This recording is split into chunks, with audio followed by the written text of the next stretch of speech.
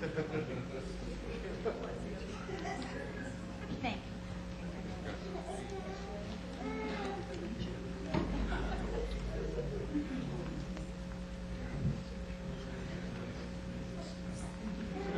you.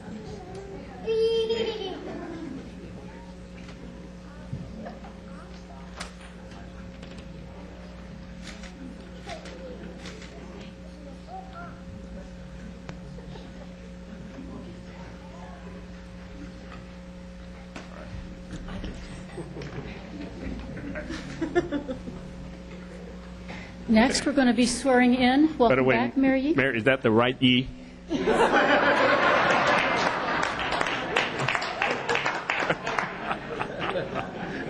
Welcome back, Mary Yee. And with that, we need to swear in Dave Jones, who has been reelected in Council District 6, and swearing him in will be Assembly Member Darrell Steinberg.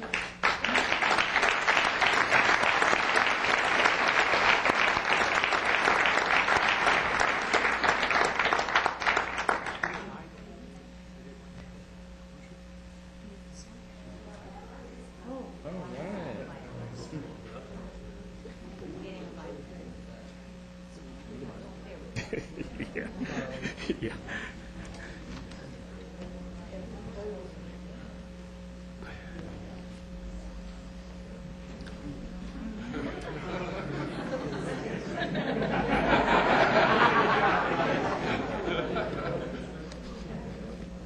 Please repeat after me. I, Dave Jones, do solemnly swear. I, Dave Jones, do solemnly swear That I will support and defend the Constitution of the United States. that I will support and defend the Constitution of the United States And the Constitution of the State of California. and the Constitution of the State of California Against all enemies, foreign and domestic. against all enemies, foreign and domestic, That I will bear true faith and allegiance to the Constitution of the United States. that I will bear true faith and allegiance to the Constitution of the United States And the Constitution of the State of California. and the Constitution of the State of California. That I take this obligation freely without any mental reservation. And I take this obligation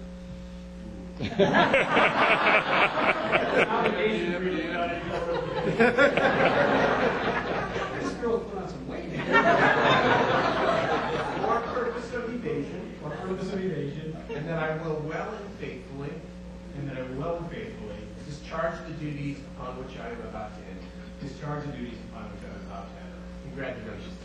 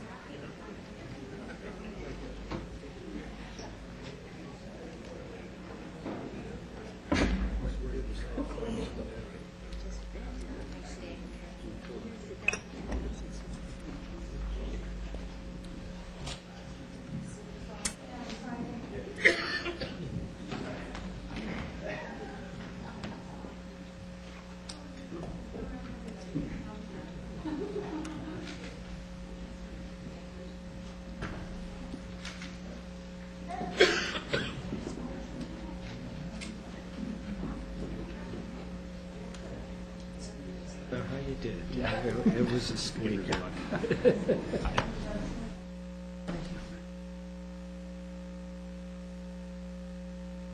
In case any of you wondered, yes, we always get along this well. Start every meeting with a hug.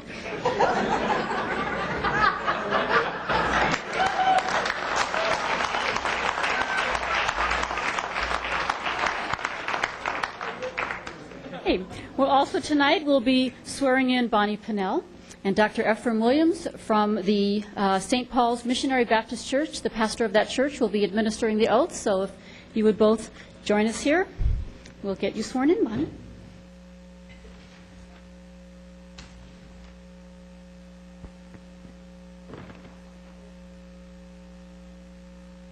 This is my son, Daryl.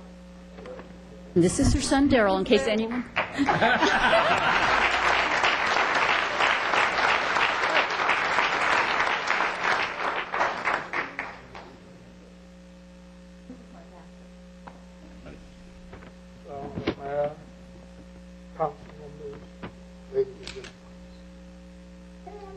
repeat after me. Raise your right hand high. I, Bonnie Purnell, I, Bonnie Purnell, do solemnly swear do solemnly swear that I will support and defend that I will support and defend the Constitution of the United States the Constitution of the United States and the Constitution of the State of California and the Constitution of the State of California against all enemies, against all enemies, foreign and domestic, foreign and domestic, that I will bear true faith and allegiance that I will bear true faith and allegiance to the Constitution of the United States to the Constitution of the United States and the Constitution of the State of California, and the Constitution of the State of California, that I take this obligation freely that I take this obligation freely without any mental reservation without any mental reservation or purpose of evasion, or purpose of evasion, and that I will and that I will well and faithfully well and faithfully discharge the duties discharge the duties upon which I am about to enter. upon which I am about to enter. I will be committed I will be committed and faithful and faithful and thankful to God and thankful to God for my strength. for my strength.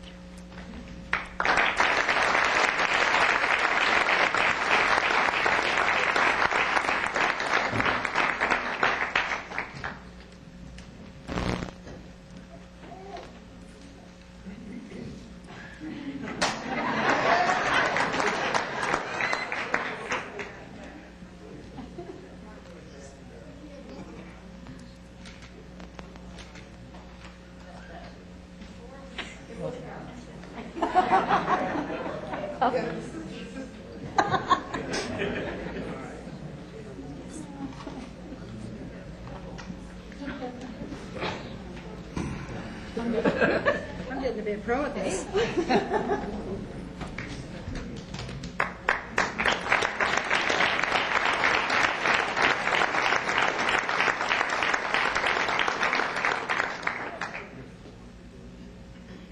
Okay. We are now going to have comments from our newly elected council members, those that have just been sworn in. And we're going to mix up the order a little bit just to make it interesting. And this time I'm going to start with Mary Yee, our new council member from District 4. Because I'd like Sandy to get to go last since she's our newest council member. So, I'm going to like this every time she calls me Mayor E. All right. But it's a respect that goes with the position. I certainly appreciate it. But before we start, I'd like to acknowledge at least some of my family. You can look out there. Of course, there isn't enough room for all my family. But start out by introducing my wife, Mary. Mary, could you please stand up?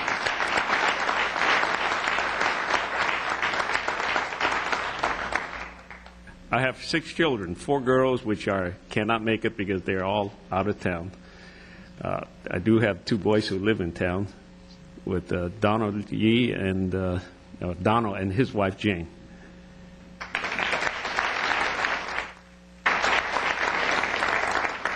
Where's my oldest boy, Kenneth, and his fiancee, star of Channel 13, Stephanie in Chicago.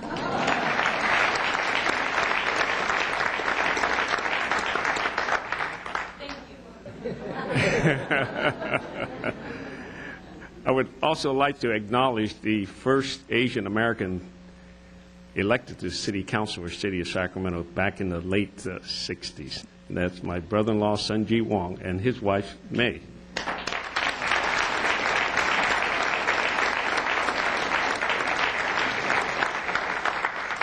And, of course, I have some in-laws out there. I can see Velma, Hong, Penny, Joseph, gone. Oh, and another one back there, Ruby and her husband, William, and my sister-in-law, Tui, and her husband, Albert. I think that's all the tickets I had left. But I appreciate that they're here to enjoy the evening in my swearing in.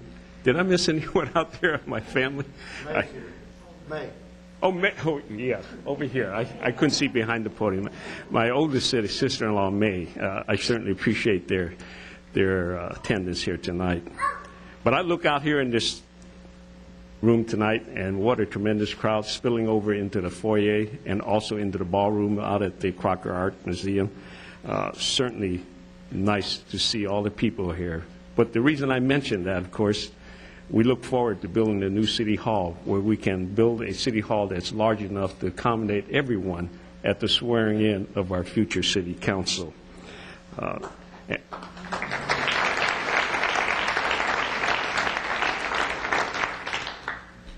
like to say it is certainly an honor to be reelected and sworn into this city council office this evening, continuing to serve the residents of my district, at the same time addressing the issues of the great city of Sacramento.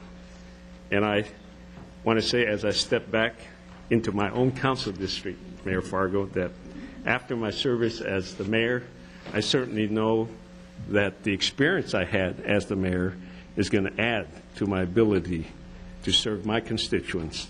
And I'm excited, of course, and happy to continue working with you.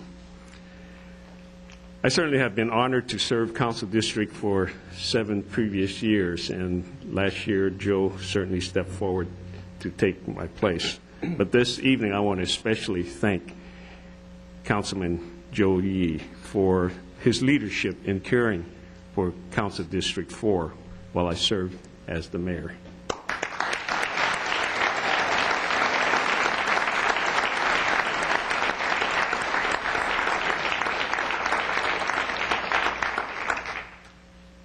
In assuming the office of the mayor, I certainly was concerned about District 4, and I just want to applaud Joe for the job well done in taking care of District 4.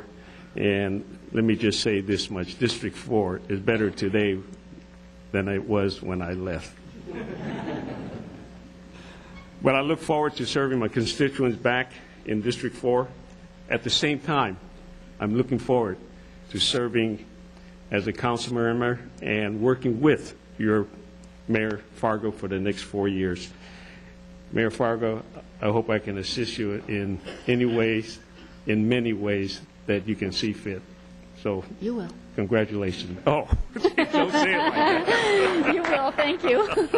Anyway, congratulations. I look forward to working with you. Thank you.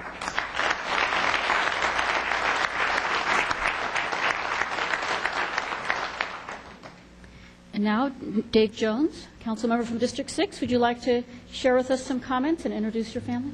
Thanks, Mayor. Well, I'd like to first introduce my family, who you saw a little earlier this evening. My wife, Kim Flores, my daughter, Isabel Flores Jones, and our new son, William.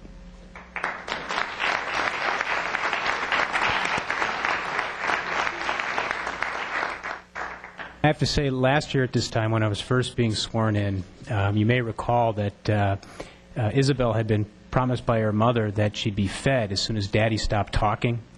And so about 2 seconds into the speech, she was up here saying, "Daddy, stop." She's well fed tonight. This could go on for hours. I do want to thank my wife and my family for allowing me to do this. It's a tremendous honor to be able to serve the public in this way, and it's our families who make the greatest sacrifice, and I appreciate their indulging me and allowing me to do this. I'd also like to thank the voters of District 6 who saw fit to give me a chance to do this. It really is a blessing to be able to serve in this way. In particular, I'd like to acknowledge and introduce my larger District 6 family, some of whom are here today, and that is the neighborhood leaders of District 6. And I just ask that they stand and be acknowledged. Larry Johnson, president of the Tahoe Park Neighborhood Association. Mr. Carl Davis, President of the College Glens Neighborhood Association, Doug and Sheena Wolf with the Tahoe Colonial Collaborative, Dave Tamayo, President of the Fruit Ridge Manor Neighborhood Association, Gloria Jaquez, President of the brand new Colonial Manor Neighborhood Association, Rachel Watkins, President of the Colonial Village Neighborhood Association, Grace and Wendell Slider with the Avondale Neighborhood Association. And Grace, as you know, and Wendell, Grace is the wife and Wendell the son of Elmo Slider, who was the leader of Avondale for many years and who passed away earlier this year. Melvin Hills, the president of the Southeast Area Neighborhood Association. Mr. Tommy Burris, who's also a leader in the Avondale Neighborhood Association, Tommy.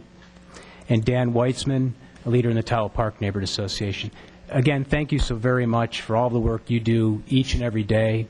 Thanks also to the business leaders, the labor leaders, and other community leaders who are here as well, who are in the trenches each and every day working to make this a better city.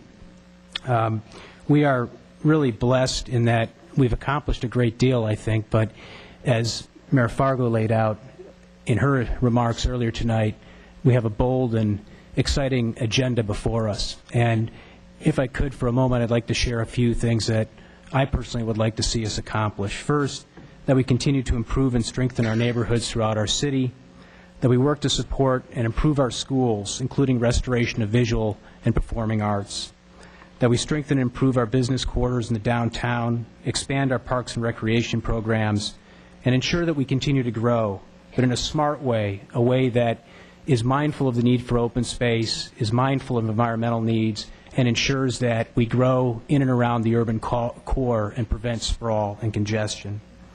That we eradicate discrimination and hate wherever it exists, build on the strengths of our diversity as a community, and support those groups who have been not allowed or not able to participate as fully as they should have been. And finally, that we strive to make sure that all of our residents can benefit from our region's economic prosperity, making sure that we have decent and affordable housing, work that pays a decent wage in which one can raise a family, and making sure that economic opportunities are available to all. Congratulations to Mayor Fargo, to my new colleague, Sandy Sheedy. I'd like to thank as well the city staff, our city manager, and city charter officers who support us each and every day, who make this city run, and who make it what it is, a great city. We have, I think, unparalleled opportunities before us and unparalleled challenges, and I look forward to working with each and every one of you in the community around this dais on seizing those opportunities and addressing those challenges. Thank you very much.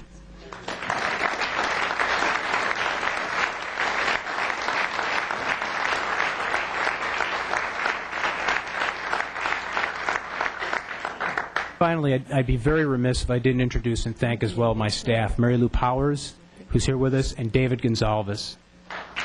Thank you so much.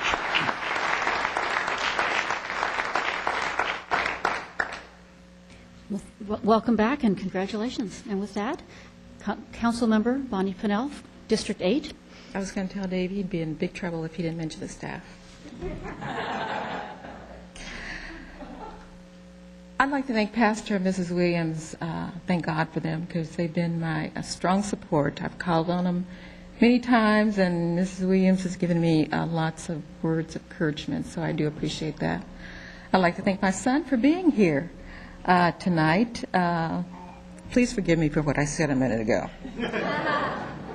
But you are. My mom, Mary Hose, my aunt, Doris Hertz, Cynthia Jackson, my sister, Connie Vandenberg, Ron Barrow, Gwen Barrow, Ron Barrow Sr. They all are very political, even though they try and act like they're not. I've got so much support from them and so many comments on how to do my job. Sometimes you wonder who the city council person was, but I thank you for all that support. And a special thanks to my sister, who was my treasurer. And if you want anybody to keep you out of trouble financially, she's the one to call on. So thank you very much. To Rhonda Morris, Rhonda is a special person to me. Her husband put up all my signs for the past 2 campaigns, and he is no longer with us. So thank you very much for sharing Reggie with us. I am so nervous right now. 4 years, I feel like I'm on my own, and sometimes I have to look at this sign and say, is it Sam Pinnell or is it Bonnie Pinnell? It's Bonnie. You know, when you win all the neighborhoods in all the precincts in your area, you have to acknowledge each and every one of them. And that was Golf Course Terrace, Freeport Renovation on the Move, Candlewood, Meadowview, Fullertown, Shriner, Parkway, North Laguna Creek, and the Meadowview Neighborhood Association, Pollock Ranch also to be included. I'd also like to thank labor. I always consider myself as a labor brat, and you have Bill Camp, Jim Murphy, you have Mike Johnson, you have Jim Luttrell, Police and Fire. Thank you very much for being there for me. My father was a member of Local 185, and I will never forget that. To the folks who got me where I am, and that is Max Bessler, Jeff Armando, who is not here, and Christine Dirchman. I hope I got your name right. Thank you very much. You kept me focused and positive. You kept telling me I didn't have to be negative, and you were right. We did a lot of things in the community. And to my staff, Aileen Foley, we found you somewhere. You were temping, and we kept you. And Matthew Bryant, thank you for working on my campaign, and we decided to hire you. Matthew lives in the community, and he's very committed to the community also. So thank you guys. Staff are the people who does the work here. And the City of Sacramento staff, thank you very much. Sometimes I think it takes you too long to get the projects done, but you get it done, so thank you for that. My platform, jobs, kids, and the future, the community. I think with our new mayor, we go boldly into the future. And all we need is one more woman over here, and we can do it.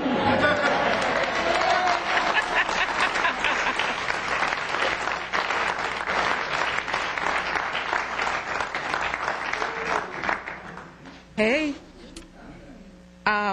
you know, I need to talk about all the things that have happened in my community. We had our Economic Development Summit, and that was a huge success. I look forward to working with all the brokers and the developers out there. I am looking for quality projects in my community, and please do not bring me liquor stores. We will have a fight. Now, if you want to bring me a Head Start, I don't have a problem with that. I have a lot of kids out there that are in need of education at an early age. I wish Sam had been here to see us open the new Home Depot. It brought in over 100 jobs, and we're looking forward to the new IHOP, the Staples, and the Walgreens that's coming in the future.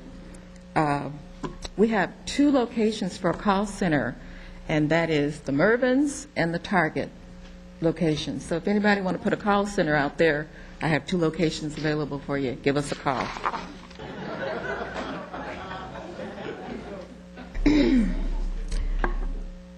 For kids, Airport Little League, I want to thank the Maloof family again. They donated the $100,000. And since my colleague over here said she's going to redo the senior field, I had to commit another $100,000 to complete the project in my district, which may eventually be her district. Looking forward to opening our Olympic-sized pool, Sam Pinnell Meadowview Community Swimming Pool. That's going to be open in February. In Nedra Court, we're looking at opening a Head Start. We just bought a new park, 10 acres, that's going to be located right next to the new school. Actually, I represent Elk Grove also, so that new school will be in Elk Grove, and we're adding a park there. We got a lot of things that are happening in our community, and I'm just so excited. There's a whole list I was given to tell you about, but I'm not going to share those with you. I want you to drive through my community and see what's going on. Meadowview is back, and we're going to take it to the future, right? That's what my mayor said. She knows I support her 100%. I will continue working with the Florin Road Partnership. We're losing Sean Rooney, but we're getting a positive guy, Larry Carr. I think he's going to be very helpful to that community also. Mac Road, we need to establish a partnership there, and we're working on that. As an RT member, it says here, I'm going to be on board when the light rail station opened, and I think my staff person did that. I will be on board, and we'll be fighting hard for the next phase of it to get over to Calvine. And my punch-through, my Consumers River punch-through, still working on that. It sits in Robbie Waters District, but it will relieve Meadowview and Florin Road. My vision, we have a lot to do. I'm committed. I'm here. And I look forward to working with each and every one of you. You know, being on the outside, you never know how hard all of these people work for the city and their community. And they are all committed. And it's been a pleasure working with all of you. So let's go forward. Thank you. Bonnie. Welcome back.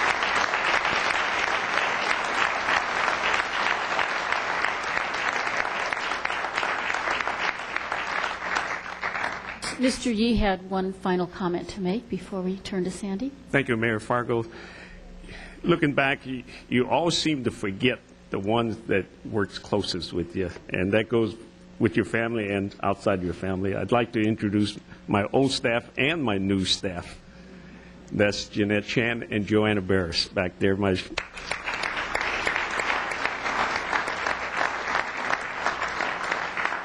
Because I didn't have enough tickets, my secretary, Gina, is not here tonight. So, Great. Great. Thank you. And with that, we turn to our news council member representing District 2, Sandy Sheedy. Welcome.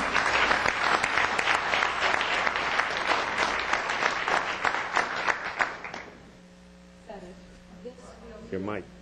Oh, you taught me too, and I The forgot. first lesson is our I buttons. won't do that again, will I? First, I want to thank my family for their encouragement, their support, and their patience. This turned out to be a very, very long campaign. Just quit nodding, Mr. Sheedy. I'd like to introduce my best friend and my husband, Ted Sheedy.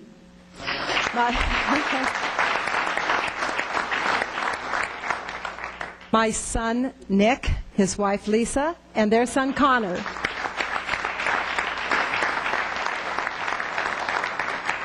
And my daughter, Tyson. Thank you. Also, I thank Pastor Weaver and the congregation of Allen Chapel, AME Church, for allowing her to come here and give me the oath of office this evening. Thank you. And thank you, Mr. Weaver, for bringing your wife to me.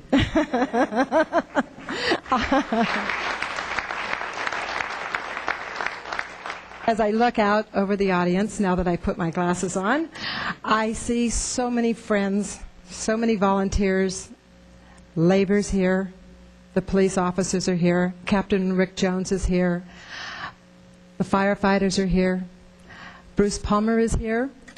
We have so many friends. I am so pleased that you could all come tonight. I'd like to especially thank Joanne Murphy for coming down from Gardnerville and hurrying back before the storm hits, and Joyce Austin and Howard Lawrence for walking with me the entire time. We walked the district twice, and we started on it a third time. Joyce Austin was my ground campaign manager, and she did a fantastic job. And let's not forget Richie Ross. He led the campaign, and he led it very well. Thank you, Maurice Reed. Thank you, Jim Murphy, Bill Camp, Jim Luttrell, Mike Johnson, Victor Sanchez, my neighbor and friend. Thank you, everyone, for all your help during the time of this campaign. Now the real work begins, and I expect to call on all of you, including you, Sandy Poole. I haven't forgotten, and Ray and Ree Butler, everybody, Wendell Eccles, Charles Bradley, they walked with Ted, and they walked diligently and all during the campaign. Thank you, Darrell Steinberg and Deborah Ortiz, for your support. I appreciate Genevieve Sharoma, everyone. I don't think I've missed anybody. I'm really pleased to say that. Oh, yes, I have. Saturi Colacotronas, there you are. I would introduce my staff to you, but I don't have one yet. I have a... But I will. Sarah Lincoln is filling in as my secretary, and at the next council meeting, you'll be meeting my staff. I would also like to say congratulations to Madam Mayor Fargo. I look forward to many, many days and years of working with you. To my colleagues on the City Council, I'll be here, I'll be ready, and I'll be prepared. To city staff, I want to thank you for your calls of assistance. I appreciate that, and trust me, I'll be calling. I just want to say thank you to my constituents in District 2 for the faith they have in me. I'd like to just say thank you to everyone who's here tonight, everyone who's at the Crocker Art Museum waiting for us to come over. But I'd also like to take a moment to acknowledge someone else, our late Mayor Joe Cerna. Joe persuaded me to become involved in city government by appointing me to the Planning Commission. Then he took things a step further by encouraging me to run for the City Council. I'm mindful this evening of the example he set and of the high expectations he held for those of us who sought to follow his lead. As a City Council member and as mayor, Joe worked to ensure that the benefits of city policy, from economic growth incentives to basic city services, would be available to all areas of Sacramento and to all its citizens. That is the standard, I believe, which we must continue to strive. Particularly those of us who represent districts and people who have been left behind. I'm very eager to get started, and I look forward to the next City Council meeting. Thank you.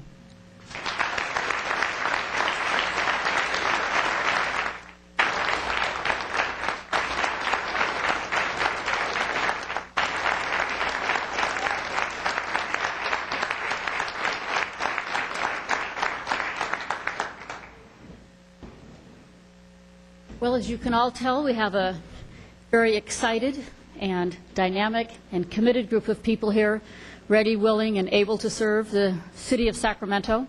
We have great plans, and we're going to work well together in the years to come. And with that, I'd like to call upon my fellow council members if they have any comments they would like to say before we all adjourn and go to the Crocker. Mr. Cohn? Well, I'll be real quick here. I know there are a lot of people waiting over at the Crocker to see all these newly elected folks. You know, my colleagues that got reelected, I know it was real squeakers. All of these were tough fight. Actually, Bonnie did have an opponent at least, but didn't seem to have. That seems like a long time ago. I had completely forgotten that they were reelected this year. I thought that was a prior century. But let me just say it's been a pleasure working with you, and leave it at that. I look forward to continuing working with you, and say just a few words for Sandy. I really want to congratulate you, and I know you also must be a marathoner to get through a 16-month campaign. And by the way, we got to do something about that, I think, in the future. That's way too long, even for presidential politics, let alone for local. But we'll worry about that on another day. But I look forward to working with you on all the issues we work on, especially working with you to try to improve the north area. I know I've learned a lot since I've been on the council about a lot of the needs that exist in North Sac and Del Paso Heights and Robla and many of the other areas of your district. And I do represent also part of the north area, so I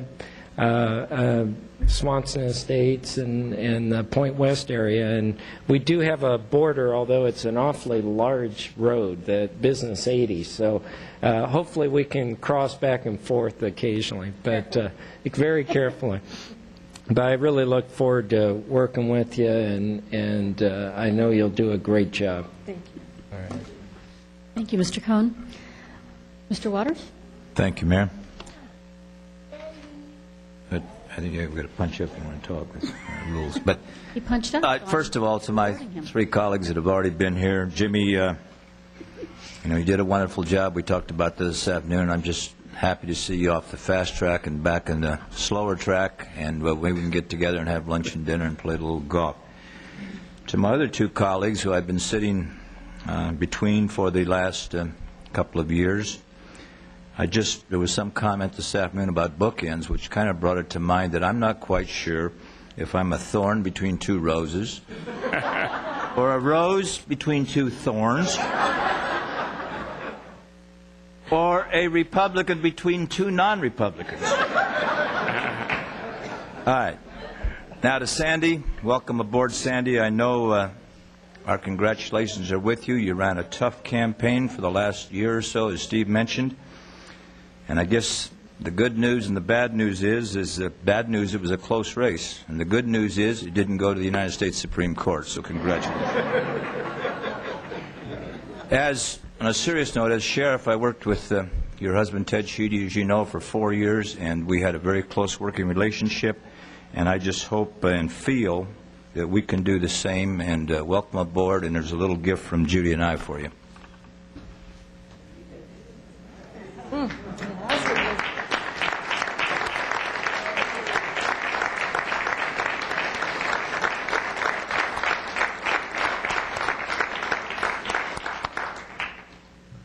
To call on Ms. Hammond now, and then get back with you. I'm just going to make this brief. I've enjoyed working with the council members that were reelected.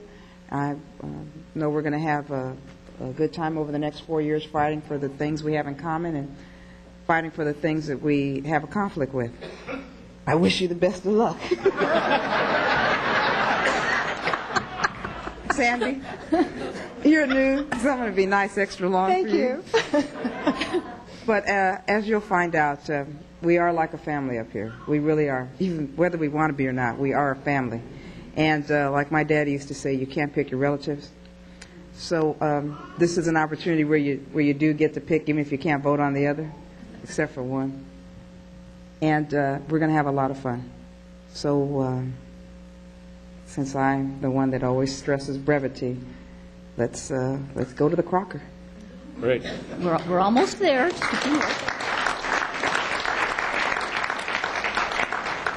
Did you have a final comment, Bonnie? To Jimmy and Dave, look forward to another 4 years together. And to Sandy, I'm from Del Paso Heights, and my aunt and my mother sit right there. And we had this conversation already.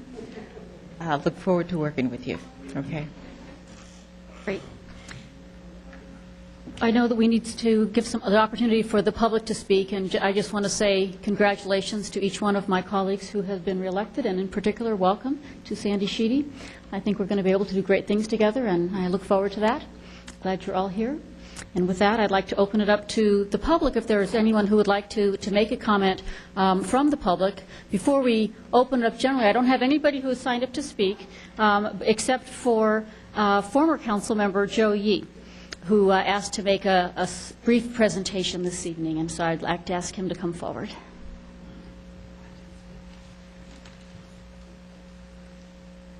Welcome back, Joe. It is different on this side. Thank you. Mayor Fargo, members of the City Council, City Manager Thomas, I am here to fulfill my responsibility as the immediate past rookie member of the City Council.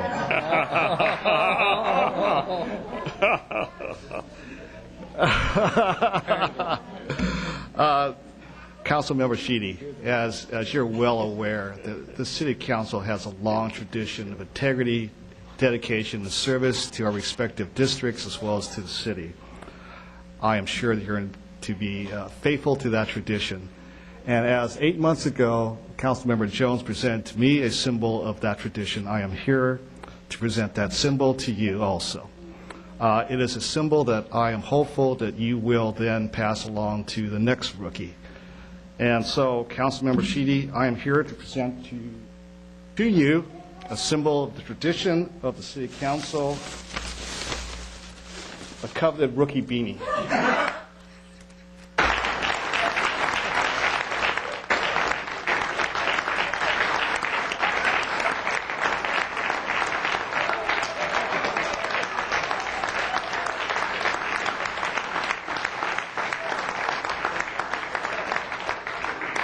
Thank you, Mr. Yee. I will cherish this. We'll have to cherish it briefly because soon there will be a new person for District 1. So enjoy it while you can. And with that, I would like to invite everyone to join us at the Crocker Art Museum. It is on the corner of 2nd and O, so you want to head out and take 3rd Street to the left, head down to the Crocker, and we will all see you there. And I see someone who's standing up. If there is someone else who would like to speak, please come forward. Mayor, they're lined up at the door to run out of here, if you can see.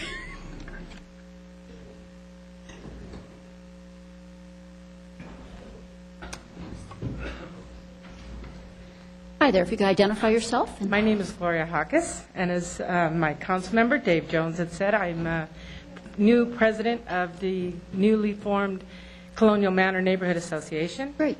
I'm very honored to be here, and I congratulate you, for being our new mayor. Thanks. And Mr. Yee, you've done a wonderful job. And I'm so happy to know that I have Dave for another 4 years, because I'm not done with him yet. And he's helped me tremendously. We just had our groundbreaking on October 14th for our newly formed park, Colonial Manor. It's Officer Billy Bean Memorial Park at Colonial Manor. And again, I want to say that I couldn't have done it without Dave Jones and Mary Lou Powers and Dave Gonzalez and also Mr. Steinberg. Helped us very much with the park. And again, I'm very honored to be here. Thank you very much. Congratulations. And thank you very much. Thank you.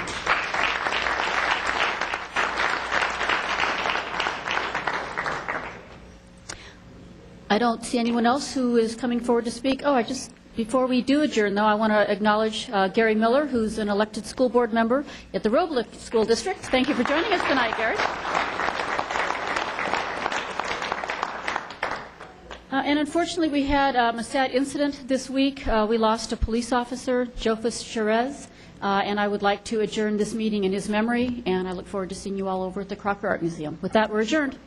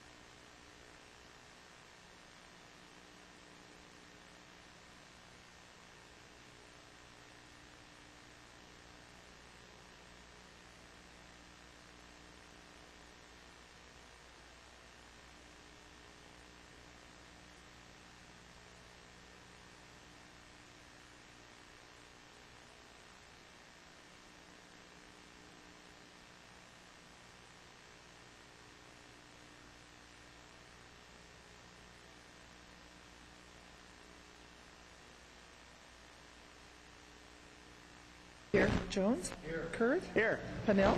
Waters? Here.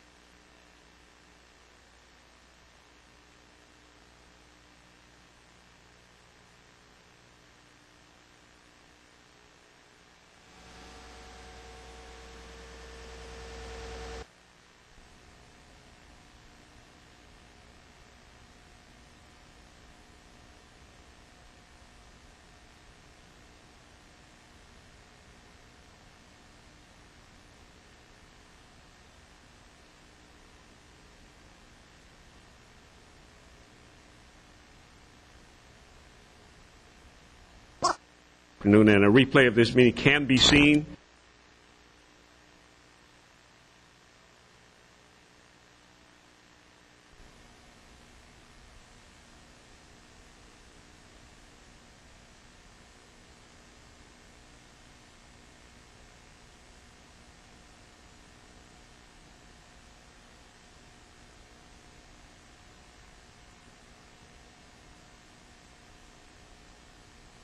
Videotape this afternoon.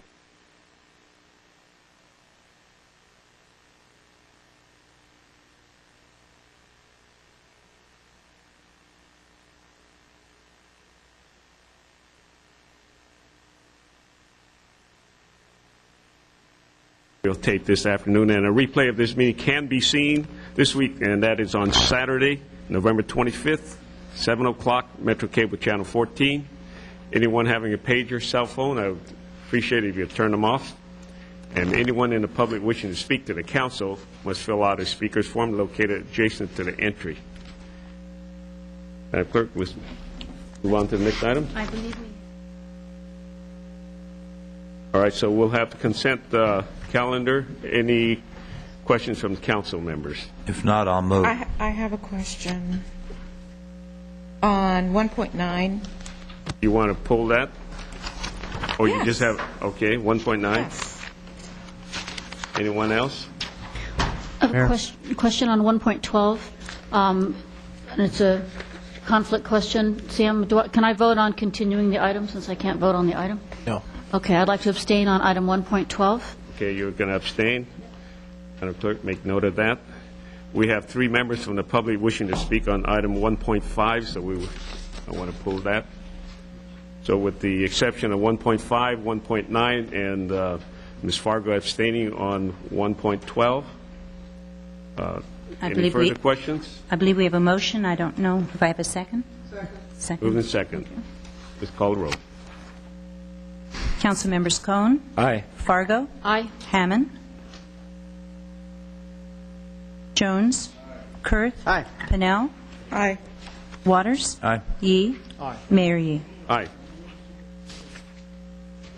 All right, with that out of the way, we'll move back to Ms. Fargo. You had a question, or was that on that last? Very good. We'll move back to item 1.5. Item 1.5, Mayor, is streetscape enhancements. This is approval of scored and ranked project lists. Right, anyone here from staff? Fran? I believe this item's been discussed at quite a few previous meetings, but we do have 3 individuals from public wishing to speak on this, and that is John Johnston, Joe Chasko, and Pete Cannon, in that order. John? Mayor, if I may, these gentlemen are leaders of the new Folsom Boulevard Business Association, and I think they just wanted an opportunity to introduce themselves and tell you a little bit about what's happening on Folsom. It does relate to the streetscape item because Folsom is one of those ranked on the list. Go ahead. Thank you, Mr. Yee. Good afternoon, council members. My name is John Johnston.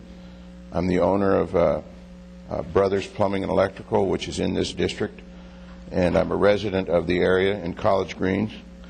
And we're here to speak towards gaining funds for our master plan for Folsom Boulevard. We need some enhancement in that area, and our presence here is to make that request of you. We've had a lot of planning meetings. This has been going on for 2 years. Our ranking is not what we'd like.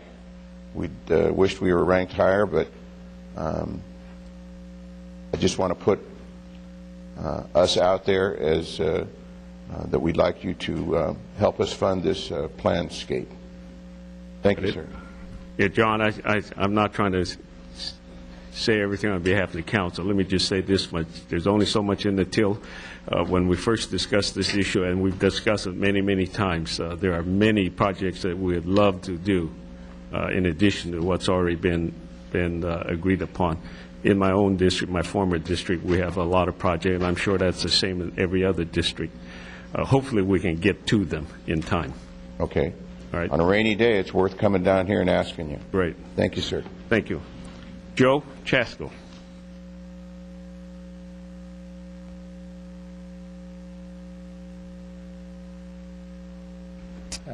Good afternoon, council members. My name is Joe Chasko. I'm owner of Treadmill Tire Pros on Folsom Boulevard. We've been there for almost 50 years. I've been running the store for almost 20 years. And I've been involved with Dave Jones for a couple of years in getting this effort together to try to improve the streetscape. I'm a resident of Glenbrook, adjacent to the area. It's a terrific neighborhood.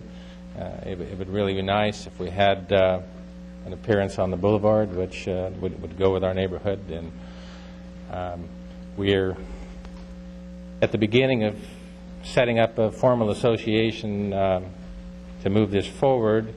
And right now we need to be able to have a formal plan. And so until that can happen, we're kind of stalled. So we're just here to put in our request. Thank you, Joe. Thank you. Lauren, you have comment on this gentleman? Yeah, one more. Pat Cannon. Don't say it that way. Go ahead, Pat. Hello. My name is Pat Cannon. I'm one of the owners of College Green Shopping Center around in the same area. And we just wanted to introduce ourselves and let you know that we're out there. We're working on the betterment of the neighborhood along the Folsom Boulevard area.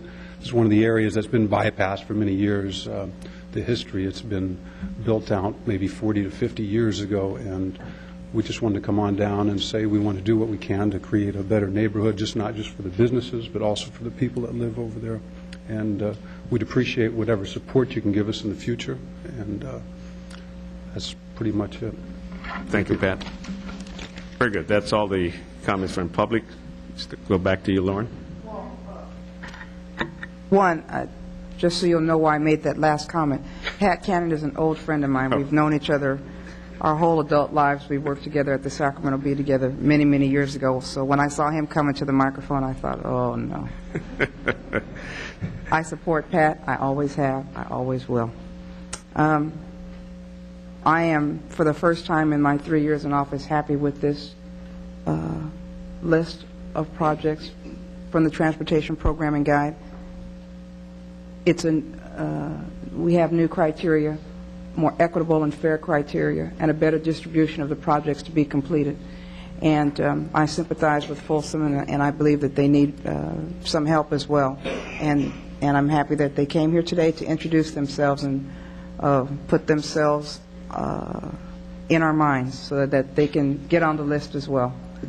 With that, I'd like to move the item. Very good. Have a motion? Second. Moved in second. Continue with Mr. Jones. Thanks, Mayor. I want to thank the business leaders for coming as well and introducing themselves. I think this is the first time in at least my memory and maybe the memories of others here that we've actually had an active business group along Folsom Boulevard, and it's in no small part due to the fact the city has made a decision to invest in these older commercial corridors and support the formation of groups like this, which will benefit not only the commercial corridor of Folsom, but also the neighborhood behind it, the College Glen neighborhood. So I appreciate the work that they've done in organizing themselves and the time they've taken to put together an urban design plan. I support the ranking. I support the process. There is one concern, though, that I think we should ask our staff to look at, and it is something that we did discuss while we were developing these criteria, and that is there will be certain streets which, because they're so far behind in the planning process, will always continue to remain behind. And I think Folsom is one, and I think there's a section of Florin on this list that applies to, and there's a couple of other streets as well. And although we did earmark a special pot for planning, $500,000 for planning, that pot's available for construction drawings and for design and for master plans. So one thing I'd ask our staff to consider is a further earmarking of a pot the next time we go through this for master planning, so that those streets that are stuck at the back of the queue, who just can't get going because they can never get enough points on the progress score list, have access to a pot for master planning so at least they can get up to that next level. With that, again, I want to thank the business owners for coming out today, and I know we're all committed to making something happen on Folsom. Thanks. Dave, is this for planning you're talking about, or what?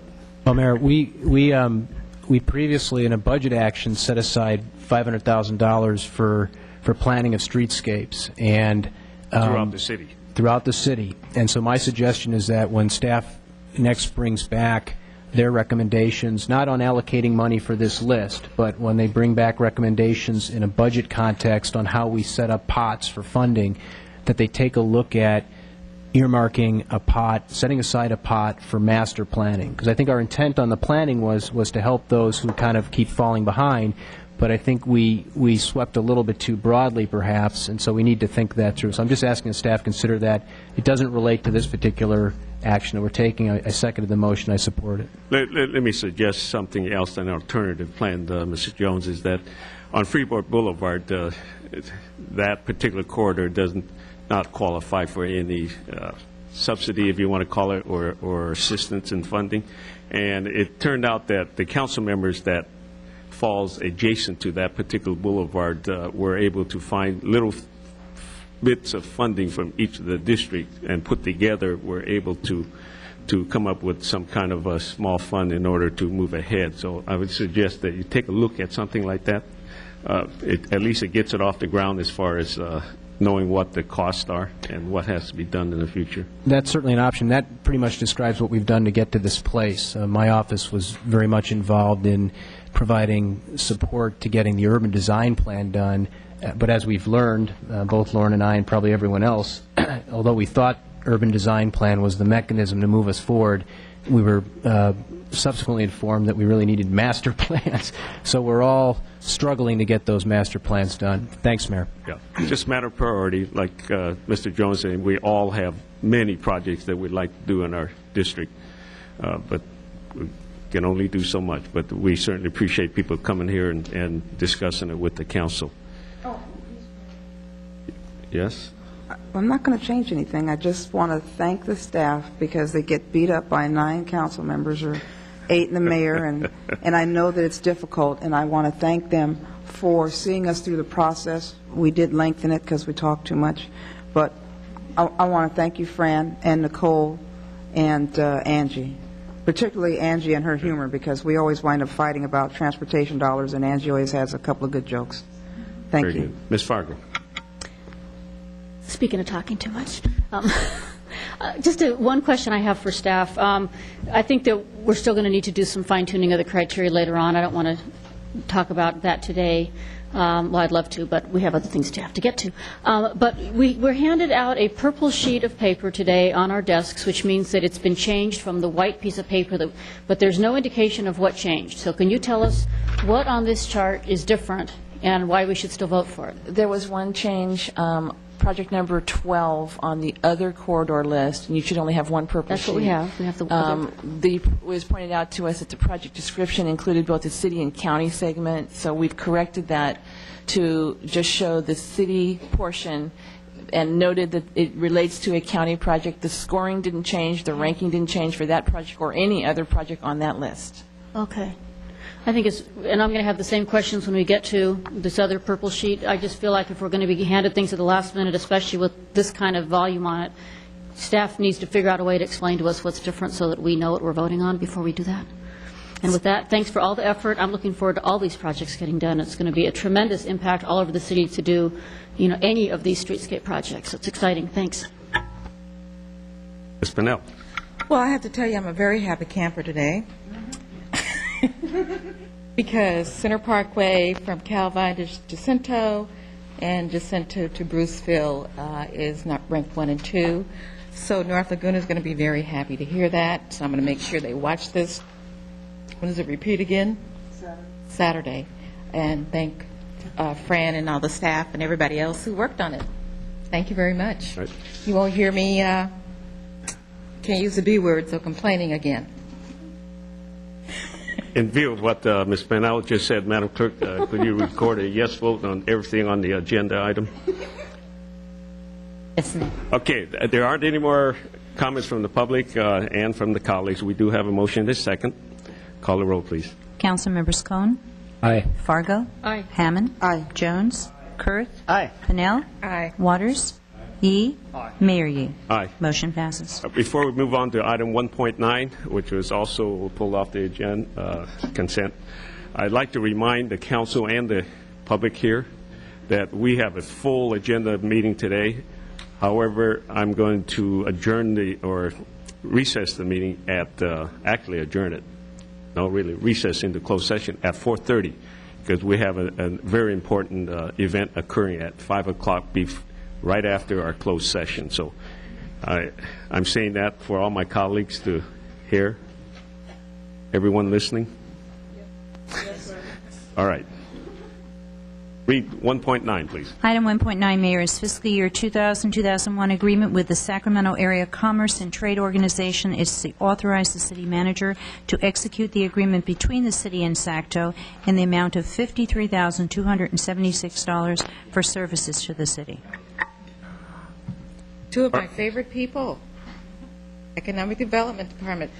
I just want to make sure that they're including South Sacramento, and this is just not a focus on downtown. So I want to make sure that the money... SACTO? SACTO, yes. It's not just downtown. It's the whole Well, I need to hear that, because I metropolitan feel area. left off half the time. Yeah. So I need to hear that. Can you hear it from the horse's mouth? Yes, that's what you're here for. Actually, thank you for pulling the item off. I wanted to take this opportunity to introduce myself to you all because I haven't had that opportunity. I'm Barbara Hayes, and I'm the new executive director, well, relatively new, 3 months into it now, over at SACTO. And I look forward to working with all of you in the future.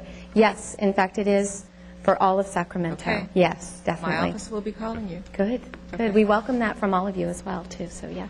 By the way, Bonnie, I think, too, the big example, there's JVC that's down there in Laguna. There's Mitsubishi. They have a small plant right next to Apple. Yes. It's a subsidiary, Yes. right? Yes, JVC is a wholly owned subsidiary. Correct. And Apple Computer itself. That's all part of this SACTO. Right. You know what program. I was referring to, District 8, if I have to be specific. I understand, but we're looking at the big picture. Yes. So am I. All right. Okay. Very good. Thank Can you. I have a motion? Motion to approve? Second. Moved and seconded. Call a roll, please. Council members Cohen? Aye. Fargo? Aye. Hammond? Jones? Kurth? Aye. Pennell? Aye. Waters? Yee? Mayor Yee? Motion passes. Thank you. Thank you. All right. We have the special piece. We'll move on to 2.1. 2.1, Mayor, are special presentations of, this is introduction of new employees at the Sacramento Housing and Redevelopment Agency, and I believe Executive Director Ann Moore is here to introduce them. Thank you. Thanks for the opportunity to briefly introduce to you 4 new stars that have joined the Sacramento Housing and Redevelopment Agency staff, focusing on some of our work in the community. 3 of them have actually been with us for 4 months. It seems like they've been here much longer because they've done such a good job of just stepping right in and taking on some really tough projects. The first is Alicia Strand, who is a housing finance specialist. She is responsible for a number of major housing developments in both the city and county, but her city focus is in the central city and northern areas of Sacramento City. Most notably, her projects are Del Paso Nuevo, 18th and L Street, and Surreal Estates, the Artist Live Work project in North Sacramento. Alicia has a degree in planning, public policy, and management from the University of Oregon, and she's currently involved in a master's program in planning and development at the University of Southern California. Before coming to Sacramento, she worked for St. Vincent de Paul Society as a development specialist, actually managed a transitional housing project, developed some affordable multifamily and home ownership housing, and provided consultation to other nonprofits in the area to help them with their capacity building. And most recently, she worked with Mogovero and Associates, Notestein and Associates, and she was the project manager for the Greater Sacramento Urban League facility, a wonderful addition in Del Paso Heights, as well as the 10th and T Street project, which we will be developing in the central city. So I'm very happy to have Alicia as part of our team. Teresa Henge is a new member of our team in Oak Park. We hired her specifically to focus on one of Lauren's key projects, the Oak Park Renaissance Project, where we're going to be taking over a very troubled neighborhood and really focusing on rebuilding it in a way that will help make it sustainable over the long haul. And because we had some additional bond funding in Oak Park, we could add this staff person to the mix. We're very happy to have Teresa in that position. She has a master's degree in public policy and administration, and most recently she worked with Habitat for Humanities, very committed to working with the community, empowering the community, and has done a lot of good work to get us started on the Renaissance Project. And I hope to see some great success in the coming months there. So we're very glad that Teresa's here. Chris Pahuli is our new planner in the Franklin Boulevard redevelopment area. Chris has a bachelor's degree from San Francisco State University in political science with a minor in urban planning. He has finished his master's degree. He is finishing his master's degree in public policy administration at CSUS. I keep wanting to say Sac State, and that ages me, I know. But and before coming to Sacramento, he was a planner with the city of Pittsburgh in California, where he administered the Community Development Block Grant program, and he also was involved in their housing rehab program. So he brings great skills, good energy. He's doing a real good job on the streetscape plan in Franklin Boulevard. Very glad to have him here. And then our newest addition, who actually is starting the job, we can't wait, next Wednesday, is Carlter Velez Belay. Carly was hired. We were able to create a position, a program tech that would focus on our north area redevelopment efforts, Alkali Flat, Del Paso Heights, North Sacramento, as well as East Del Paso Heights and Strawberry Manor. Because of some movement in our staffing, we're able to free up a position and dedicate it back to really working with the community in those areas. There's just a strong history of community involvement in those areas, and we're finding that our staff was having trouble keeping up with all of it. So we're very happy to create that position and hire Carly. She has a great working background, a bachelor's in social sciences from Humboldt State. She's been a case manager with Child Action. She was the project director of American Reads with the Community and Schools program for Sacramento. She's been a child care coordinator with the California Rural Indian Health Board and a senior recreation aide with the city of Sacramento. What's most outstanding about her background, though, is just her commitment to her community. Carly's been a member of the Del Paso Heights RAC for the last 3 years. She has been the secretary, and she served as the chair of the Special Projects Committee. She's also volunteered on lots and lots of community efforts that are very significant, and I know you know of them. She was very involved in the Unity Festival in Del Paso Heights, the 4th of July celebration at the San Panel Meadowview Community Center. She's been a literacy volunteer, and she's organized a back-to-school shopping spree for low-income youth in Rancho Cordova. So you can really see she has the heart of the community in what she does, and we're very happy to have her part of the group, too. So just want to introduce you to 4 wonderful people that will really be making a difference in Sacramento for you. Thank you, Anna. On behalf of the council, I certainly welcome all of you to the redevelopment agency. As you know, that's a big part of the city of Sacramento. One of the things I have to impress upon you, of course, is that every one of the issues that come before this council depends on your report. And with the amount of money that is being involved in many of these projects and all the different issues that comes with each project, we certainly expect a lot from you. So welcome to the agency and look forward to a challenging employment. Let's give them all a big hand.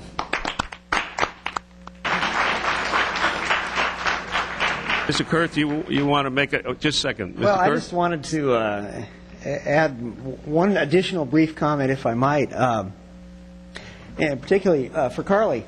I want to thank you so much for coming to work for the city. Carly is a grant graduate, among the other things that Ann mentioned, and has been very involved with the Del Paso Heights RAC and was really one of the leaders that put together the initiative to fund the improvements back at Grant High School. And even though I went away to college, moved back home again to serve our community. And I think we should all make note of that, and thank you very much. Again, thank you. Thank you. All right, we're going to move on to the next item, but as a courtesy to many of the public that's in the audience, I understand you comprise most of you comprise of the retired city employees. I'm going to give the courtesy of asking Mr. Don Sperling to move forward. Instead of speaking on 4.1, I'll let you speak on the item you want to speak about, and I guess that has to do with retirement. Mayor. Yes, we're mayor and city council members. Just a second, Don. Yes. I'm sorry. Mr. Waters. I'd just like to go on record that as a retired city employee, I'll be abstaining. I'll be leaving until this is over. Thank you. Very good. Go ahead, Don. Mayor and city council members, my name is Don Sperling. I'm president of the Sacramento City Retired Employees Association. Adoption of this contract with Stationary Engineers Local 39 will have a significant impact on the members of our Retirees Association. We understand that the agreement calls for a ballot measure in November 2001 to amend the city charter provisions governing the SCRS retirement system for those active city employees who are now members of SCRS. Their retirement benefits would be equalized to the PERS retirement system, or 2% of salary at age 55, based on 1 year's final compensation. There are now about 368 active city employees in this group. We have no objection and would support the proposal, even though the city manager has advised us that it would be too costly to treat current SCRS retirees in a similar fashion. However, all of us need to be acutely aware that this measure will take up a significant portion of the current surplus in the SCRS system. We believe that actuarial studies have estimated that this is a major cost factor. The second provision of the charter amendment would increase the city contribution for retiree health insurance. This is the critical issue I would like to address in a moment. The third provision calls for an additional employer pickup of the employee member's retirement contribution. I'm not certain what that means exactly. Our association now includes retirees who are members of the SCRS and PERS system. They are from the public safety and miscellaneous category. Some are surviving spouses or beneficiaries. As of June 30, 2000, there were 1,574 people in this retired group. Then there are 368 active employees who are also in SCRS. Thus, there are a total of 1,942 SCRS participants today. The City Council members need to know that the average annual SCRS pension for miscellaneous members is $14,386 per year. I repeat, $14,386 per year. For public safety retirees, it is $21,714. Last month, all retirees received a notice in the mail from the city that health and dental insurance premiums will increase.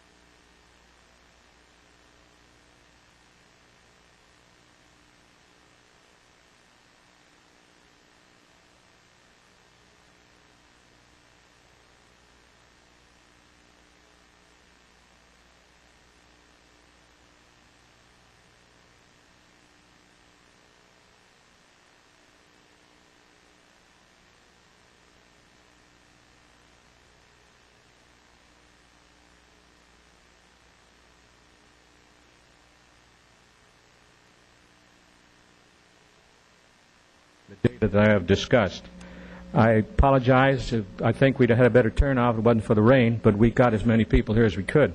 Again, I would respectfully renew our request to the City Council to provide a flat increase of its monthly health benefit contributions for retirees. Thank you for your consideration. Don, you have a copy of your presentation there that you can... Oh, this is it. I was going to ask you for a copy of that.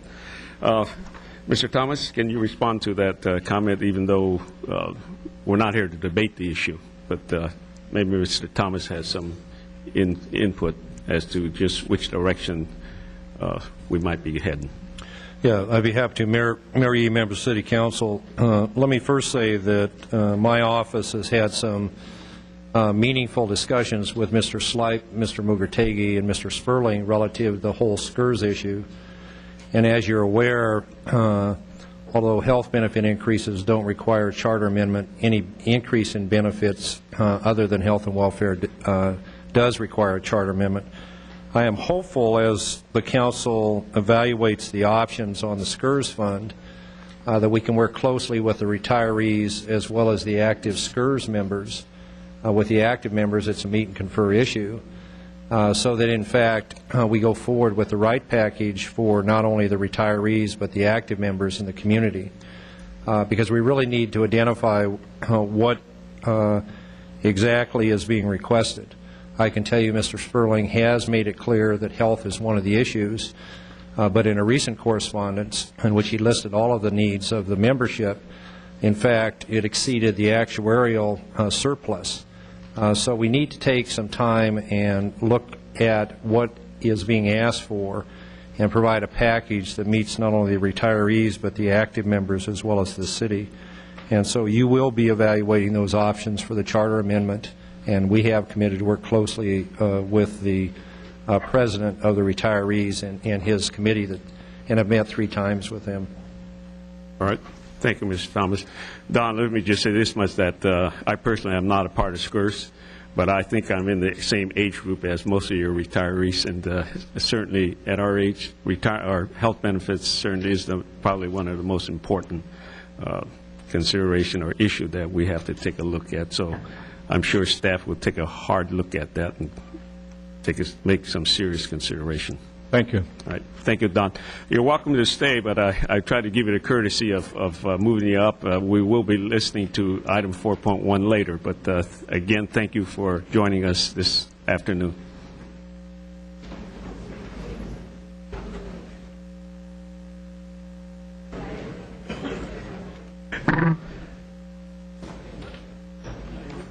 All right, we'll just wait a little bit for most of the audience to leave quietly.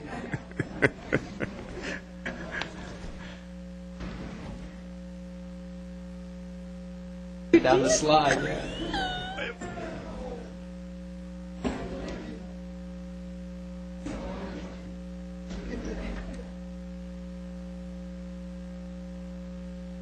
Suit on under my.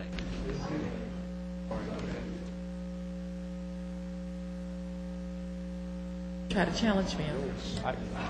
You're going to be lonely without us.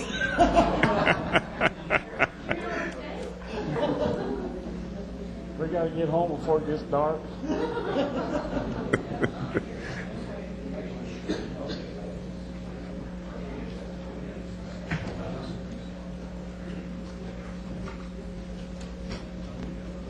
All right, Madam Clerk, let's move on to the next item 3. Item 3.1, Mayor, is the annexation number 16 of properties located in the Jacinto Village, Unit 3 subdivision at West Stockton Boulevard and Tamber Way to the Neighborhood Landscaping District. Mayor, Council, my name is Ron Wicke from the Department of Public Works. The item before you is annexation number 16 to the Neighborhood Landscaping District. Staff recommends to hold today's public hearing and direct the City Clerk's staff to count the ballots and return during staff reports with the results. At that time, you can adopt the resolutions. Very good. Ms. Pennell, we don't have any speakers lined up. So I think at this time we're going to go away and count the ballots, or do we just need to close it and make the motion to, okay. Is that a motion? Yes. Have a second? We need a second. Item 3.1. We're closing the public hearing. And adopt the we're going resolution. to adopt a resolution. Yes. Oh, when you come back. All right, right now, we're just closing the, So we're just closing it now, and then we'll come back? Correct. Okay. During the meeting. With the results. oh, okay. Well, I was fine. moving Then a you little can bit come- too fast. Thank you. You can come back later. Yes. Let's move on to 3.2 then. We'll come back to this item later. This is item 3.2, the various entitlements to amend the Central City Community Plan and to rezone a total of .7 plus or minus vacant and .2 plus or minus developed acres. Do we need to talk about the contribution? Mayor Yee, members of the council, I'm Ted Kozak from City Planning. Item before you is P99-156. It's a request to approve a Central City Community Plan amendment from general commercial and multifamily residential to residential mixed use, and a rezone from general commercial C2 and multifamily residential R3A zones to residential mixed use RMX zone on 12th Street between D and E Street and half block between C and D Street. A special permit to construct a 195-student child care center, a special permit to reduce required parking, and 2 lot line merges were heard and approved by the Planning Commission on October 26, 2000.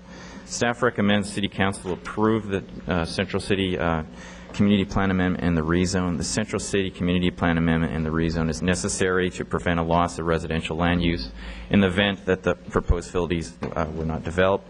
The resident redesignation of their properties to residential uses will maintain land use continuity with adjacent properties. Are there any questions? Ms. Fargo? I don't have any questions. I'm ready to move staff's recommendation if there's no one who wants to speak. Second. Madam Clerk, any requests from the public to speak on this? No, Mayor. Hearing none, we have a motion and a second. Good news. Very Love good. to have your support. Call the roll, please. Council members Cone, Fargo, Aye. Hammond, Jones, Kurth, Aye. Pennell, Waters, Aye. Yee, Aye. and Mayor Yee. Aye. Motion passes. All right. 4.1. 4.1, Mayor, is, Oh, I'm sorry. I'm sorry. You wish to speak on this? Yes, I just wanted to thank you. Oh, very good. I just wanted to tell you that all of you deserve the credit for bringing the standards of low-income children up in this city. Good. Thank you so much. Could you state your name? Marta Bustamante, you forgot it already. Yes. But anyway, and I also want to say is, our vote wasn't wasted. Thank you. Very good. Thank you again. 4.1. 4.1, Mayor, is consideration of the following tentative agreements: operations and maintenance, office and technical and professional units, general supervisory unit, building trades and craft unit, and the engineering unit. Go ahead, Dee. Good afternoon, Dee Contreras, Director of Labor Relations. Before I present the information from the contracts themselves, what I'd like to do is introduce the various negotiating teams to you, and it's a lot of people. The crowd that just came in was pretty much dealing with our negotiations group. So let me go ahead and introduce them by group. Let's see. Okay.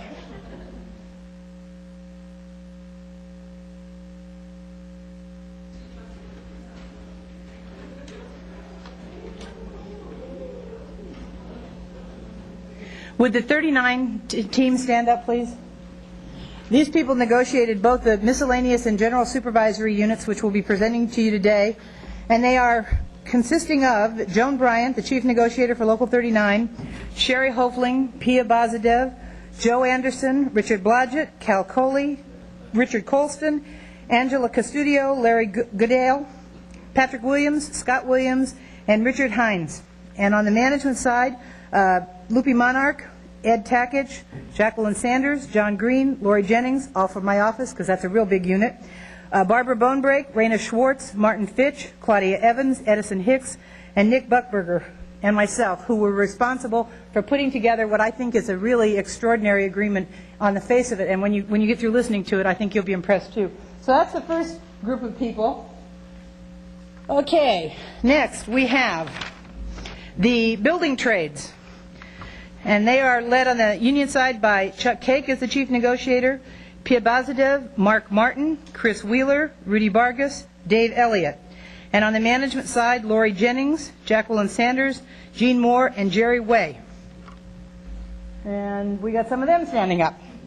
And on the engineers, on the management, on the union side, Nancy Watson, Yadi Kavakebi, I'm always going to do that wrong, Kirk Thompson, and Luis Sanchez. And on the management side, Jackie Sanders, Ed Takich, Dwayne Ray, Gary Rentz, and Ken Grimm. And I appreciate the huge amount of work that was done by this entire group all the way around for all three contracts in terms of getting the work done. So thank you, and thank you for being here to be presented. Let me now go quickly through a brief summary of some of the significant terms of the agreement. This parallels what's in your report, but I'm going to go through it, and I'll compress them all together. Generally speaking, salary increases of 3% retroactive to September 9th, 2000. Equity adjustments in all three units affecting from between 722 employees down to 9 employees in the building trades. Health and welfare increases of $100 to $585 for employees with 2 or more dependents, and an increase to $485 from $198 for employees with 1 insured dependent. Standby pay increases during the term of the agreement to $20 a day from $18 a day. The 5-year wait for the city contribution of the 3% to employees' PERS is eliminated. The SCRS contribution increases by $25 to $100 a month. Increased reimbursement for safety glasses by $25 a month. Increased reimbursement for safety shoes. Parental leave for new hires is available now after 36 months. Bilingual pay of $20 per pay period for certified employees. Inclement weather jackets for employees who work outdoors. Uniform increases ranging from $1.77 to $5 biweekly. The retirement age eligibility for city insurance contribution changes from 55 to 50 for miscellaneous employees. The RT subsidy was increased earlier this year, and we now have a transportation allowance of $45 a month for full-time career employees who work downtown and $25 for part-time. If a classification possesses a license or certificate that is required, the employee may receive reimbursement for that cost. If continuing ed units are required, then the city will provide classes or provide reimbursement in some of the contracts. Supervisor's life insurance increases to $10,000, as does Western Council of Engineers. And there's a $30 a month incentive for licenses above those required in the building trades. In the second year of the agreement, salaries will increase based on CPI between 2% and 4%. There are again equity adjustments ranging from 169 employees in the miscellaneous 39 unit down to 8 employees in building trades. The PERS retirement is amended to 2% at 55 formula to be effective next year. Step 1 of the salary range is eliminated, and any employee on Step 1 moves to Step 2. Non-career sanitation worker extra boards with 2080 hours and satisfactory performance move to Step 3 of the salary range. Standby pay increases another $1 a day. Supervisors will receive 3 days of personal leave per year, supervisors in the general supervisory unit. In the third year, salaries increase based on the change in CPI between 2% and 4%, equity adjustments affecting a high of 76 down to 3 employees. Standby pay increases another $1 a day. Health and welfare contribution will increase to $300 for new employees with no dependents and $500 for all employees with 1 insured, $600 for all employees with 2 or more insured dependents. Step 2 of the salary range will be eliminated, and employees will move to Step 3. Non-career sanitation worker extra board employees with 2080 hours will move to Step 4. Supervisors and Western Council will receive an IRS 401A plan with a 2% city contribution. In the fourth year, salaries increase between 2% and 5% based on CPI. Equity adjustments affecting 1 classification in Local 39 and 1 classification in the supervisory unit. After 10 years and less than 16 employees will receive 3 days of personal time off per year. Standby pay increases by $2 a day.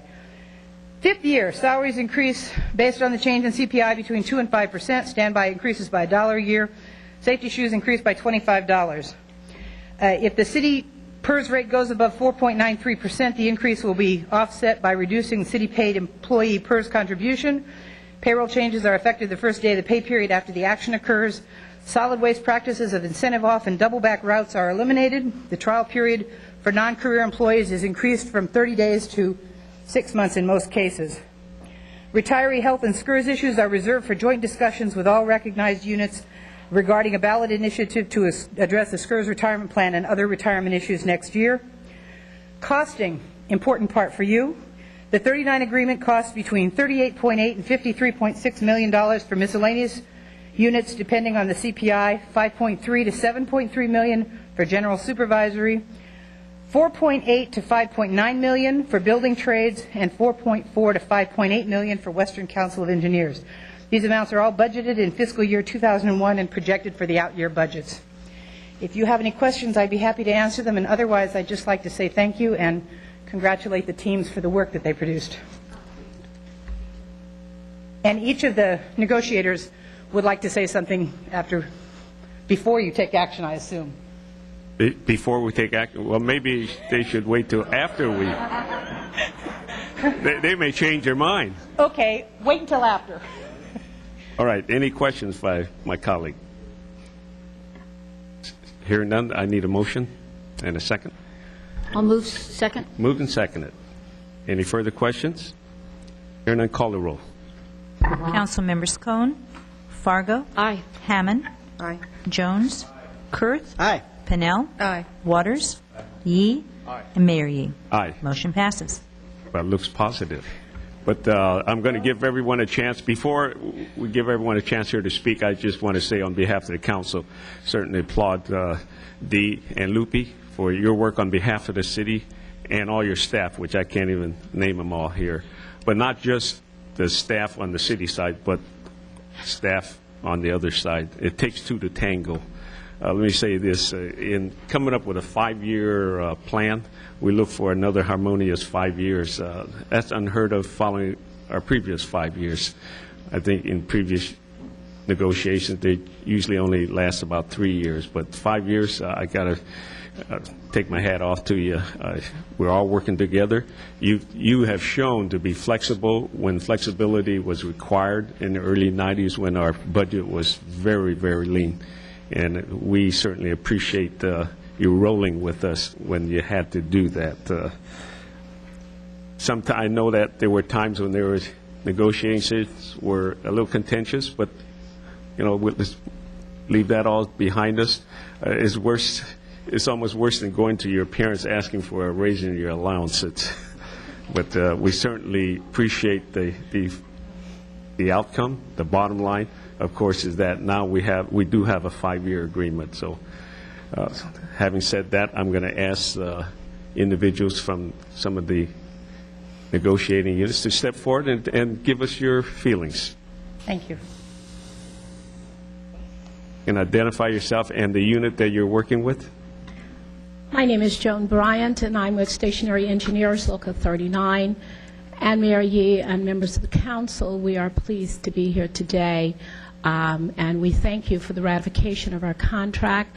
And it assures the city of 5 years of labor peace. I think that Ms. Contreras and her staff did an excellent job. She truly is a worthy opponent. And so we look forward to making the city a greater city and helping to enhance the workforce. You have a tremendous workforce, and we just look forward to working with Ms. Contreras and her staff to iron out any problems that we have over the next 5 years. And again, thank you on behalf of the officers, staff, and members of Local 39. Anyone else from the negotiating units? Step forward. Good afternoon, Mayor Yee. My name is Chuck Cake. I'm the building trades representative for 111 dedicated city employees. The following speaker spoke just about the same words I would like to speak, but I would like to also say that the professionalism that was shown by the city staff made these negotiations for us, for the building trades, a lot easier. When Dee was reading off all those changes, now I know why we were in negotiations for about 160 hours. It did take a long time to get to the point where we are today, and I thank you for the vote on behalf of the building trades unit. But I would like to thank the team that was put together by Dee. I've known Dee somewhere around 5 or 6 years. And not only is she a very dedicated individual for the city of Sacramento, but I've known for her to be fair and truthful. And it makes it a lot easier when you're dealing with people on a one-to-one basis or with a group of people that deal with truth. And also, although times truth is hard to understand, truth is always truth, and deed deals in truth. Not saying that we don't have a difference of opinion, but we normally take care of those. But she put together a great team for the building trades, and I left my glasses in the office, and I'm trying to use somebody else's. And but the team that the city put together was Lori Jennings, who was the lead, Jackie Sanders, Lupe Monarch, Gene Moore, and Jerry Ray. And I want to thank them also very much for their dedication because, as you said, Mayor Yee, it takes two to tango. Negotiations are difficult at the best, and we're fortunate that we have a 5-year agreement. 5 years from now, I won't be standing in front of you talking as a building trades representative because I hope to be retired by then, but somebody else will be. 2 5-year agreements for the city of Sacramento, I think are very, very good for the city, and they're also good for the people that work under those bargaining agreements. Thank you for letting me have a few minutes of your time. Yeah. I have a son that's an optometrist if you need a pair of glasses.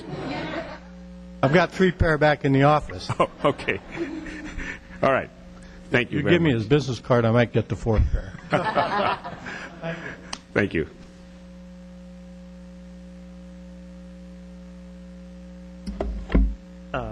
Honorable Mayor and members of council, my name is Yadi Kavakivi. And I'm the president of WCA Sacramento chapter. On behalf of the entire city engineers, architects, landscape architects, I would like to express my sincere appreciation for the way that negotiations were conducted. I believe the package that has been offered to the WC members clearly shows the city's and its leadership's commitment to the employees. I sincerely appreciate that. Also, I would like to hope that the city will in future resolve the equity adjustments for the SCRS retirement system members. Yes. Last, I would like to, on behalf of WC, I'd like to congratulate you, Ms. Fargo, for the election as a mayor. Thank you very much. Hello, I'm Nancy Watson. I'm the Executive Director of the Western Council of Engineers, and I want to second what Yadi has to say, and thank you very much for approving the MOU, and unfortunately Jackie is not here today, Jackie Sanders, who was the chief negotiator for the management side. We worked very hard for about 6 months, and we appreciate the professionalism and the cordiality on the other side. We have 2 management members here and our other negotiating members in the back. I want to thank you very much. Thank you. Anyone else wishing to speak? Dee, with the agreement approval today, what percentage of the employees have agreed to a contract? Is that pretty close to 70%? I think it's somewhere above 75% now. Above 75%. We're moving right along. Well, that's great. Well, listen, again, I applaud all of the employees in coming to an agreement with the city, along with the city staff here, coming up with a agreement that's acceptable to both sides. That's not easy to come by, but Mr. Cohen? Well, Mayor, I definitely share that thought, and I want to register and I vote. I was out in the anteroom during the vote, so I want to record that on the motion. Thank you. Right. Mr. Thomas? Yeah. Mayor Yee, members of the council, let me also thank Dee and the negotiation staff, but more importantly, let me thank the employees that are out there and the management staff that sat at the table, and you did what was necessary, and that's represent the interests of the city and the interests of the employees. And that's what needs to be done during negotiations, and you both did very, very well. Once negotiations are done, we're on the same team. We will continue to be the city of choice to live, work, and play, and primarily that's because we really have a great group of city employees that work well together in carrying out the policies of the mayor and council. But thank you to all of you. Very good. Before I ask my council to give you everyone an applause here, I would like to just welcome Dwayne Ray back here today, especially after the surgery you had. Good to see you. You look fine. Great. Let's give everyone a good hand here. Thank you again. Thank you very much. All right.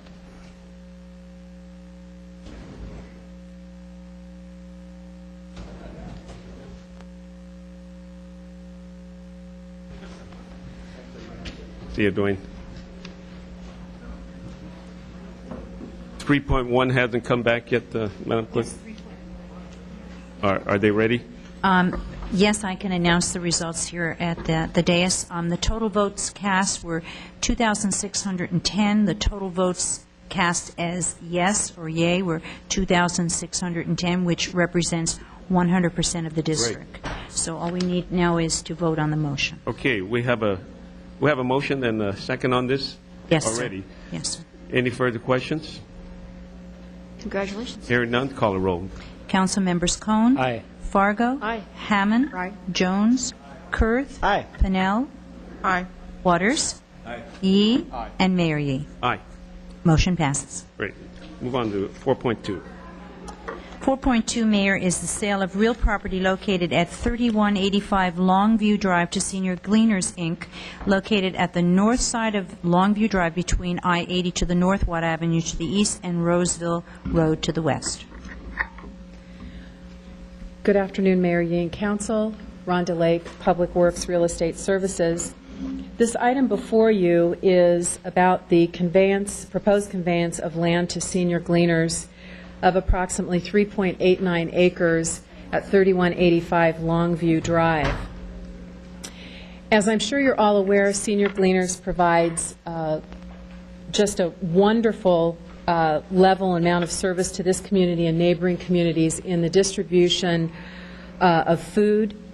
They do have warehouse and food distribution an operation at this location, and Senior Gleaners is staffed entirely by volunteers.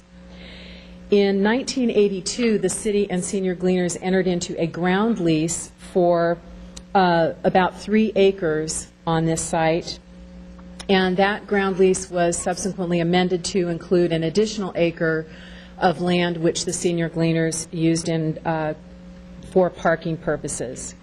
The lease is a long-term ground lease. It does not expire until the year 2012.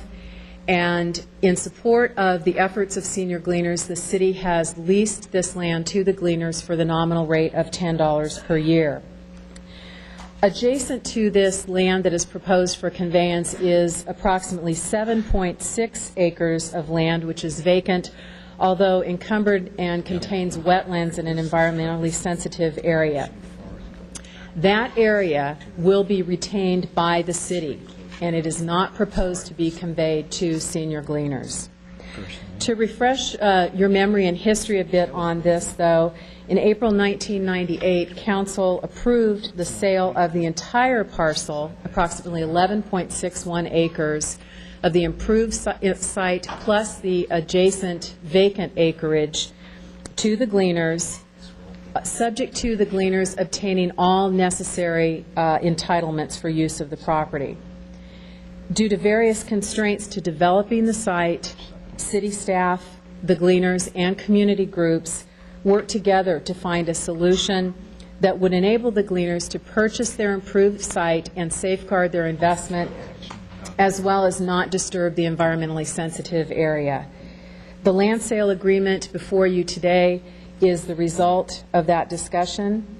The agreed-upon price is $350,000, and staff recommends approval of the sale to Gleaners and ask that council find that it is in the best interest of the city to sell the land without competitive bidding for 2 reasons. First of all, it does involve a long-term lease, ground lease, and the rental rate is below market according to the current market. I'm happy to answer any questions you might have regarding the land transaction, and if there are other questions, there is additional staff here to address those. Ron, the only question I have, I want to make it clear that the only property we're talking about is the property that Senior Gleaners is using at the present. That is We're not going to correct. buy any other property. That is correct. The 3.89 acres is improved by their warehouse distribution facility as well as their parking areas. Very good. Any questions by my colleagues here? Here none. I do have some individuals wishing to speak from the public. Deborah Goldstein, and followed by Kim Benlins of Linsky. I'm sorry. Go ahead. Hello, my name is Deborah Goldstein. I'm a longtime resident and business owner in Midtown Sacramento. I'm here today as a board member of Sacramento Horsemen's Association. We're at 3200 Longview Drive. We're neighbors across the road from Senior Gleaners on the south side of Longview. We've been here since 1959 and witnessed many changes to the area over the past 40 years. A little bit of a background, like the Gleaners, Sacramento Horsemen's Association is a community-based volunteer nonprofit association. SHA provides outreach and support to the equestrian and non-equestrian community throughout Sacramento and the surrounding counties. You may have driven by and seen groups of kids and adults on horseback, school groups, 4-H. SHA also sponsors and supports the Sacramento community through our affiliated or splinter groups, such as the Sacramento Sheriff's Posse and Sacramento County Sheriff's Search and Rescue Unit, all of whom are Sacramento Horsemen members. For example, through Search and Rescue, SHA members provide mounted foot, dog, and search teams, all volunteer and all unpaid, for wilderness and urban searches, as well as hug-a-tree programs and safety fairs. So I'm saying all that because we are involved in and care about neighborhood and community. SHA actively participates in tree planting and creekside cleanup, and many of us ride the trails bordering Arcade Creek from the golf course to Winding Way on a daily basis, reporting on activities that may be dangerous or incompatible with normal public trail use, whether on foot or on horseback. We've reported things such as fires, illegal dumping, transient encampments, abandoned or dead pets, motorized vehicles. Our neighbors, the Senior Gleaners on the north side of Longview, have been good neighbors, and we, along with everybody else, appreciate the important community service that they've been providing. We would like to request that the funds realized from the sale of the property to the Gleaners be put back into the maintenance and enhancement of the unique Longview Oaks Arcade Creek area. We have a concern also in the future that when the Gleaners move at some point to their 13-acre site near McClellan and presumably sell the 3.89 acres of land that's in consideration before the council today, that those new neighbors will be compatible with uses that maintain and enhance the unique Longview Oaks Arcade Creek area. And I thank you for the opportunity of addressing the council. Thank you. Move on to Ted Valinsky, followed by Alcatura. What's the proper protocol for handout? Just give it to the Ms. Fargo over here, and she'll pass it out.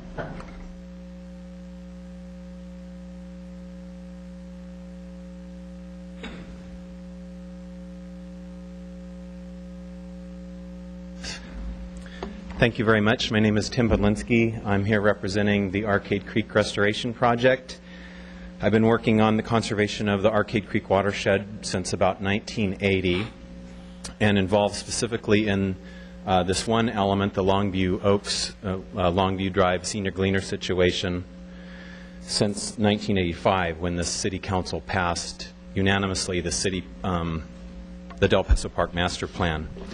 I'd like to express my appreciation first off to Rhonda Lake, who wrote me a letter and notified me about this meeting. And I appreciate your willingness to hear my comments today. Just a real brief site history. This parcel north of Longview Drive was excluded from the Del Paso Park Master Plan process in the early 80s, even though that was an ongoing concern of the environmental community. We proposed many times for it to be considered along with the rest of the park, which is 680 acres. And we felt like that there was no reason to exclude this portion north of Longview Drive because it is connected hydrologically and ecologically with the Arcade Creek ecosystem, because there's still a swale that flows into the creek. The 7 acres of undeveloped land is a remnant of a much larger wetland and oak complex that as late as 1957 amounted to about 200 acres north of the creek, which was a mosaic of freshwater lagoons, vernal pools, and heritage oak trees. And now we're left with just that 7 acres remaining. This undeveloped 7 acres was tied by the city to the sale of property to the senior gleaners back in 1988, as Ms. Lake mentioned. And I feel like today, in order for us to have some closure on the status of that 7 acres, we need to add some things to the resolution that for the sale of the 3.89 acres. And so I'd like to draw your attention just to the bottom of the page that I handed out, the recommendations. The first recommendation is that in this resolution, we would appreciate if you could make a commitment that the revenue generated by the sale would be used to pay for the restoration of Del Paso Park and for the implementation of the Del Paso Park Master Plan. That was originally a written commitment from city staff in 1988. We'd like a statement made in the resolution that the non-native vegetation that was planted at the senior gleaners facility, especially the invasive plants such as the Chinese tallow tree and the London plane tree, be removed before the land is officially sold. The invasive plants continue to pose a threat to the ecosystem of Arcade Creek because they can easily germinate and grow into that area and interrupt the natural habitat. So instead of the native oak trees and so forth, we would have a bunch of non-native trees. Can you wind it up, Mike? And the final note is... should say. I'm sorry? Can you wind it up, please? I'm winding it up. My third point is that we respectfully request a resolution or a sentence in the resolution that commits the council to permanently preserving the 7-acre site once and for all. 200 people wrote letters in support of the protection of that land. The people are still waiting to hear from the council on the final status of the 7-acre parcel. Thank you for your time. Thank you, Tim. Altatura.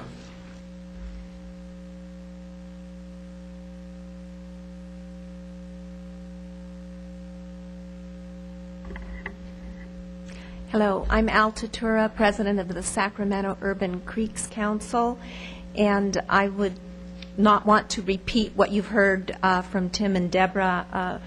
Our group is in agreement with their statements, and I just want to let the council know that.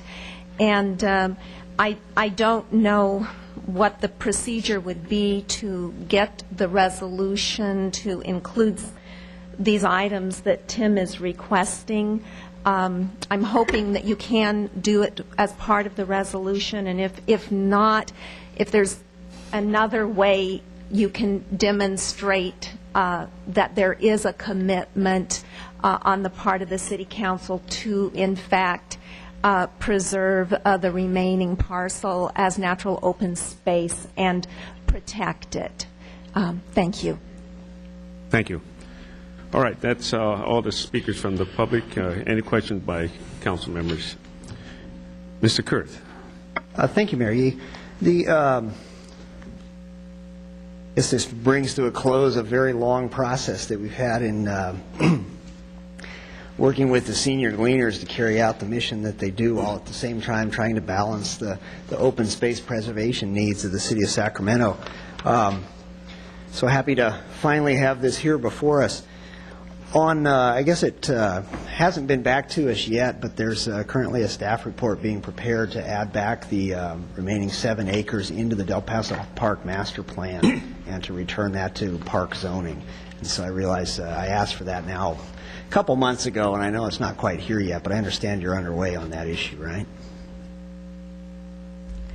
Yes, Councilmember Curtin, we just, actually the news is probably better than you might have anticipated, because originally the property that was to be included with the original 11 acres, that's 7 acres, the rezoning was really never complete, and so the property was really never taken out of the park ownership. So when we make our report back, we'll be clarifying that once and for all, but our preliminary study shows that the council never really did the complete rezoning and never took that out of the park in the first place. So the property is protected as we speak, but we'll of course be doing the formal report back. But I just wanted to give you that preliminary information. Oh, great. I'm glad to hear that. And then on the other issues before us, there's a great many park projects in the city of Sacramento, and there is an established procedure for bringing projects forward and having them compete against all the other projects that we have in this in the area and in the parks budget. And I think that what would be much more appropriate is to entertain Del Paso park improvements and restoration projects as a part of the larger city process, so that we compare those needs against the other needs that we have throughout the city and the available funds, all at the same time, really on the same sheet of paper, rather than divvying up pieces of money at different times when different issues come before us. And so with that, I'll be happy to move the item. Very good. Have motion? Motion's second. We'll move on to Ms. Fargo. Just to clarify then, will the money that is collected return to a parks budget, or will go into general fund? No, we are going to come back in the context of the Parks Department budget to look at how that money can be used for park projects in view of the fact it's coming from parks. And it would be my recommendation that we do that and it not go into the general fund. Oh, well then we'll have to change the... Right. We'll come back with a modification to that. When will that be? As part of the CIP hearing on the Parks Department budget. But as far as the motion today, will that have to be changed in order to reflect that? We will make that adjustment as part of the CIP. I agree with Mr. Kurth. Let me speak to Mr. Valinsky's comments. First of all, let me thank Tim and the other members of the Arcade Creek Restoration Committee, because I think the decision you're making today not to sell very sensitive habitat land is the right decision, and this is consistent with the action you previously have taken. We believe that the 7 acres, as Mr. Murphy has said, should be part of Del Paso Park, and in fact is part of Del Paso Park, and if Tim needs that clarification, he can get that from Mr. Murphy. But we do believe that any time you sell an asset in a park, we ought to look at that asset going back into some future park. And we'd like your permission to come back in the context of the CIP hearing to talk about where that money should be. All right. Very good. I think that's fine, but I'm not sure, it might be appropriate to clarify in this motion that is in fact where we want the money to go, unless there's someone who disagrees. I would certainly like to keep the money within the parks budget, and having lost funds before because we weren't clear, and obviously the zoning didn't go through earlier, so I think if we know that that's where we want it to go, that Mr. Kurth might want to make that as part of the motion now, so that the issue left to be resolved is where is the money spent, not is it going into the parks budget or not. So I would hope you would do that. And then, well, Ms. Fargo, right now we're talking about leaving it in the parks department, not specific. I know we're talking about that. I just would feel a lot more comfortable if there were 5 of us that were voting that that's where it was going to be, and we just sort of did that today.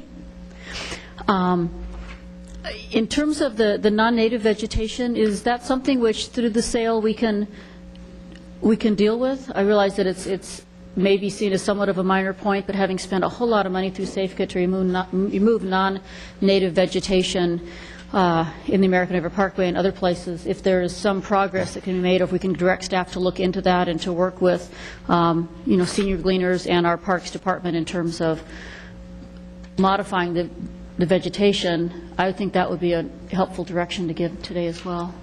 Mr. Murphy? Again, sorry I didn't introduce myself the last time. Donald Murphy, Director of Parks and Recreation. Mr. Mayor and City Council members, we certainly could do that, but I'm not sure it would attain what we would like to attain, because the new owners, if the senior gleaners sold or at some later date, we couldn't bind a future owner or even the current landowner from ever planting an exotic on their parcel or monitoring it. So, I mean, I understand the intent here, but without the city passing some ordinance that says you can't plant exotics within some specified area, you're not ever going to achieve the end that you would like to achieve. So Could we at least ask our parks or our tree staff to sit down with the gleaners and come up with a listing of appropriate trees as they plant new trees that we... Well, we could certainly do that. Again, it's just the long term that I'm concerned about. If you're talking about the long-term health of that particular ecosystem, what you would have to do ultimately is bind future landowners or pass some sort of ordinance that said within a certain area that protects this ecosystem, you could not plant certain kind of exotic trees which had a possibility of seeding the protected area. That's all I'm saying. So just keep that in mind. That's the practical consideration. Thank you. Very good. Yes, Mr. Kurth. Oh, thanks.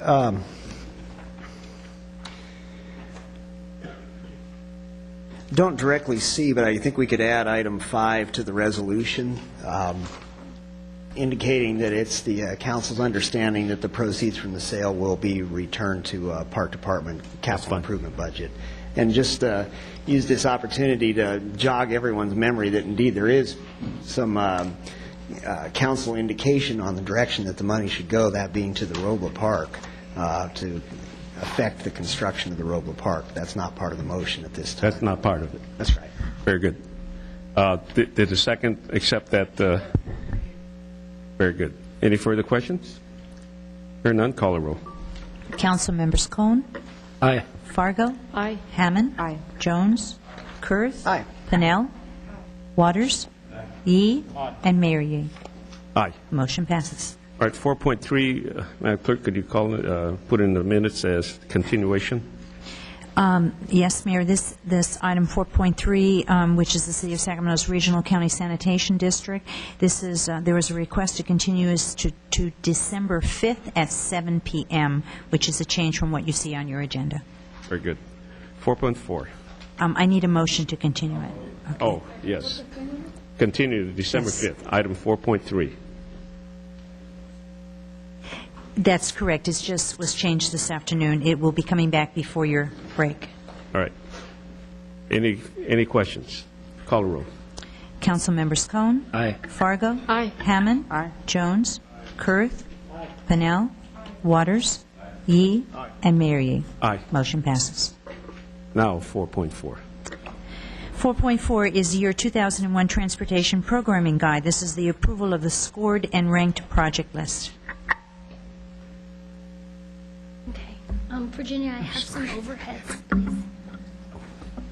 I have overheads, please. Okay.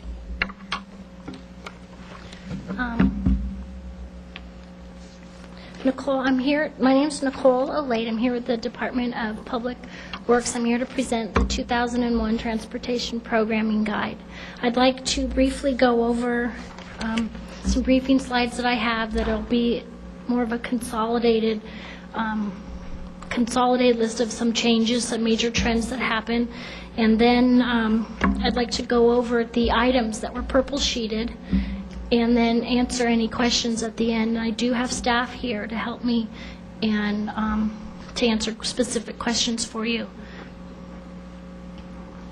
First off, I'd just like to overview that there are 8 program areas this year in the Transportation Programming Guide. There's 2 new areas, the sidewalks to schools and the streetscape enhancement. The streetscape enhancement list you just approved on consent earlier this afternoon, and it will be published in the final version of the Transportation Programming Guide. Within the major streets section, I'd just like to highlight here that we are enhancing the development-driven section, and policy that we've made is that any project within the next 5 years that's considered development-driven, which has its own fee assessment district, will be the development-driven project that's within a fee assessment district that is requiring some city funds within the next 5 years will be moved into possibly the 8 sections that are there and ranked among the other projects within those sections against the criteria that's already established and approved. And this is something that was worked on last year in the 99-2000. We have this year for the 2001 TPG, we've added only 1 new project. So there's a total of 8. The next is the street maintenance. We still, in this year's TPG, you still have the 3 project lists, but this year we've done them a little different. Instead of ranking the projects, we have included an estimated year for completion for those projects. And this is a colored map. And I know it's very small and it's very hard to see, but this will be published in the final version. These are the areas that will have street maintenance as per the transportation program guide.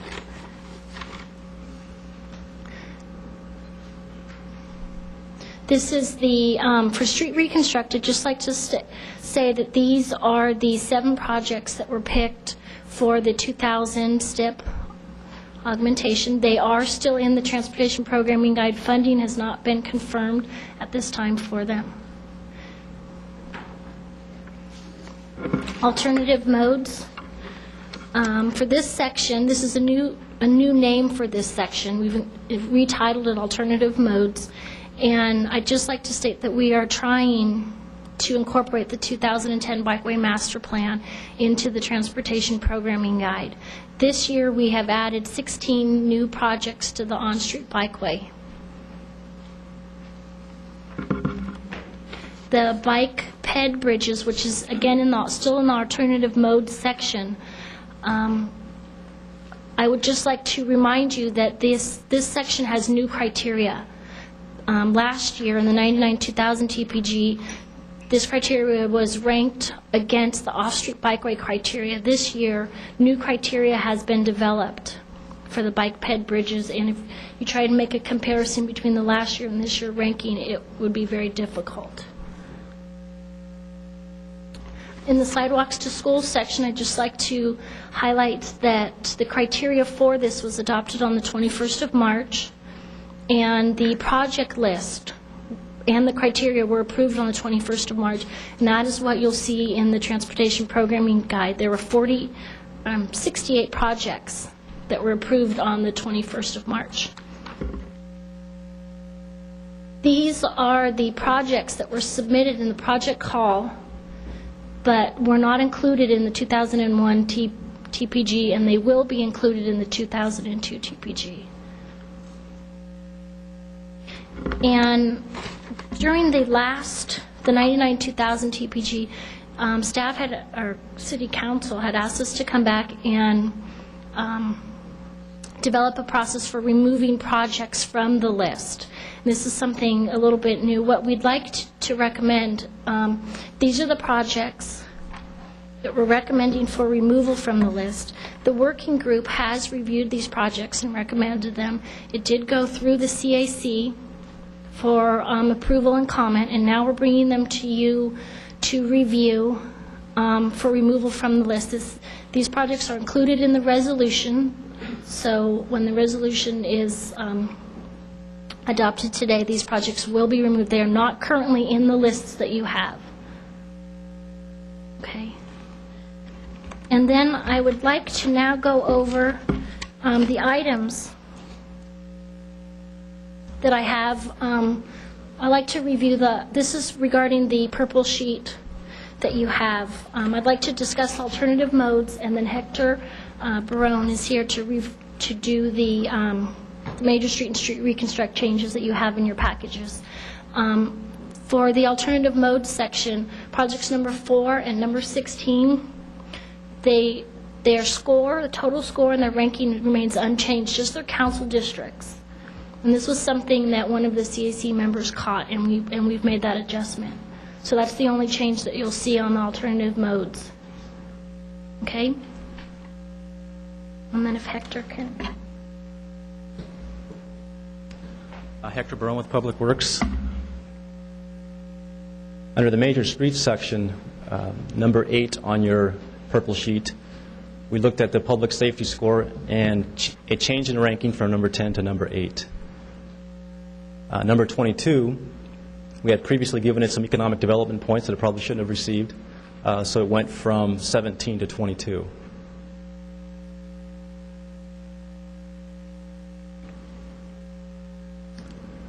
On the street reconstruction list, the only one that changed was number 12. We took a closer look at the limits, the project limits. Therefore, it changed its cost-effectiveness score, and it went from 11 to 12.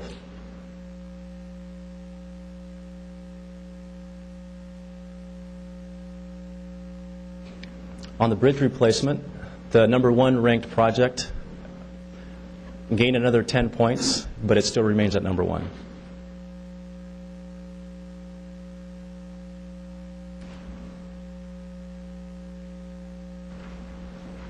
Okay, that concludes our presentation, and staff is here to answer questions on the specific sections or specific projects that you might have. Thank you. We do have a few questions here, starting with Ms. Hammond. Ms. Hammond's almost 45-year-old eyes need some light. Thank you. One of the questions I had, Hector alluded to, and that was the economic points given to the Sutterville Road, 23rd Street intersection reconfiguration. Right. Because it's not one of, Sutterville Road is not one of the 19 commercial corridors. Right. And we had previously given 27 something or others. Right. What list is that? Where we had given it points previously was for being located in a BID, and it's pretty close to a boundary, and we looked at it a little closer, it no longer gets those 5 points. It's close to the Franklin Boulevard BID, right. And you're saying it's not close enough? Well, it's not in the BID area. Okay.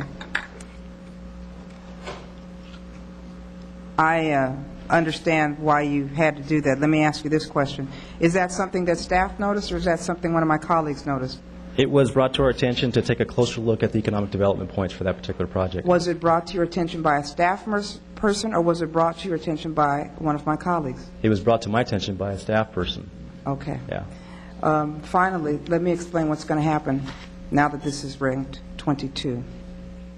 The South Line continues, and the station that's being built at City College is going to be in the crown of the loop that allows you to take Sutterville Road around the overpass, right, heading west. There is not going to be enough room for the buses and for the people and the station, which is why we were trying to make this project, rank this project as high as we possibly could so that we could do it before the South Line opened. That's nobody's particular fault. We're just, I mean, the South Line is progress. And so I'm not saying this to convince you. I just want, I feel the need to simply explain that without that intersection, there will be very serious gridlock on Sutterville Road.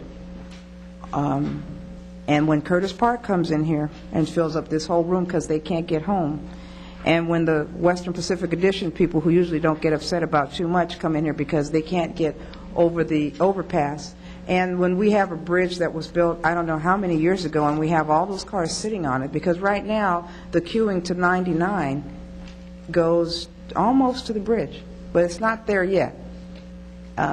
Without this light, there are going to be even more problems because it's hard shoehorning all of those Sac City College students on campus. And part of the reason for that light was to give them safety from crossing Sutterville in the south parking lot. But because this intersection is a place where the stars and the moon and the planets all meet, there's more than one safety reason to put that light there. I'm disappointed, to say the least. I'm not going to try to blow up this process this time.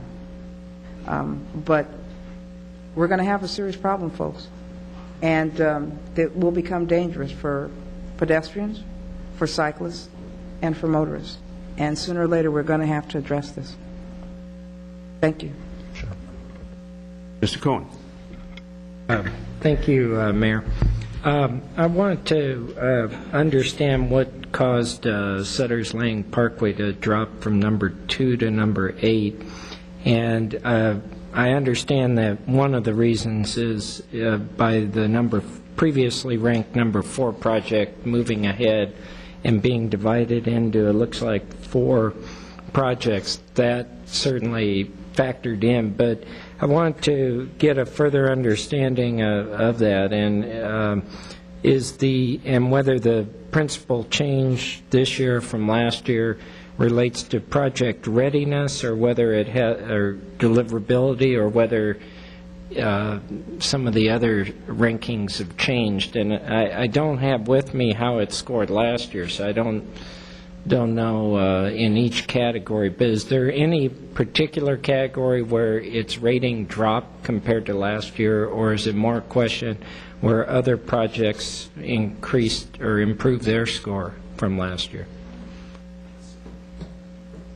Councilmember Cohn, we're going to have Hector Brown answer that, but I wanted to make a comment to Ms. Hammond regarding the Sutterville and 23rd. That project has been submitted for T21 funding. I remember, but it's on the bottom end of the list. It's probably not going to get funded. Remember? Okay. Let's keep that. I mean, I understand. There's still a chance, but I know what's going to happen. It's not going to get funded.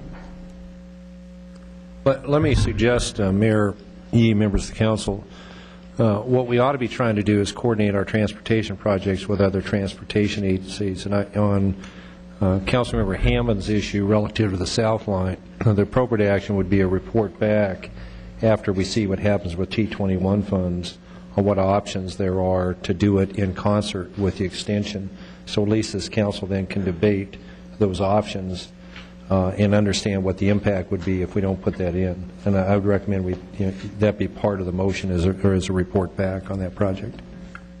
Thank you. Sorry for the interruption, Mr. Cohen. Are you through, Mr. Cohen? Yeah. In general. Started? Oh, okay. In general, the big difference with that particular project and many others is that we ungrouped the seats projects, as you mentioned. That was one. We added a new project or some new projects that kind of changed things around. We also have 2 new years of accident data that affects the public safety score. We have a new 2022 traffic model that affects the congestion score. And in general, for the major streets section, the new economic development section also affects scores, but not for that particular one that you're talking about, though. So I can't really say that there's one item. I know you're probably looking at congestion and public safety. Those are probably affected by the factors I mentioned. My perspective on this is it's probably appropriate to break the Folsom project, the seats projects, and I certainly think all of these are at least certainly the top 10 and probably the entire list are projects that are vitally needed. And what I was trying to get an understanding now was how important the deliverability is, and I guess I'll make my own observation that just looking at how closely grouped together the top 15 projects really are, a jump in one category can make a huge difference. So I guess I'm fine with adopting this list, but just looking at even the one Ms. Hammond talked about, which jumps all the way down, 22 rated 33, you change a couple things like deliverability, and it can jump 10 or more spots just like that. So I guess what I'm getting at is, and this will come up in all our lists, I think, that depend on deliverability, which projects get chosen for initial studies, initial scoping, et cetera, and are ready to go if they get the money, that's becomes, I think, a very critical decision. So that's still something we're going to have to sort through, how those decisions are made on which of those projects get advanced for further consideration. Thank you. Very good. Mr. Jones? Thanks, Mayor. Thanks for your presentation. I thought it was excellent. You've done a great job of sort of corralling all the information and presenting it in a relatively easy to understand fashion. My question goes to the sidewalk to school projects. You've got in your overhead a list of sidewalk to school projects which you're going to push off to the 2002 TPG, and those are projects in a number of our districts. I don't understand why we can't just have you rank those and put them in this TPG. Councilmember Jones, Fran Hallbachen will take that question. Bringing out the big gun. I must be treading somewhere I'm not supposed to be treading. Look out. Actually, I'm here. When it's Fran or Bob or, the city attorney, we're off the reservation now, aren't we, boys and girls? Okay, actually, I'm here for Gwen. Gwen Owens is actually the staff person who would be here speaking to this, but she is already gone for Thanksgiving. Nice recovery, Fran. What happened was, a while back, and probably too far back for most of you to remember, you actually approved some project rankings for us and some criteria for the Sidewalk to Schools program. And it took us a while to get through, getting all the data we had. So what we did is we took that list. We've been working with it, trying to get all the information we needed to score and rank these. And this is what we brought forward to you. So when it was brought back to us about adding in more projects, at this point, we really don't have the resources to go get more information about more projects, because at this point we're pretty overwhelmed with trying to deliver the T21 projects already on our plate and the state transportation projects, as well as the projects you've put forward with local funding. So basically it came down to made some decisions about staff priorities and trying to move everything you have and to try to limit the amount of staff time and resources we're putting into the programming guide. As you can see, we've got about a dozen staff people here today, and each of them has put easily 20 hours into the programming guide at this point. And so we're just trying to balance all your programs, and we agree with you, it would be good to bring all those projects in, and we just don't have the resources to do it right now. Okay, I appreciate that explanation. But I guess, I see nine projects listed here. I'm not talking about reopening and soliciting new. What I'm talking about is just ranking these 9. My guess is they'll all probably drop, towards the bottom. Who knows? But it just strikes me that there's nothing magic about that March list that we had, and it's probably taken us a little bit longer to get the TPG guide to us, and that's probably our fault as much as anybody else's. But since we know what these are, these were submitted by schools or neighborhoods or whomever. I just can't imagine that it would be terribly onerous. And I'm not saying bring it back to us again. I'm just saying crunch the numbers, plug them into your formulas, add them to the list as a part of the final document, and they'll at least be on the list. And the other thing I didn't look up that I should have is exactly what you approved. My understanding from going back without looking it up was that when you approved the prior list, we said to you, and you actually approved that in your approvals, that those projects that were on that list as ranked would get the funding that was allocated at that time. So I'm not sure if we were to go and add more projects, if would be keeping with what you've already approved in terms of funding from that list for the project funding we've already identified. Yeah, but we also made a submittal to the state of California for funding, and we did a prioritization there, and that was another list, and that's not reflected here. It was the same list. Well, actually, there's a street on that list that we sent to the state that did not get onto this list. So that's correct. I guess what I'm saying is I'm not sure there's anything magic about those decision points. Yeah, you came to us to March with a bunch of sidewalks listed, and you said, okay, there's about $900,000 eventually, or whatever the number is, and ultimately, we're never going to fund all of these, and we're going to go through a priority process, and this is a new part of the TBG, and we said, yes, this is a good way to do it. So I don't think when we made that decision, any of us had a clue, because we didn't know what the ranking was, where those would end up. All I'm saying is subsequently folks have submitted these additional 9. Actually, it's 8, because the one at the bottom in my district, Lowell Street on Earl Warren School, that's actually already on your list. So it's just, as far as I can tell, so it's just 8. And I guess what I would like to ask when we adopt this thing is that we just direct the staff to crunch the numbers and include these as well. Thanks. Ms. Fennell. Well, guys, I'm not a happy camper. I was earlier.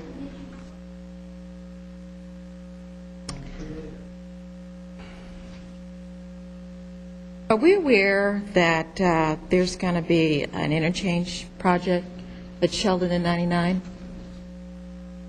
We are aware. And construction's to start in 2005. And we need to do a widening on Sheldon and Bruceville. Are we going to be tied to that project in any kind of way? Nobody's jumping up to the microphone and nobody's saying anything. Fran, are you aware of the Sheldon and 99? I can answer the part on the Bruceville widening. The County of Sacramento is taking forward the Sheldon and 99 interchange project. Right. And there are some private development funded projects as part of the fee district that was created when that area was developed that identified the widening projects. So those projects are actually on the private development funded list of projects. And I believe that Angie was going to speak to the fact that that's what they've tried to do, is take these private development funded projects and interface them into the programming guide. There'll have to be a more sensitive look at the cash flow situation of what fees have come in towards those projects and what the priority is of which projects to do. Well, they're going to do the interchange regardless of developer fees or anything, right? That's right. Isn't some of that traffic going to be forced on to Bruceville? Bruceville is already congested right now. I'm hearing from the supervisor, I'm hearing from the constituents, I'm hearing from the college out there. And we're way down the list. And even if you look at Sheldon widening to 4 lanes from Bruceville to 99, the congestion is 20.3, and the highest congestion score you can get is 25. I guess my question is, how do I get, it looks like we would rank better if we had a study done. So how do we get one of these transportation studies done? There actually has been a study done. For South Sacramento? For actually specifically to look at the widenings of Bruceville and Sheldon. And it probably hasn't come to you yet because it's still being internally reviewed. So about, around 9 months ago, we looked into to doing some planning work out there and figuring out what the needs are going to be. So we should be able to So we are doing the planning work. We are? I would expect within a month we should be able to come and share with you the results of the study work and what it means. Okay. I do have to say, and you probably already know this, that the supervisor has asked for a meeting with the city staff and myself because of the problem out there with the school. So maybe we're going to have to do something interim before we even do anything out there because of the complaints that we're getting. As far as an overlay or when's the last time we did something to Bruceville? It's one of the raggedest streets in Sacramento. I'm on it just about every weekend. And that is from Consumers to Sheldon. It's raggedy. Good afternoon, Mayor and City Council. Jerry Wade, Department of Public Works. Ms. Pinnell, I didn't bring all the information about all the streets today, and I apologize. I'll be happy to get back to you on Bruceville Road. I'm not sure when the last time it was addressed, but at my first opportunity, I'll email you back Would the you do that, response. please? Absolutely. Okay, I appreciate that. Thank you. I'm happy to see the Florin Road grade separation ranked number 2. That means it's going to get done, or it could fall off the chart next year, or what? Things have a way of falling off the charts here. I think that's it. I'm done. Thank you, Bonnie. All right, Mrs. Fargo. I have a couple questions. And do we still have, I assume we still have, a Transportation Programming Guide Advisory Committee? And is it fully, what is the word, subscribed? I mean, to all of our... Yes, we actually have a CAC group, and that a community advisory group, and they did meet with Angie and myself and Ed Cox a total of 6 times to help prepare this. Okay. So we had community input in doing this, and of course you've heard us forever on this. I mean, I can't believe you've all only put in 20 hours of time, maybe on each project, but this is one of our favorite things to debate at length. Okay, I want to make sure that we had the community input, which I thought we did, but the other question I have, most of the projects, I mean, they are where they are, and the big issue will be whether we can get things ready to be submitted for federal and state funding and, move things forward. Question on the traffic signal projects. There are a couple signals, and I'm not going to point them out or get into any individual discussions here, that I frankly don't think the neighbors are going to want. And there are other signals where I think people have been waiting a long time, and they're much less safe situations. And I'm just kind of curious, within a community context where you have, let's say, a half a dozen signals, some are popular and some aren't, even though some rate higher given our criteria, will there be the ability for the community to have some input on those projects? Marty Henneman, Department of Public Hey, Works. Marty. Absolutely. Glad I asked it a Marty qualified question. That's right. good. Once the projects come up and they're recommended for the CIP, then we meet with the council member and also community as needed to determine, exactly what the issues are. Okay. And if there are any concerns from the community, whether a signal is wanted or not by them. So we definitely would get them involved. Okay. Because just in looking it over, it kind of pointed out to me that we may need to change our criteria at some point, because what I'm seeing is that for those places where we have a lot of children crossing to go to school, even though nobody gets hit, there's no collisions, the traffic is slow, and everybody's safe, that ranks higher than a street where kids aren't crossing because the parents know it's not safe, the speed is high, and that ranks lower. And we could be creating an opportunity for more people to cross the street, especially those streets that are commercial and have much higher volumes and therefore much higher speeds. They seem to be ranking lower in this criteria on traffic signals than some of the purely residential streets.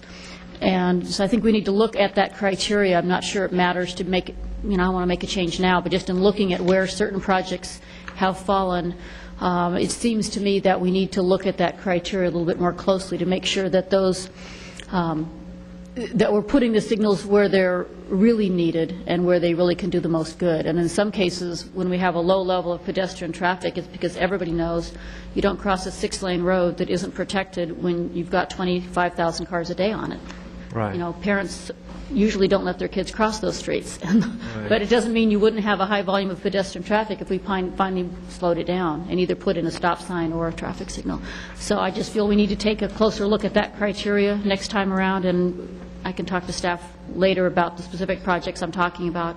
I don't see a point in trying to change the criteria now or change the list now. But And we can certainly work with you on that. Okay. Thanks. That was it. Mr. Kurt. Thank you. Thanks, Mary. Second here. A couple questions. The Main Avenue Bridge project, is there anyone here can speak to that issue? Hector Barone will speak to that. Hector, the Main Avenue Bridge continues to be at the top of the list for replacement there. And it says it's under design. What's the proposed structure? Is it an at-grade crossing or an arch structure? Currently, we haven't begun design, so the design process will take a look at various alternatives, including the two you just mentioned. Okay, so you'll investigate both of those processes. Exactly. Okay, great. 'Cause as you can imagine, it's pretty controversial with the businesses on both sides of the canal not wanting to lose their access to the roadway. Second, on the Raleigh Boulevard project that we have listed here, for a very long time, in cooperation with the county, Raleigh Boulevard was intended to be the major north-south transportation facility. And then without really telling us or consulting us, the county's decided that they want to move that over to Dry Creek. I'm wondering where that process stands and what we've done to approach the county on reconsidering their decision to put all the traffic onto Dry Creek. Not sure I could answer that question. I do know that we are currently applying for STIP funding for Raleigh Boulevard to design that section that's in the city. And during that process, we'll definitely approach the county and get them involved on their north half, I guess, north of Ascot. Okay. Because we've had some preliminary discussions, and so far the county public works approach has been to say, well, once the traffic gets into your jurisdiction, we don't care. And the problem is that all that traffic on Dry Creek arrives at Marysville Boulevard roughly with no place to go. They can't get to the freeway. They can't get back and forth to get to the freeway from there. And so we end up with a real bad traffic jam that's been delivered onto us. Just a suggestion, when the question comes up about replacing the Dry Creek Bridge, we may want to consider just removing it. And that might actually then get the county traffic to go over to Raleigh before it comes into the city. What's that? Yeah, they might notice the traffic calming effects of removing the bridge. In the bike and... Well, we haven't been able to get any movement out of the county on this decision to dump all their traffic into our community, and so the bridge is actually worn out, and it's up to us whether we replace it or not, and so we could just talk about taking it out. The Sutter Landing Bridge, Ed, I think that's yours.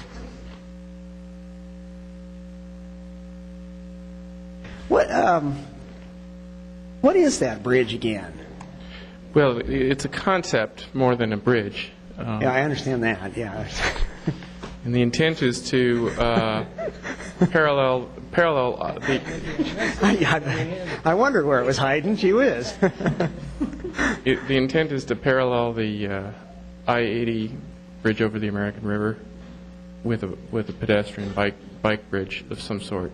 And how that is aligned and how it's done is completely undesigned at this point, undetermined. So it would connect the Cal Expo area to the Sutter's Landing Park area. Okay, and so isn't that a duplication of the existing bridge that we have, the bike pedestrian bridge? The one that aligns with 18th Street. Yeah. Well, it's another bridge, yeah. Okay. It's probably about a mile away. Okay, so intended to serve about the same thing, but would add some nice functionality to the bike system. Yeah. Okay. Thanks, Ed. That was my only question there. Just a follow-up question on the Highway 160, where we stand with the negotiations on Caltrans on receiving Highway 160 back to the city. Councilmember Kurth, I'm working on that project with Caltrans. We've come close to negotiating the figures at the staff level and have actually met with Irene Itamura at Caltrans to resolve some of the final issues that staff were not able to resolve. So I'm only talking right now about the section south of the American River Bridge to the city limits at Stonecrest. Right now, the northern section, north of the south abutment of the American River Bridge, has been put on hold due to the concepts from the NEAT study not being resolved at this time. So at least for the southern conventional portion, I anticipate coming back to council sometime in January, February with recommendations. Thanks. You know, to each of you on this issue on the Take Back a Highway 160, I think think it's very important that we not allow that process to be split up, and that indeed we actually get both pieces back into city management and city control. Once we split that up, it's going to be difficult to get the project moving again. And there are some major north area transportation projects that are going to be impossible to deliver as long as Caltrans owns that section of roadway. So I realize there may be some difference of opinion about how we eventually have to pay for the bridges that need to be replaced there. And just a word on that, when the two, excuse me, the two American River bridges wear out, one of them's in pretty bad shape now. It was built before Robbie was born. And that's right, and will eventually need to be replaced. Caltrans or the City of Sacramento both apply to the same pot of money to get bridge replacement money. It both counts against the local share here, and there's really no difference as to whose jurisdiction the money comes from or who it's credited to. And so we're not talking about a major additional cost to city revenues here. I mean, it's still going to be in the city whether Caltrans does replacement or we do the replacement. But in particular, the Northgate Boulevard improvements, both the weatherization and the four-way access to Highway 160 from Northgate Boulevard, which is very important to both the Natomas and the North Sacramento communities, are going to be next to impossible as long as Caltrans owns the roadway. Just part of my perspective on it, when we tried to put in the Exposition Boulevard extension, we spent almost a year negotiating with Caltrans as to the shape of the roadway, how it approached Highway 160. And during that entire year, that road didn't move more than 18 inches. Every time we went back to meet with them, it'd move a little bit one way, it'd move a little bit the other way, it'd kind of change shape here, a little bit this way, a little bit that. And at the end of every meeting, what they would say is, you know, if you owned this roadway, you wouldn't have to meet with us anymore on the subject. And so something as complicated as the Northgate exchange, I think, is going to prove almost impossible in the long run. Just very much want to encourage you to push through on that, because it's a very important project to both parts of the north area, that we not let the chance to do that slip away. Thanks. Ms. Pennell. You have the projects that are funded and they're removed from the score and ranked list. Do we have any idea, I'm looking at Center Parkway and Jacinto traffic signal light, do we have any idea when that project may be started? That neighborhood would love that information. And that would also go for the streetscape projects at Center Parkway and to Bruceville. I believe Center Parkway in Jacinto is currently under design, and the construction would start sometime in the spring, but I can email you the exact schedule. Could you do that, please? And I'll do that, sure. Thank you. And the medium, can we even touch on that, or do we dare? Come on up, Fran. Come on down. I presume you're talking about the section that's already partially construction funded and the other parts it's not. Yes. Until we come in and get the council to approve the funding, hopefully next month, we won't even begin to start doing project schedules. But it's a little easier to do a project schedule for the one that's just short, like $35,000. I think we've already got we should have a schedule pretty soon for that one segment, but not for the rest of it. I'd just like to get started before I'm up for re-election. 4 years from now. And when would that be? Yeah. All right. Mr. Waters. Thank you. And I just need some clarification on the Route 160. Starts at the South City limits on Freeport Boulevard, correct? And the study, as you said, as I thought you said, that's where I need my clarification, goes to the, if you will, downtown forward or the approach on North 16th Street to the first bridge? That's correct. Okay, so that is going to, that's just what we're studying now, and we'll have some answers on that particular section only? That's correct, and taking Councilmember Kerr's considerations in mind, we are going to report back on that northern section. As Councilmember Kerr mentioned, there are some significant bridge issues that we would need to take on responsibility and liability for if we were to take over that section.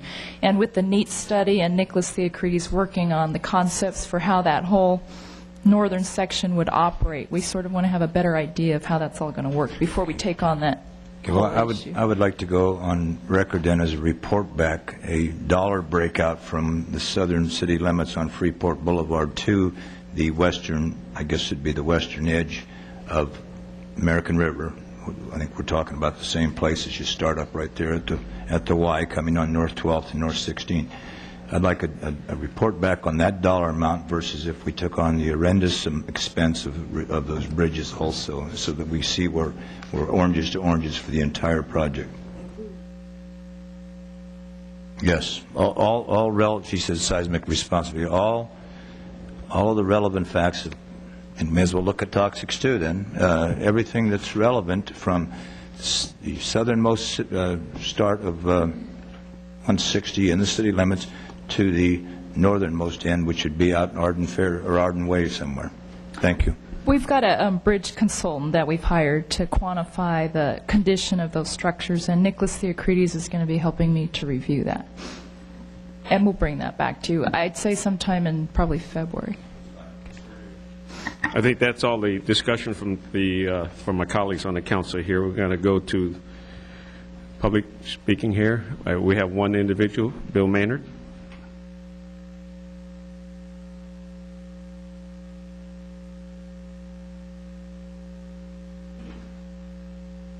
Have the overhead, please. Mayor and City Council, Angie and Nicole. My name is Bill Maynard. I am the District 2 CIC rep on the TPG committee. Got 3 minutes. Okay.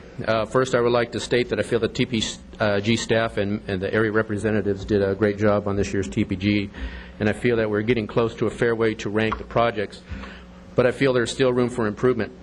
First, I would like to address the proposed removal of the Roseville Road traffic light. It is proposed to be removed because a stop sign has been replaced there. That is fine for now, but it doesn't address the coming improvements to Roseville Road, which will make it a 4-lane expressway. The signal will surely be needed for that project, and so that's why I recommend to keep it on the list for the future project. As only 2 traffic signals are funded from the TPG each year, keeping it on the list will not cause any problems. Next, I would like to give a few examples of fluctuating rankings history of a few projects taken from a variety of council districts, starting with the 1994 TPG and then going through each successive year rankings, ending with the current TPG. Note the numbers in squares showing the highest ranking and the current ranking. With each year, the publication of the TPG, neighbors and business owners hopes to rise and then fall. In fact, I know that both some residential and commercial real estate purchases were based on the knowledge from the TPG that improvements were slated within the next few years.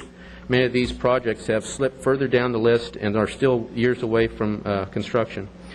As a result, I would like to see the ranking criteria added that addresses how long a project has been on the TPG list, and points could be assigned after 3 years on the list, and then starting with maybe the 4th year, you'd get 4 points. That would help spread out the field of projects that we have seen grouped together on a point basis. In any case, a listing of this project was added to the list and should be tracked and published with the TPG. Secondly, I'd like to add another category to the TPG, that being the curb, gutter, and sidewalk infill projects list, as the TPG only vaguely addresses the construction of these improvements with street reconstruction. We need the sidewalks to be funded. The school sidewalk safety program list, some of the schools didn't answer the call for projects, and that's why the secondary list was added. There's still schools out there that haven't responded to the list, but they need the sidewalks also. All the neighborhoods deserve the same level of amenities, starting with the basics, infrastructure, and basic curb, gutter, and sidewalk, and street lighting improvements. If we are to be one city, then all areas should have at least the same basic improvement components. Anything short of that would be a discriminatory act. I urge you to consider the 3 points I brought up today, and I'll be continuing to address the points at future TPG publications and meetings. Thank you, Bill. Thank you. All right, that's all the discussion on this subject. Any further input from my colleagues? I'd like to ask for a motion. Move to approve. Moved and second. Yes, Mr. Jones. I'd like to ask the maker to make a friendly amendment to include the those school-to-sidewalk projects that were otherwise going to be put into 2002 TPG, that they be ranked and put into the 2001 TPG. I appreciate your opinion on that. I don't share it, so you'll have to make a substitute motion if you really want that. Okay. So I'd make that in the form of a substitute motion then. We have a second? Second. Moved and second. Any further discussion? Yes, Ms. Fargo? I just wondered if Mr. Jones could explain that motion. I guess I'm not clear on what it is that you're asking us to do. Would you We repeat have that a again, very Mr. extensive Jones? list right now of schools that need sidewalks, and I don't know what it is that we're doing with this motion. with your Fair enough. substitute motion. It had to do with a discussion I had with staff when Fran came up to the rostrum. There's a list in these overheads of school-to-sidewalk projects that were submitted by schools that came in after March but before the date of today's hearing. And so the staff is recommending that we delay those for inclusion in the list until 2002. I see no reason to do that. We've got them. Those schools have submitted them. There's an expectation on their part that they'll be ranked in some way, and I think we ought to just add them in and not have the whole thing come back to us. They'll just crunch the numbers, put them in the ranking, whatever. But since we've got them, why should we wait a year and a half before they get added to the next TPG? So that was what we had a discussion about, and I didn't find persuasive the staff recommendation on this point, so I'm suggesting that we approve this thing and we just direct them as well to include those that they would have, those in that list that they would have put into 2002 TPG, put them into this TPG. So you're saying that even though they turned in their homework late, we're going to give them full credit?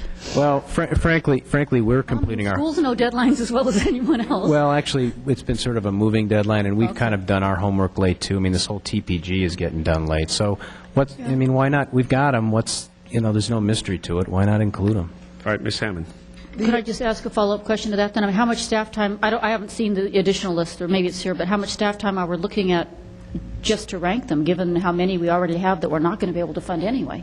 Actually, I would like to make a clarification that the projects that Nicole's given you are a subset of the other project requests that have come in, because we did have some people that came in late, and we told them, list has already been closed, we can't do them. The ones that Nicole showed you were the ones that, through the Transportation Programming Guide process, were brought to their committee to have those added in. So there's a number of projects that we have already closed the door on and said, we've closed the door, we're not going there. And these came in through the programming process, through the Programming Guide process, and the committee that they've been working with, so they felt compelled to bring that to you.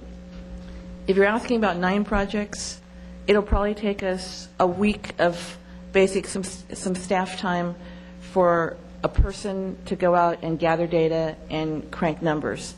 But there are other projects that I can't tell you how many there were that we've already closed the door on because of the deadline. So I'd modify my substitute motion with that explanation to limit it to just these on this list that have gone through the TPG process and have been processed by the committee and so forth. Just these on the overhead. Okay, I'm more comfortable with that. I just feel like we can't. Ms. Kirk, do you accept that modification? We've got to draw All them right, close. that's fair. Any further questions on the substitute motion? Call the roll. Councilmember Cone? I'm sorry. That was aye. Thank you. Councilmember Fargo? Aye. Hammond? No. Kurth? Aye. Pennell? Waters? Yee? Mayor Yee? No. Motion passes. Very good. We don't have to even talk about the original motion. What's that? I'm sorry, sir. I thought I did. No? Councilmember Jones? Thank you. Very good. That's... Don't we need to do the main motion? What's that? Shouldn't we vote on the main motion? No, the No, you main passed motion the was substitute motion. Motion passed. I didn't think a substitute motion included the whole. Okay. The whole thing. All right. Thank you again. We'll move on next to item 5. Item 5.1, Mayor, is Joe Mims Jr. Hagenwood Community Center. This is approval to enter into an individual project agreement with the City of Sacramento to fund facilities improvements at the Joe Mims Jr. Hagenwood Community Center, an amendment to the agency budget. All right, before you start, I believe a lot of this was already covered in the consent calendar. Yes, it was. So all we need is a very brief presentation, and we'll ask for questions from the I'll be fast. Greg Rowe, SHRA. The motion you approved earlier today was for the Public Works side of this project. This is to approve the agency side of it. This is another exciting community project that we're doing in Del Paso Heights. It's a good example of the collaborative public participation model that we've developed there that includes the community, the agency, the council office, and a variety of departments in the city. The motion will authorize the executive director to enter into an individual project agreement and to amend our agency budget to transfer $300,000 from the Del Paso Heights Public Facilities Improvement Project to the Joe Mims Jr. Hagenwood Community Center Renovation Project. If this is approved today, we anticipate that construction would start as early as May and be completed by December of next year. And I can handle any questions you may have, along with the architect who is here, the project manager, Obi Aga, senior redevelopment planner, Donna Melendez. And I'd also like to acknowledge that one of the members of the redevelopment advisory committee, Carl Dexter, is also here. Thank you. Mr. Kurth, you have a motion? I do have a motion, Mayor Yee. I would like to move that we approve the staff proposal here and then would speak to it. Second. Moved in second. You want to speak to it? Did Mr. Dexter want to speak or not? No, I think we've worn him out? Okay. Yep. Okay. Well, a number of things. I'm glad to... Oops. He did? No, go ahead. Okay, thanks. Yeah, this is consistent with the 5-year plan that we have for the Marysville Boulevard corridor, and it's a part of the Del Paso Heights redevelopment area amendment. And believe it or not, it's the 5th amendment that we're now on. We've had quite an undertaking here, a community consensus building process to come up with the design of the center and the things that we were hoping to get into the center. And I think about the most calm word I could use is excited. Everybody in the community is very happy about this and looking forward to this major improvement. And even Heather leaned over to me and said, "You mean the roof's not going to be flat anymore?" And so we know it well and won't miss that part of it. It is the gateway to Del Paso Heights, just across Arcade Creek, and it's a major facility there, and look forward to being there when it's done, and want to congratulate the RAC and the city and all the folks involved in the mutual effort to pull this off. And with that, thank you very much. Look forward to your support. Thank you. We do have a motion second. Mr. Maynard, you want to make a very brief comment? Bill Maynard, CAC rep for Parks and Rec. I just want to go along with the project. It's a great project. It's long overdue.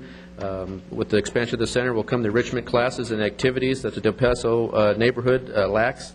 And I also urge the City Council and SHRA to continue to fund the next phases of the project for the community center in the future. Thank you. Thank you. Just one last thought, Mary. Surely.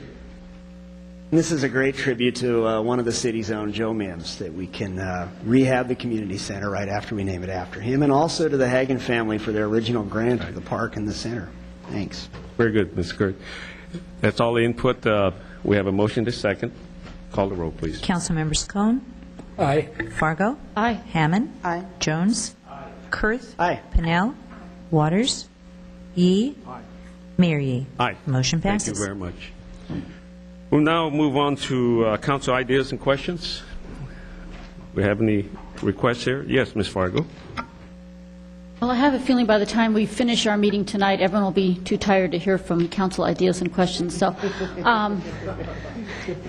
I wanted to I will pass these around. I have some brochures here on the Run to Feed the Hungry, which is on Thanksgiving Day.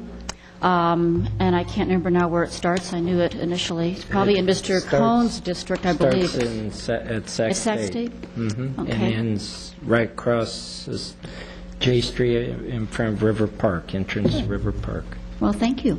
It does start at 9 a.m., and it's going to give everybody an opportunity to help us raise money for the hungry, and at the same time, people can work off a few calories before they sit down for a Thanksgiving dinner. So I'll pass these out to the council members and want to encourage people in the community to participate if they can. It benefits the Sacramento Food Bank services, and I think that's all the information they probably need. But if they want to call the hotline, it is 719-4400. Thanks. Thank you. Ms. Pennell.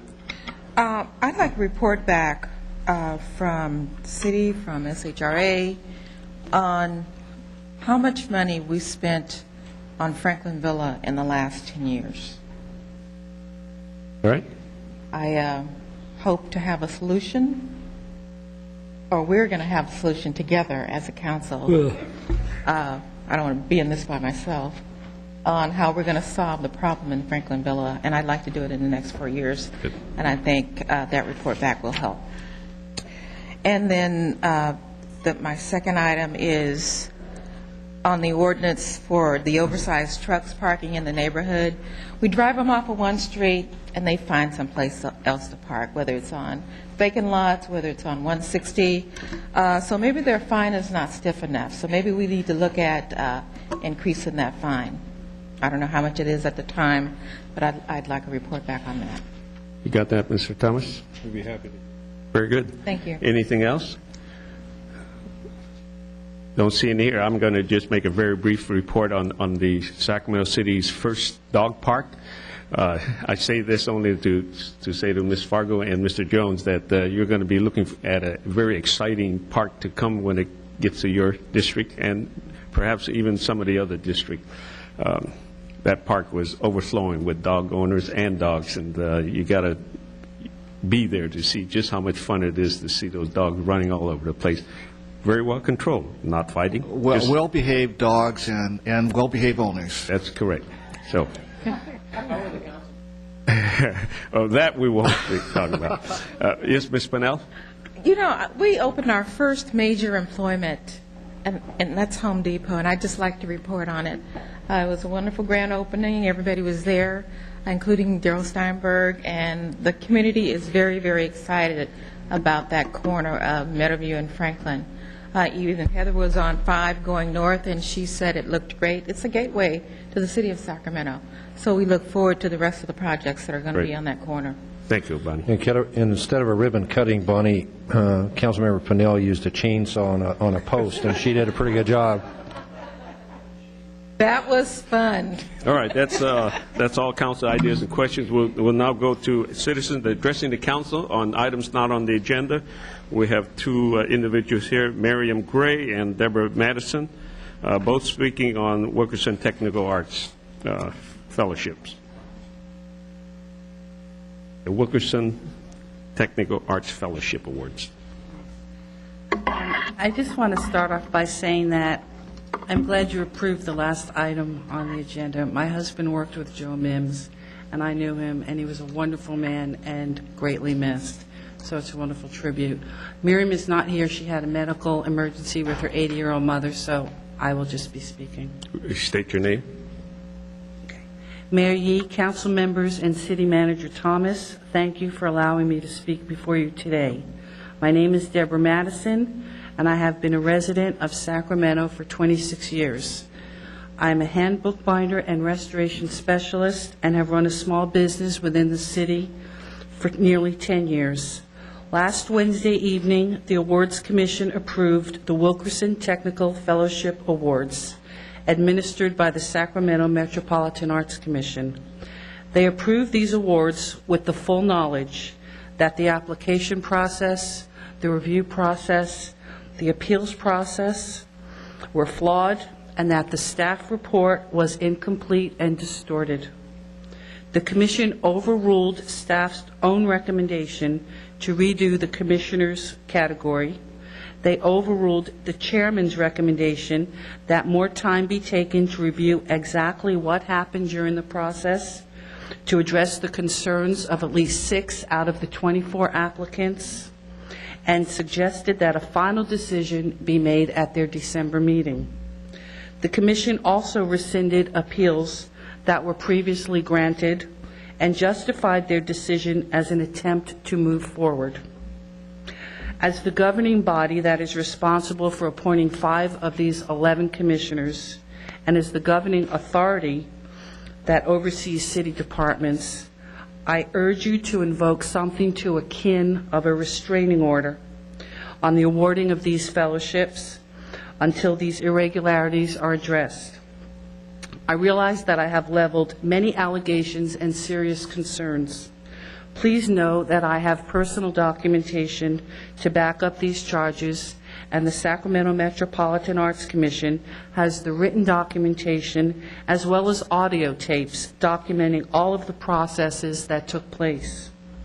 I implore you to stop this process from moving forward until an investigation takes place and that staff be held accountable for not treating all of the applications equally and fairly, and for the chaotic, haphazard, inept, and quite frankly, deplorable way they conducted the business of this city.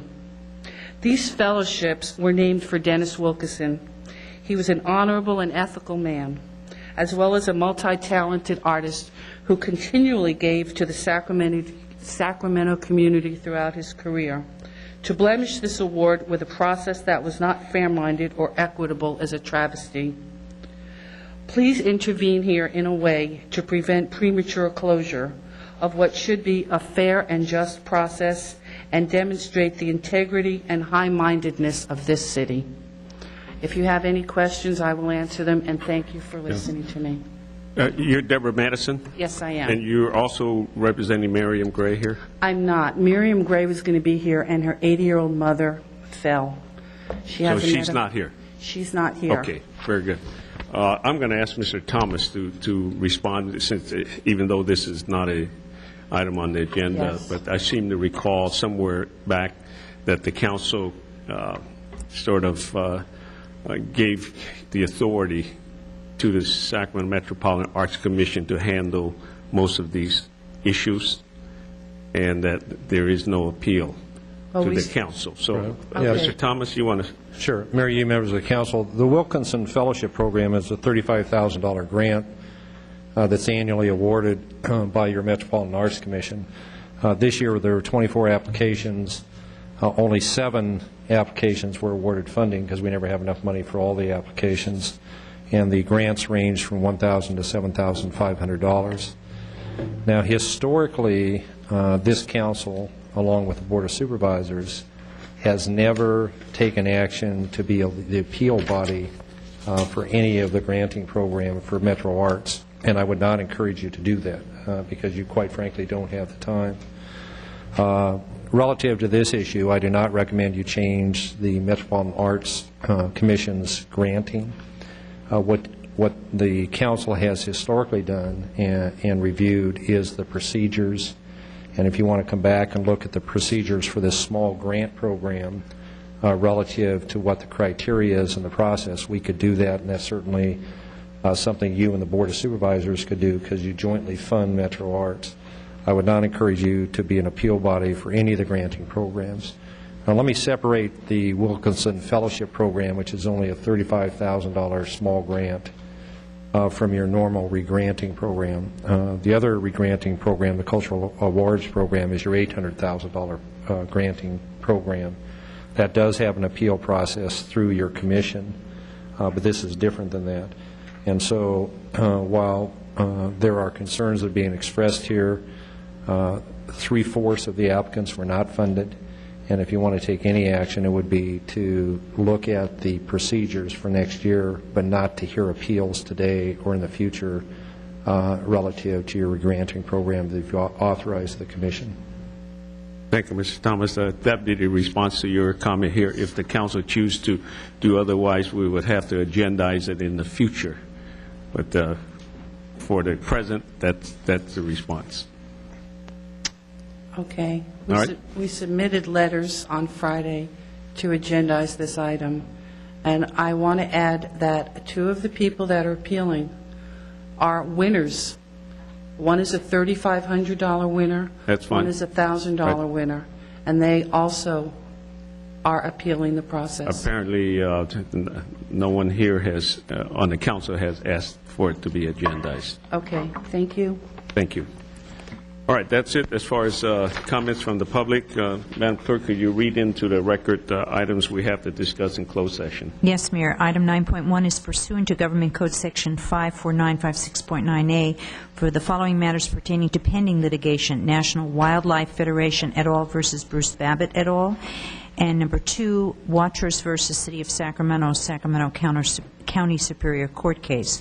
9.2, pursuant to Government Code Section 54957.6, Chief Negotiator D. Contreras to discuss matters pertaining to negotiations with recognized employee organizations. And the last item is pursuant to Government Code Section 54956.9C, to consider initiation of litigation, one potential case. All right, with that, we will recess into closed session, and we should start immediately because we have another function at 5 o'clock. So, thank you. What? I'm sorry, I have to sit up. Someone could sign this for me. All right, this meeting's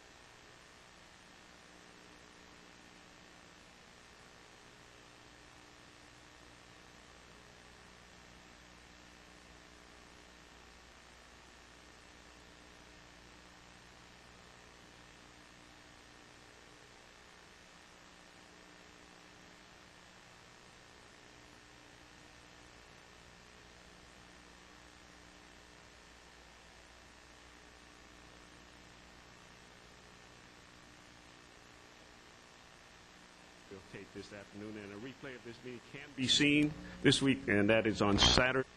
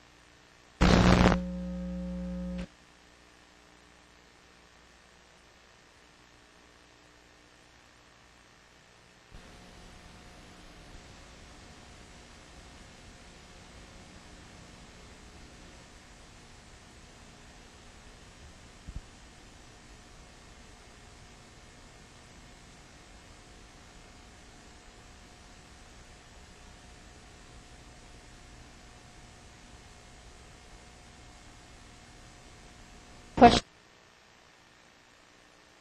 Okay. With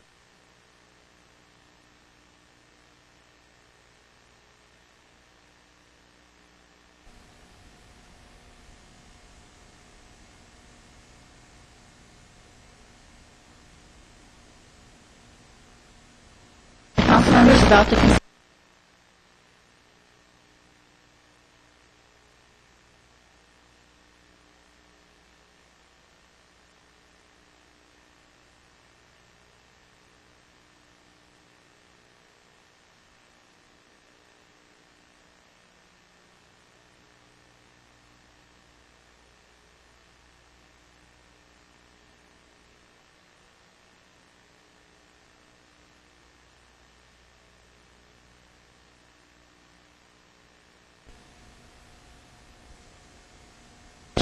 from the council members about the consent calendar, or anybody from the audience who would like to address us regarding the consent calendar? Second. Comments? I need to register an abstention on item 1.5. Other than that, yes, I'm sorry, you're punched up and I didn't look. Ms. Sheedy. Your mic. You need to turn on your microphone. There we go.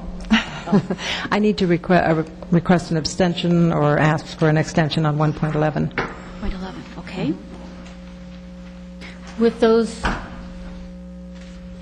exemptions, is abstentions, I don't see anybody else who wants to speak, so all those in favor, please say aye. Aye. Any opposed? Abstained? We've got those recorded already. Okay. Two special presentations. Will the clerk read the first one for us? Mayor, the first presentation is one of celebrating the 50th edition of the Community Services Directory in recognition of Infoline, Sacramento's 25th anniversary.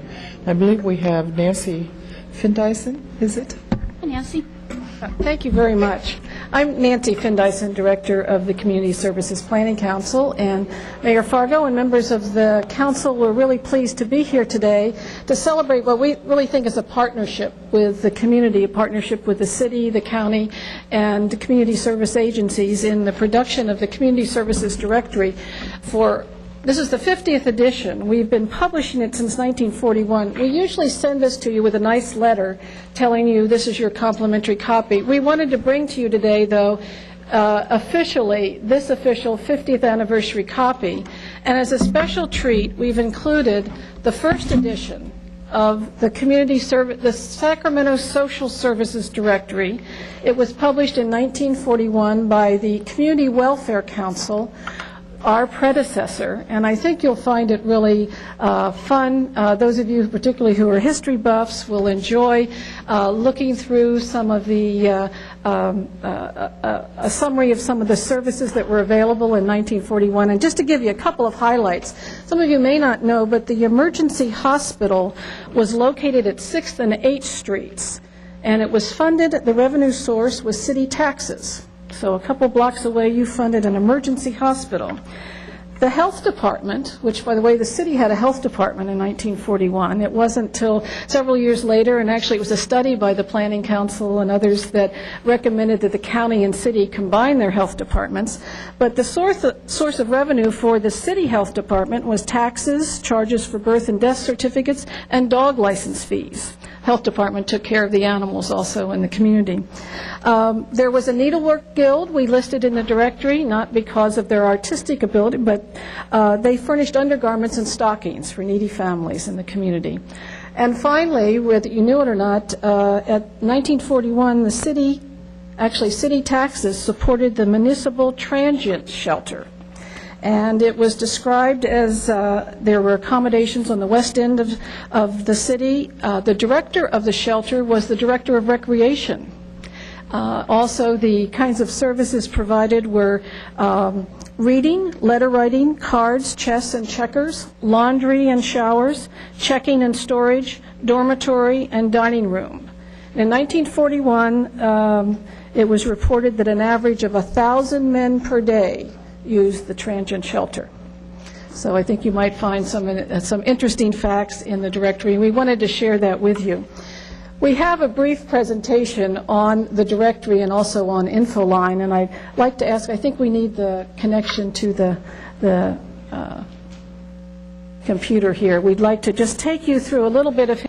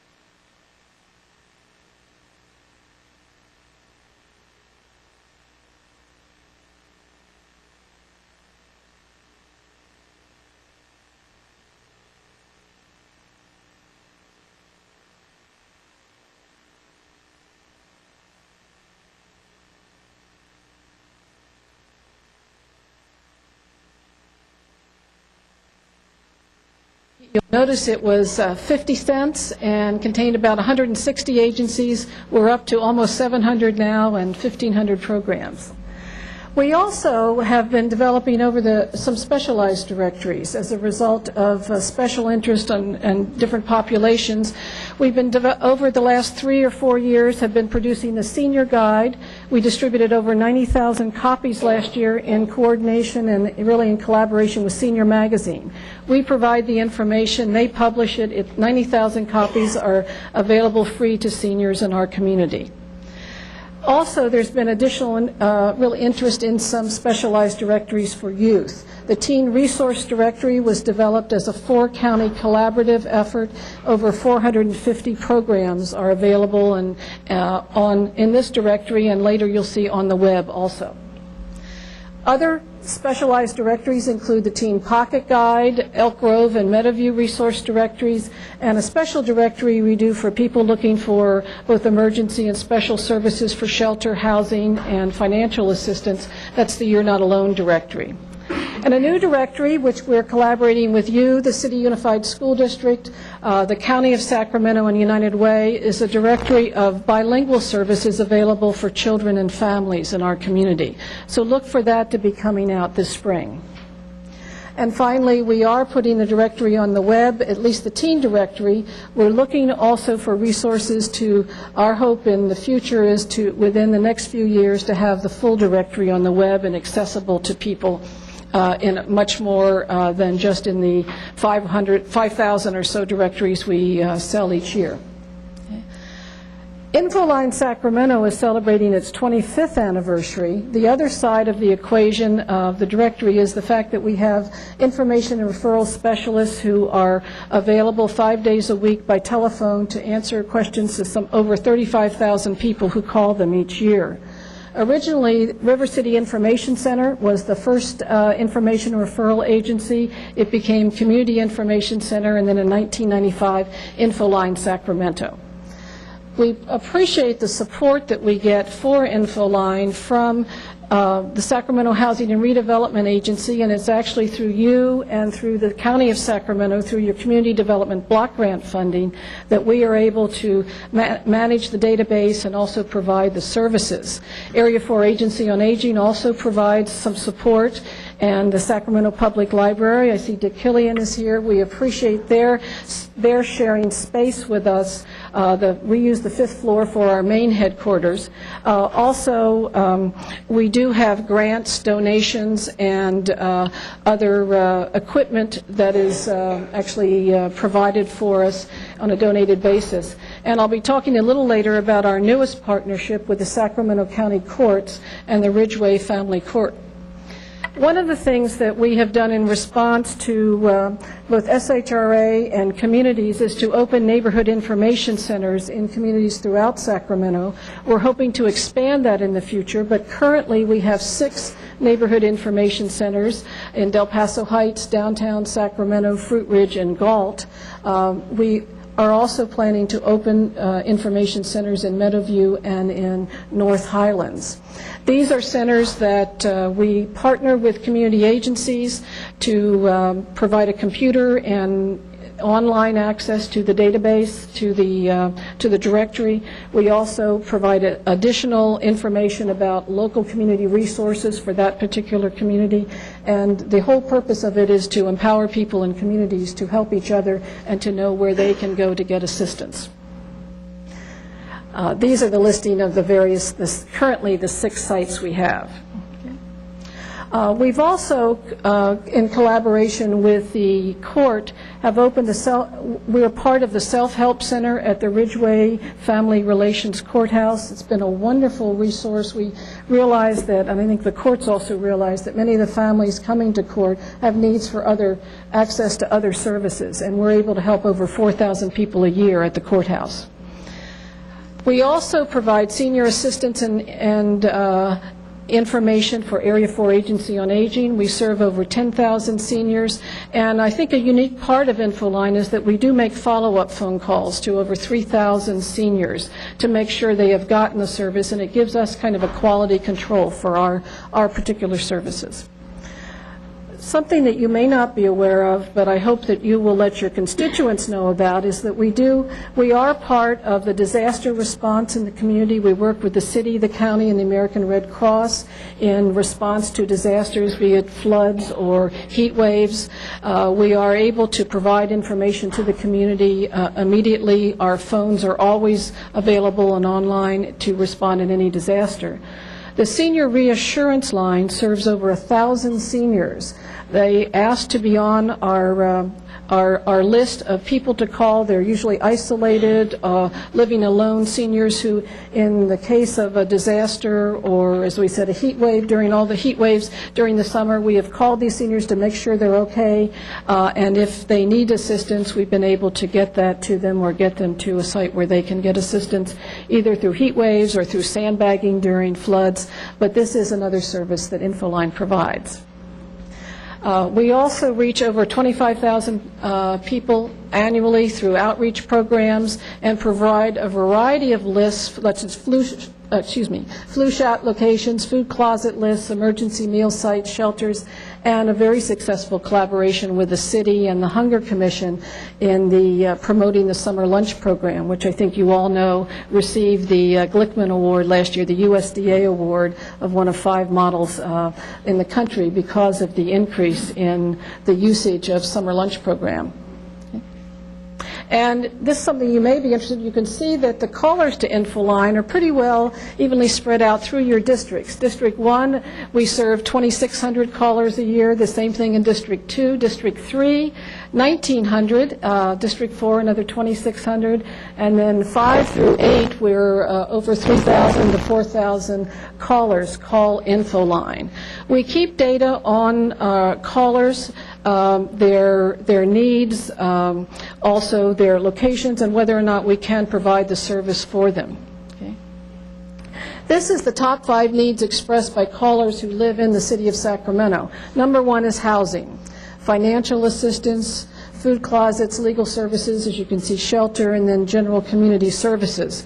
You can see there's a real theme in terms of people who need affordable housing, financial assistance, and just basic services for their families and themselves. Unfortunately, we also keep a list of those things that we can't really help people with, or we have limited resources. Financial assistance for utilities, rent, and other holiday food baskets ran short this year. Shelters, furniture, transportation, and travel vouchers. These are issues that we provide that information to you and to others, and we hope that through collaboration we can begin to provide additional assistance to people, and that you have this information from Infoline to let you know where we are meeting the need and where we are not. We will be providing you an annual report on the calls, the callers, the needs that we've been able to answer, and those things that are unmet. And in conclusion, I wanted to just let you know what the plans are for the future and where I think you'll have some interest in working with us and a collaboration in our community. First of all, we really are interested in expanding the neighborhood information centers into all communities in our area. We are working to get the directory on the web so it is more accessible. And as many of you know, the Federal Communications Commission recently designated 211 as the official information number across the country, but it's up to local entities and to states to actually implement 211 in their communities. This means that rather than calling 498-1000, people from the community can call 211 anywhere in our area and get immediate assistance to referral to community services. It's going to take, I think, regional cooperation. It's going to take a real look at what infrastructure we have to implement that, but it's a real opportunity for us in our community to do this. We hope you'll be partners in that in the future, and we look forward to working with you on that. Thank you. Thank you, Nancy, and happy anniversary. Thank you. Are there questions from any of the council members about the services of the Community Services Planning Council or the directory? Thank you for giving us each new additions, and particularly thank you for giving us the historic versions as well. It's fun to look at. With that, we are ready for the next item. Mayor, I had actually punched up. I'm sorry. I just wanted to thank you. community resource guide and the info line, it just provides such a tremendous resource for our community, and I think we all use it. It's like the community Bible. I mean, if we're setting up any collaborative or working with any collaborative in our respective districts, I think it's one of the first places we go to figure out who the stakeholders are and who needs to be invited to the table, because you've compiled such a wealth of information about all the folks who provide services. So thank you so very much. And thanks also, I imagine this came from our wonderful library archives. Did it not, the 1941 directory? I think it came from a box in their basement. Is that right? Okay, because there's something here that says library on it. I thought maybe this was on loan from our library archives, but you're actually giving us this? This is like an antique. This is great. Okay. All right. Because I was going to see if I could sell it, but no, this is wonderful, and it does give us a sense of the wealth of organizations that serve our community and how much they've grown in the time period. But thank you for collecting this information. We really appreciate it. Okay. I see no one else punched up unless somebody's in District 0. Okay. Next item, please. Mayor, Thank you, Nancy, and all of your staff for being here with us today. We're going to postpone 2.2 until later on in the meeting. That's right. Thank you. Item 3.1 for public hearings. We actually are going to read item 3.1 and 3.2. 3.1 is North Point Park lots KLM and Villages 17 and 18 located south of Club Center Drive within North Point Park PUD.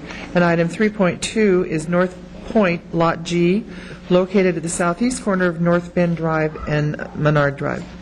Mayor, if I could, for the council's clarification, 3.1 and 3.2 are related relative to the location of a school site. Therefore, we're recommending you hear both items at the same time, but it would require separate action on each item once you understand what's being recommended in terms of the school site location. That's why they're being heard together. Thank you. Good afternoon, Mayor Fargo and honorable members of the City Council. My name is Doug Holman. I'm with the Planning Division, and I have an exhibit here that might help clarify. Thank you.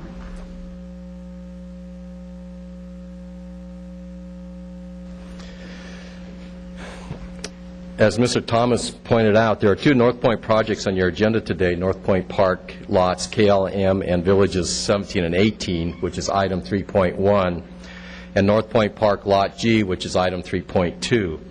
Because they are interrelated, my presentation will include both.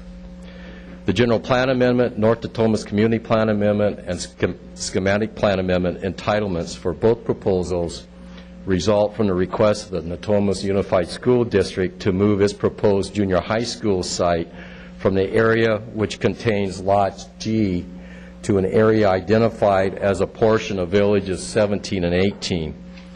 The Natomas Unified School District requested the site exchange so that the entire site would be within its borders. At present, 10 acres of the site make up Lot G, which is inside the city limits, and 10 acres of the site lie outside the city, outside the school district boundaries and are within the county. The proposed rezone of Lot L, which is a part of item 3.1, would reflect the single-family detached residential development proposed to be built on Lot L. The proposed projects are exempt from the mixed income policy because they are subject to an existing development agreement, and the requested entitlements are considered minor legislative entitlements as defined in Resolution Number 2000-454. The projects are considered minor legislative entitlements because, first, the school site exchange is considered an amendment to public facilities designated in North Natomas Community Plan. Second, the total housing units proposed for lots L and M would meet the target range density for the combined lots with no net loss, and Lot G would be developed at the single-family residential target range of 7 units per acre. That concludes my report. If you have any questions, I'd be glad to answer them. I appreciate that you did a map that we can read and see what's going on. And this is one of those issues, just for the benefit of the rest of the council. Because there are 4 school districts within North Natomas, I think it does make sense to move the school so that it's clearly in one of those districts. And it also, I think, is a better location just from a traffic and, transportation point of view to move it on a more major street, closer to the center of things. So I think it makes sense, and I appreciate the changes being brought forward. So if there are any questions other than that, I see one from Ms. Hammond. Well, I'd like to move to approve or close the hearing or whatever we're supposed to. We need to do separate items, one on 3.1 and then separately on 3.2. I'd like to move to approve 3.1. Okay, it's been moved and seconded. I guess since it's a hearing, we better do a roll call. Councilmembers Cohen. Aye. Hammond. Aye. Jones. Pennell. Sheedy. Waters. Yee. Aye. Mayor Fargo. Aye. Motion carries. I'd like to move to approve 3.2. Okay, it's been moved and seconded. Any other comments? Hearing none, have a roll call on that. Councilmembers Cohen. Aye. Hammond. Aye. Jones. Pennell. Sheedy. Waters. Yee. Aye. Mayor Fargo. Aye. Motion carries. Okay. Thank you very much. Thank you. Thank you, Doug. Okay, next item. Item 3.3. This is an ordinance adding Chapter 3.98 to the Sacramento City Code, establishing the Sacramento Tourism Business Improvement District. Good afternoon, Mayor Fargo, council members. I'm Margaret Freeman with the Revenue Division, and this afternoon we are asking that you open the public hearing for the establishment of the Sacramento Tourism Business Improvement District. After hearing any public testimony, we ask that you close the hearing. At the end of the hearing, if there is no majority protest, City Council may, 1, withhold approval of the proposed establishment in its entirety, 2, continue the hearing, or approve the establishment of the proposed business improvement district by enacting the ordinance that establishes it. And we are recommending, staff is recommending the third option today after the public hearing. City Council is also being asked to adopt a resolution approving the business plan as proposed by the Sacramento Convention and Visitors Bureau. And the plan describes the activities and programs to be funded by the fees collected by the Business Improvement District. The Business Improvement District assessment is to be levied on all hotels within the Sacramento city limits, the City of Ileton, and all of unincorporated Sacramento County. The City of Ileton and the county have already given their consent to have their jurisdictions included in the district, and when Council adopted the resolution of intention, at that time the consent of those two jurisdictions were included. The fee is to be assessed on every room rented on a transient basis, and the fee schedule is structured with rates that are applicable to hotels with annual room rates of over $500,000 and a fee schedule for hotels with under $500,000.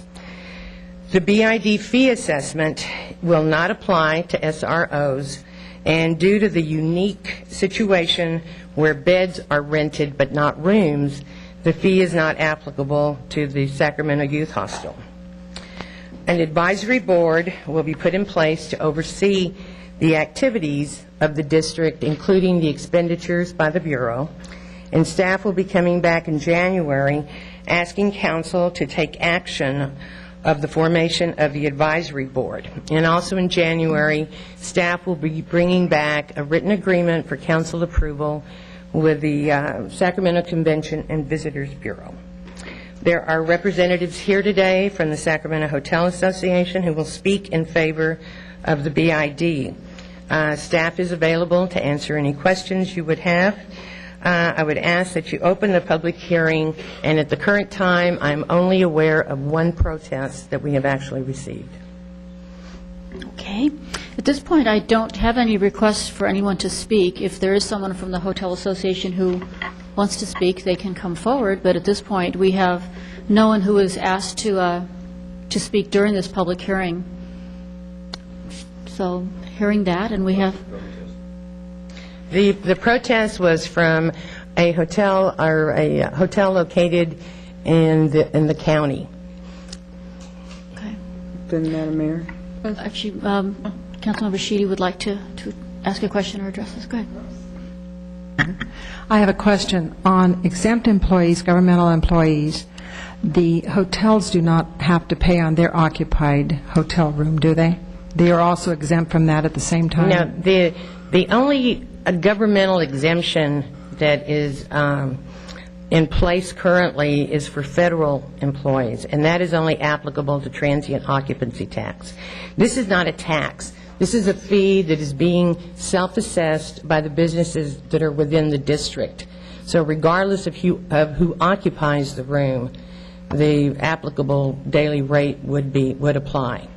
So the only exemption is to transient occupancy tax for federal employees. So any other exempt employees, they would have to pick up the fee that is charged by them themselves. Is that what you're saying? The hotel has the option to either pass the fee on to the occupant of the room or to absorb that in their operating expenses. The per day fee structure is just that, a fee structure. And the ordinance allows the actual hotel operator to either pass it on to the customer or to absorb it as part of their operating expenses. But that's up to the hotel operator. Okay, but there is something in place for that. Thank you. Yes. Ms. Hammond? If there aren't any other questions, I would like to move to close the hearing. Never mind. We have Catch one. me in a minute. One quick question, You Mark. just punched up, Margaret, sorry. is there a sunset to this? Is there a sunset to it? No. This district is being formed under State Streets and Highways Parking and Business Improvement Law, 1989, and the City Council is given through state statute the authority to establish it. If at some point 51% of those who pay the fees, or 51% of the fee payers protest, the City Council would have to disestablish the district. So there is a mechanism for those who pay the fees to come back and either ask for changes or to disestablish. I'll always remember, you know. Madam Mayor, this is something that was discussed with the council, a couple of weeks ago, maybe 3, and it's what you might call a self-imposed assessment, which I find very interesting. It's something that they want to assess themselves and help themselves as far as advertising is concerned. I think it's a good step forward. Israeli player has ever played in the NBA. They can see it in their own mind. Will be the first. It means a lot, and all, you know, I represent not myself anymore. I represent my country, the Jewish people in this bring more people into the city of Sacramento. It's a lot of responsibility, it's a lot of pressure, but something that I take it with me. I knew it before, and I know it now, and I love it. Omri Caspi from downtown. Omri Caspi! And we're tied. How about this crowd? Omri Caspi at 3-ball! I think the Kings fans are going to love this young man. I'm in a situation right now that people really helping me, and I'm in a great organization. I just feel great, you know. I'm not far away from the gym. Everything is quiet. There's great fans all over the city. There's great restaurants, so the Kings really take care of everything I need, and I feel like home away from home. Oh, the fans love that.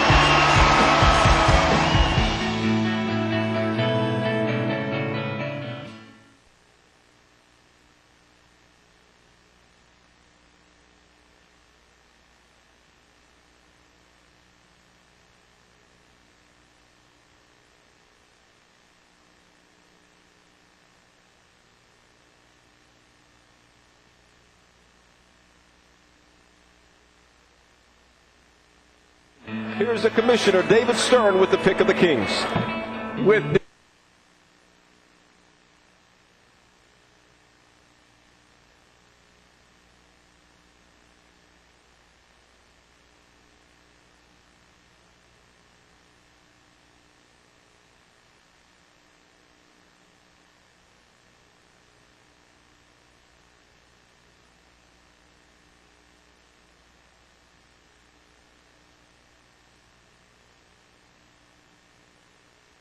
Presentation, but I would also like to say that Sergeant Hunter has done a wonderful job under the new ordinance and his whole crew, and I appreciate the city attorney's help all the way through the process. That's great. Are there any questions from the council members? Great. Well, with that, then I guess we will waive the reading. And was that a motion too? That's a motion And that to was a approve. motion. It's been seconded. All those in favor, please say aye. Aye. Now, at this time, if you will allow me, Madam Mayor. Yes, I'd like to make a presentation. The vehicle seizure ordinance has seized more than 87 vehicles. We have had not one repeat offender. Out of all those vehicles, they have been able to negotiate the return of those vehicles except for one.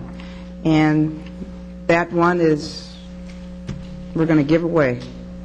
I want you to know that the Salvation Army, which has more than one location in the city of Sacramento, but has one in particular in my district, has a need for donations, just like many of the social services that were highlighted when they talked about the directory in the previous item. So Major Daniel Birks is here from the Salvation Army, and I'm going to come down and meet you and give you this, the keys to this old, previously owned vehicle.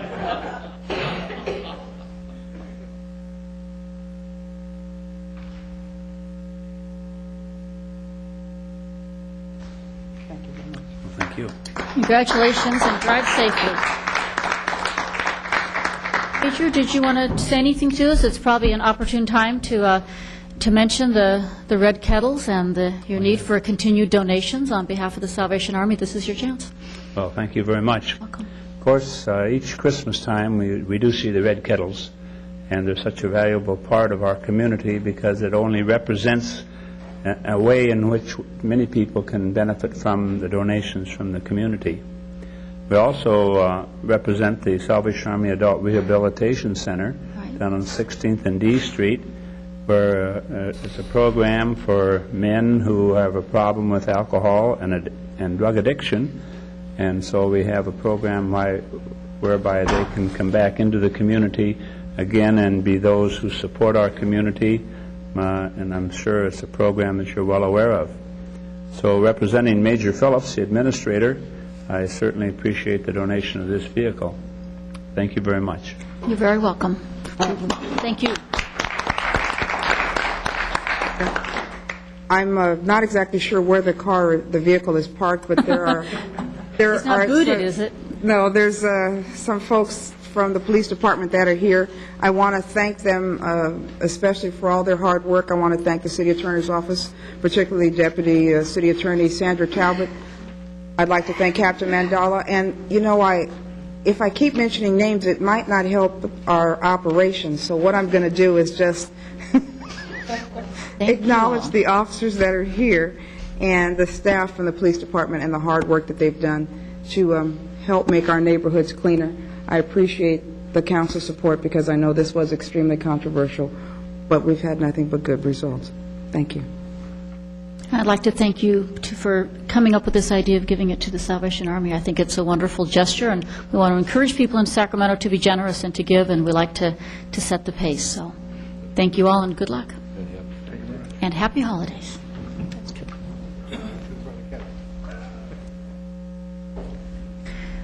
Well, in the spirit of the day, we're going to take another item out of order, item 4.6.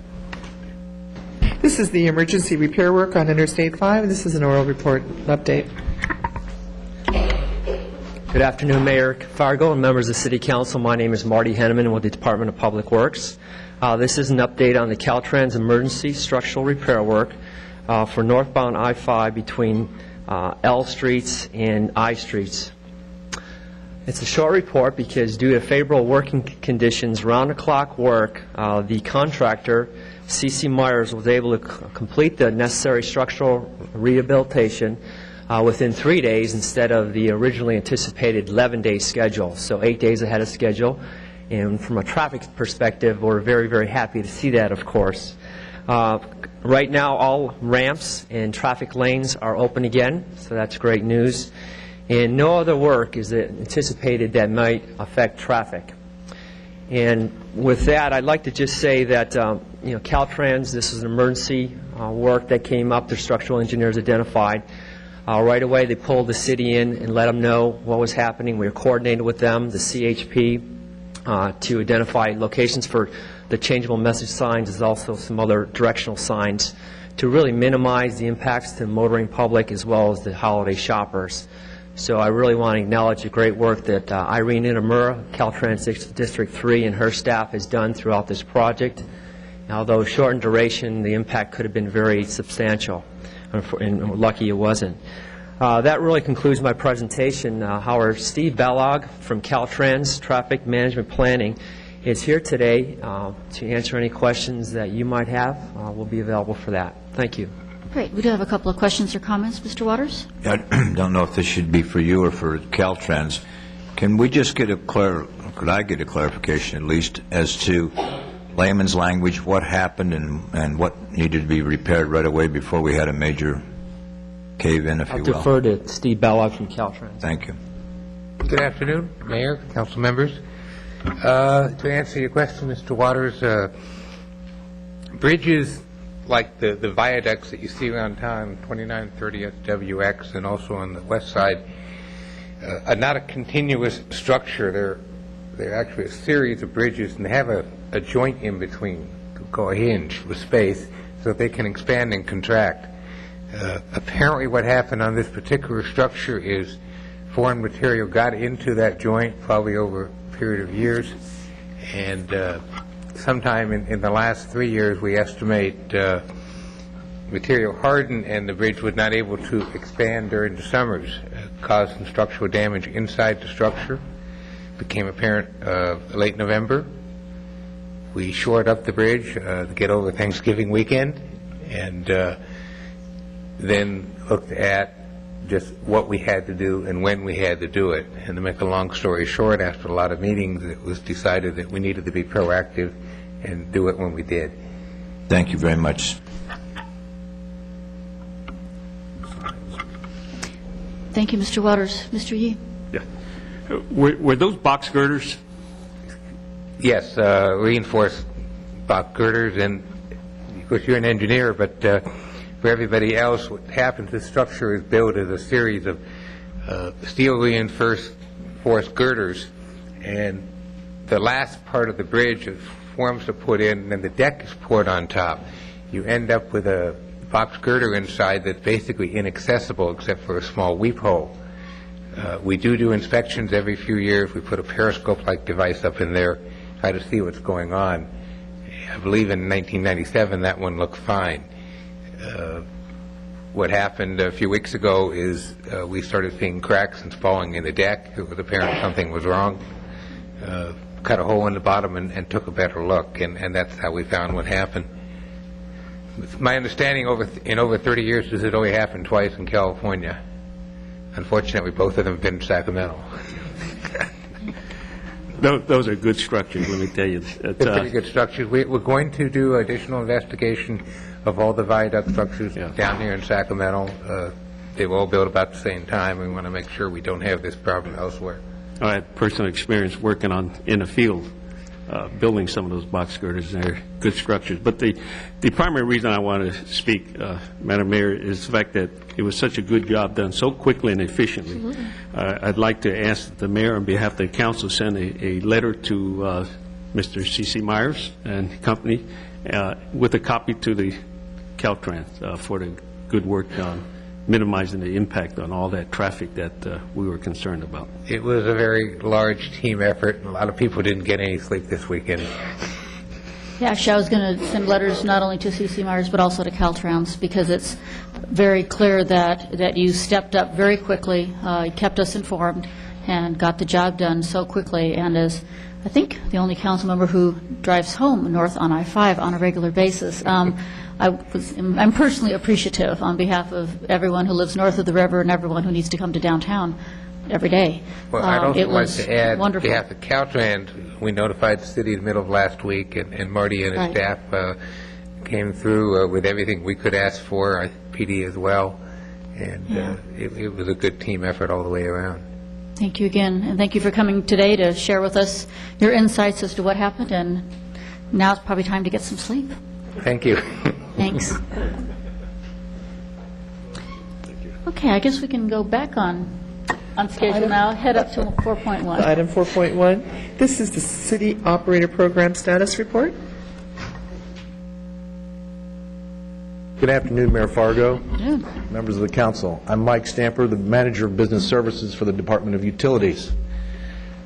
Our purpose today is to present to you a brief informational report on the status of the City Operator Program.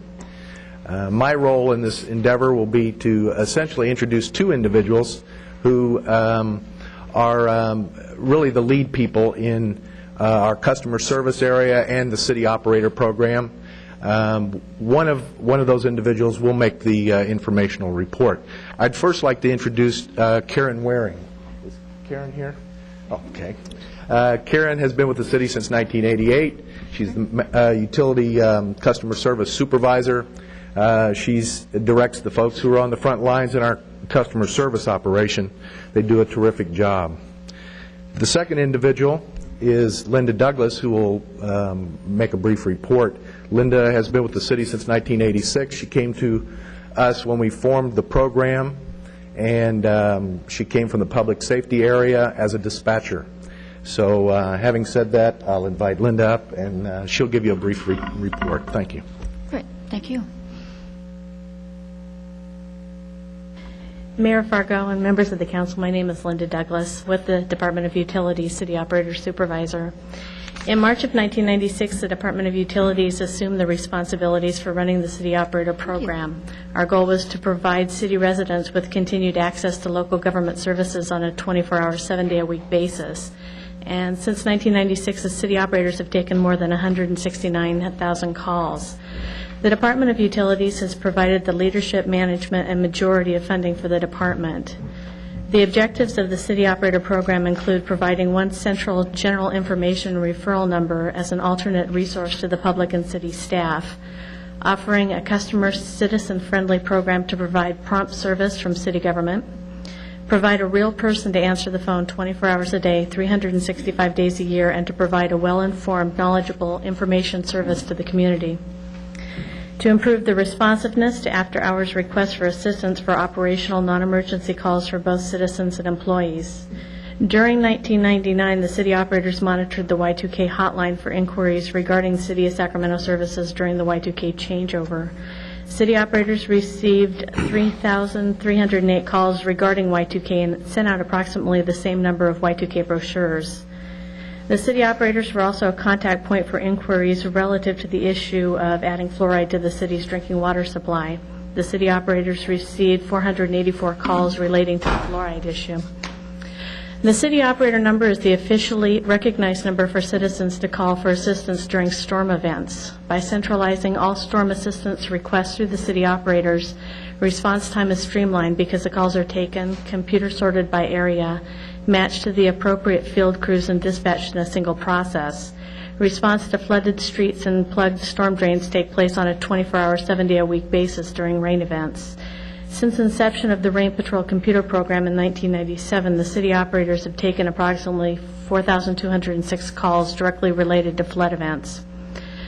Funding for the City Operator Program is currently shared by those program areas that benefit from the service, including Public Works, Neighborhood Services, and Utilities.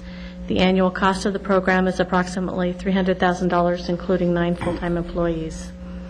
The City Operator Program also sends out customer service satisfaction surveys on a weekly basis to measure the quality of service provided.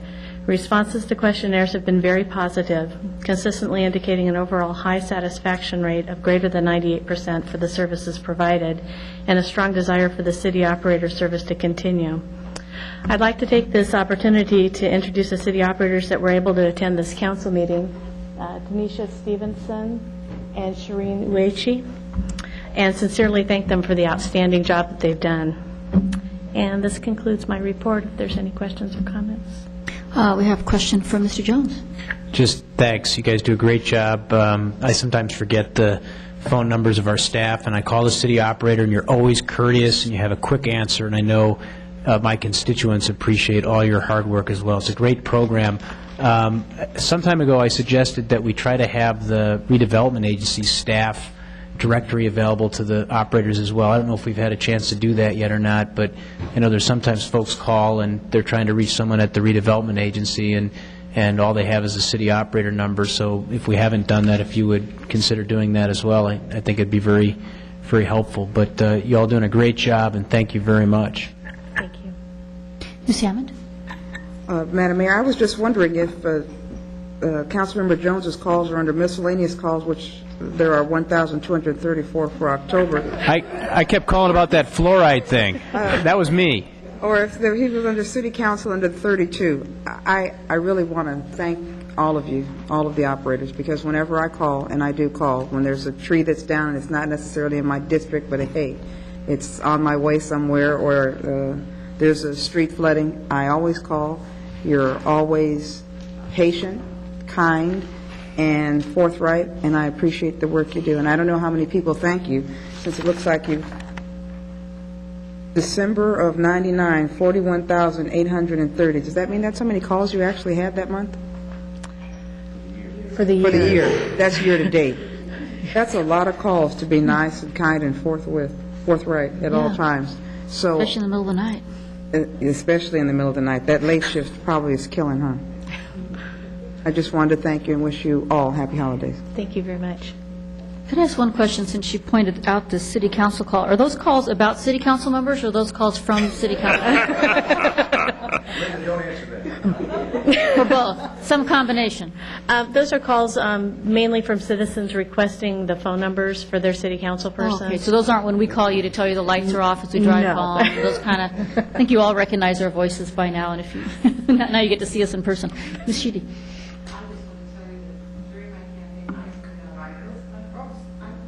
Remember that the next. During my campaign, I put out some of these little magnets, and I was on the refrigerator door during the storm. So my phone started ringing off the hook, and I took your number off my refrigerator and passed it on. And I want to thank you very much, because I called first to make sure that everything was working that evening, and the person I talked to was most gracious. I had the people that were with the problems of trees, et cetera, call you. I then got a call back thanking me for giving them this number, and that they would keep that number on file. So you have a district out there that I know of, and I'm sure others, that appreciates the fact that you were there during those awful storms. Thank you. Thank you. Mr. Yee? What do you do with the county calls? What the county You have calls? listed here as apparently calls from people in the county, or are they They're- calling about county problems?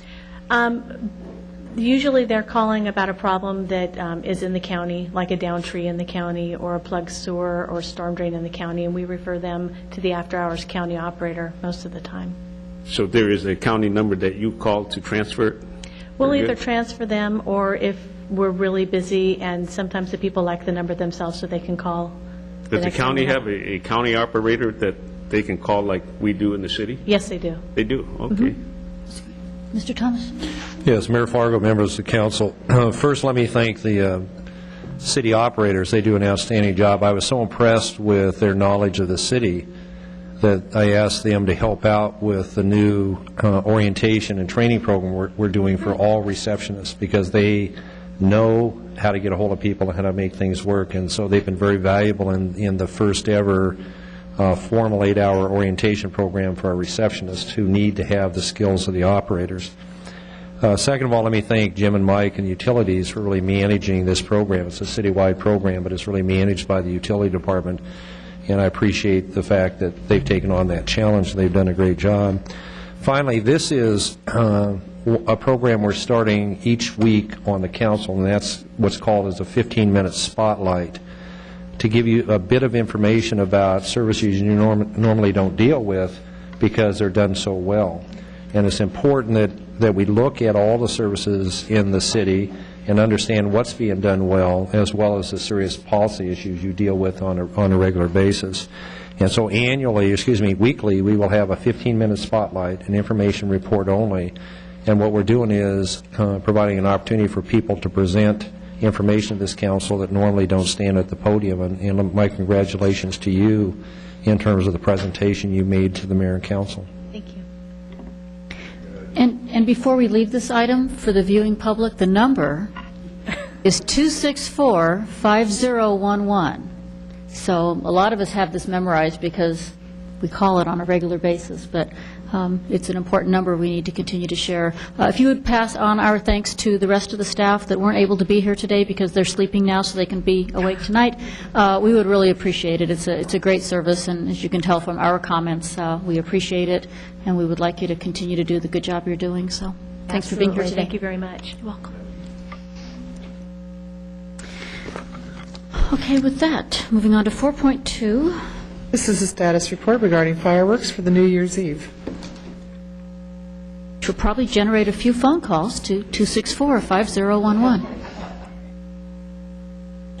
Yes, Mr. Tamiyama. Madam Mayor, members of the council, I'm Alan Tamiyama, the Administrative Services Officer for the Department of Parks and Recreation and also the 150th Anniversary Citywide Coordinator. I'm pleased to bring to you today a report of good news that, in fact, after what has been just discussion, is actually rapidly becoming reality. On New Year's Eve this year, the start of the real recognition for the millennium, we will have a fireworks display in Old Sacramento. Yay! And actually, it's a collaborative effort with the 150th office. We're working with the Sacramento Convention and Visitors Bureau, the Old Sacramento Management, Sacramento Downtown Partnership, Capital Public Radio, and the City of West Sacramento. We're all partnering together to bring this to the citizens of Sacramento and West Sacramento and the entire area, actually. And so what we're looking at is that on New Year's Eve, with a number of activities going on, both public and private, we will be the focus of attention in Old Sacramento between 8:30 p.m. and 10 p.m. Now, commencing at 8:30 p.m., there will be live entertainment being provided by the Wilford Prison Band, which is a lively, energetic, and entertaining group of musicians, and also the living history characters in the Old Sacramento area. And then promptly at 10 p.m., people will convene along the waterfront in Old Sacramento, and certainly on the Riverwalk on the West Sacramento side, to hear a simulcast broadcast being done on Capital Public Radio.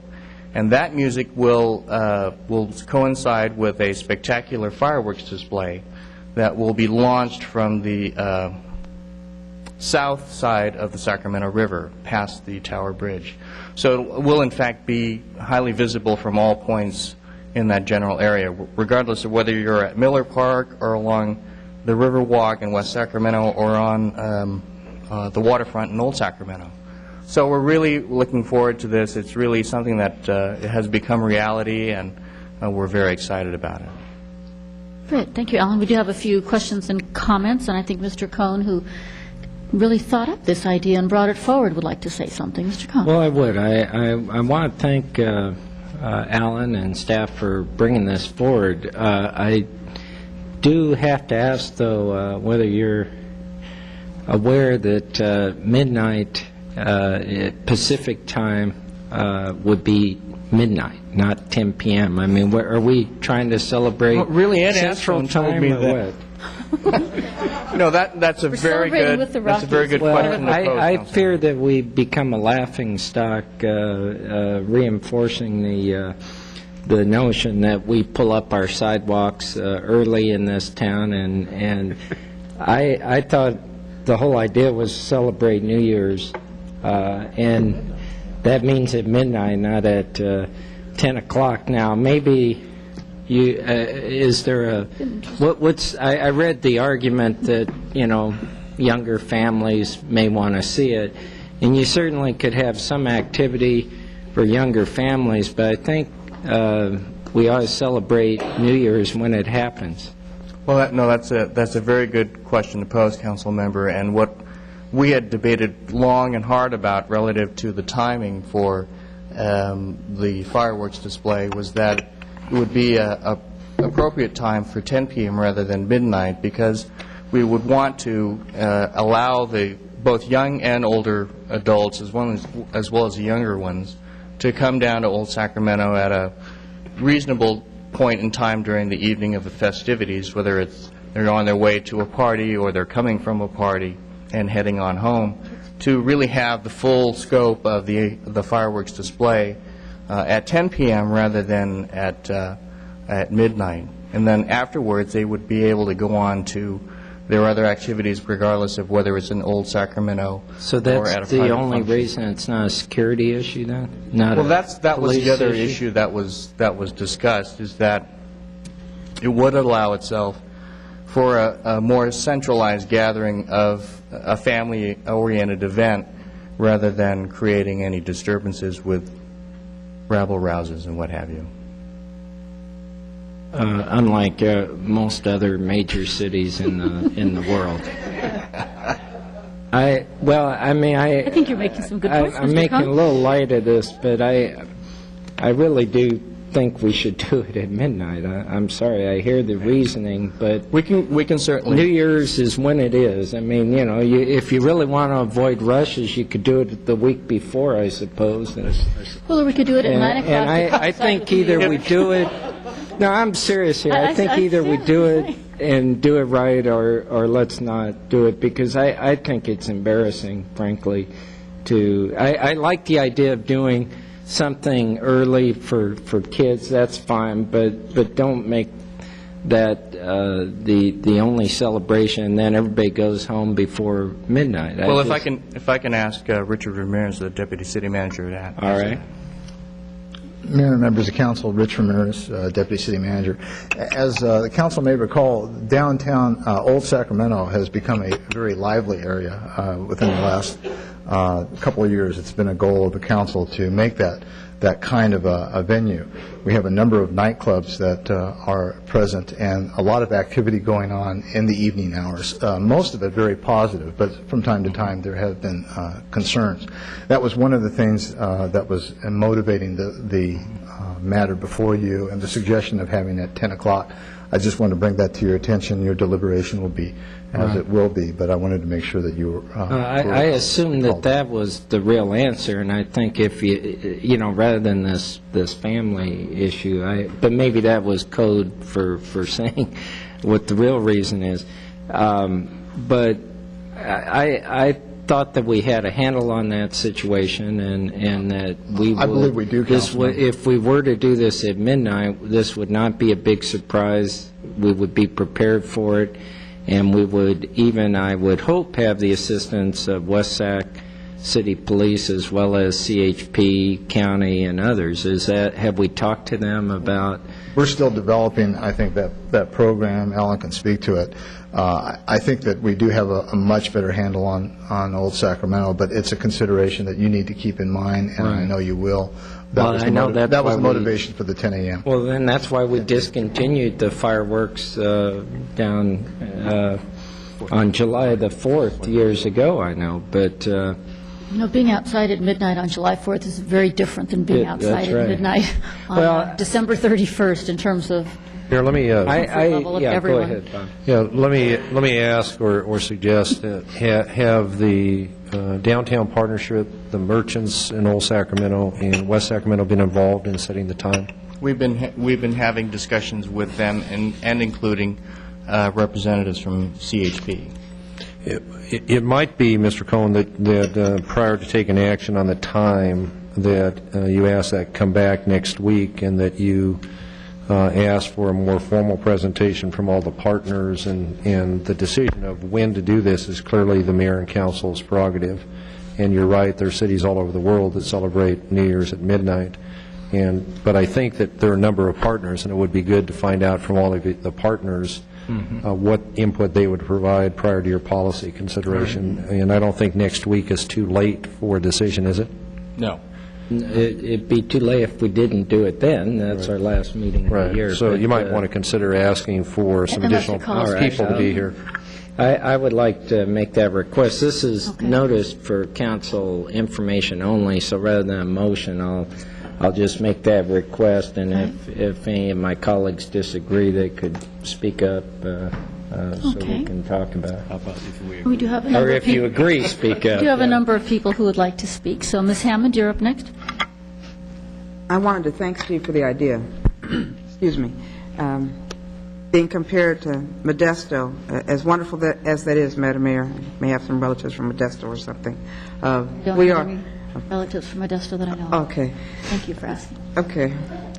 We are a larger city than Modesto, and I know that we can do better. And I have, as I think I've said to this council, been out on the water on my boat when we used to have the July 4th fireworks, and I can just tell you, you'd never want to be on a boat when we're doing fireworks again. It's actually like it being in combat with the falling fireworks and the other boaters. So I'm not John Paul Jones and don't ever want to be.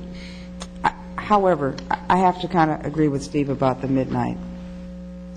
And I don't know, I don't want to kill this with details.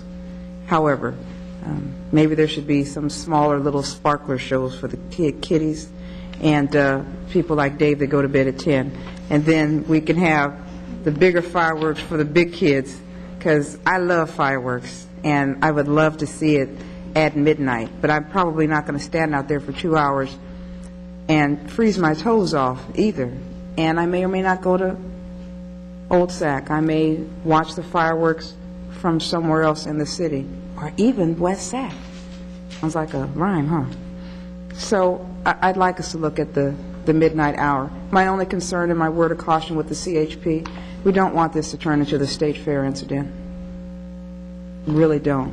Because I don't want to take all those calls again about all of the exits and entrances on the freeway being blocked, because then it'll be the Greenhaven, Southland Park, W Street people calling, and they'll be outraged that they can't get home. And I can't say that I blame them. So until the CHP has some better training, cultural training, and other types of training, let's keep their role at a minimum. Thank you. Thank you, Ms. Hammond. Ms. Pennell. I'd like to thank Steve for bringing this forward. I kind of felt like we missed doing something in the new millennium, and this is something that we need to do. As far as going past 10 o'clock, I mean, we need to think about the families that are going to be out there with the young kids, and we need to think about how many of you all on this council can stay up to 12 o'clock. I know Ms. Hammond's the party animal. We could test that tonight if you'd like. I don't want to test that tonight. We almost tested it last week or 2 We weeks sure ago, I did. guess it was. But I think it's a great idea, and we just need to be cautious about OSAC, and people are down there having a good time in the clubs, and we're going to have young families down there with the kids, maybe depending on the weather. So you're going to bring it back next week, and we're going to think about the time at that time? Yes, ma'am. I think that's what I've heard. Okay.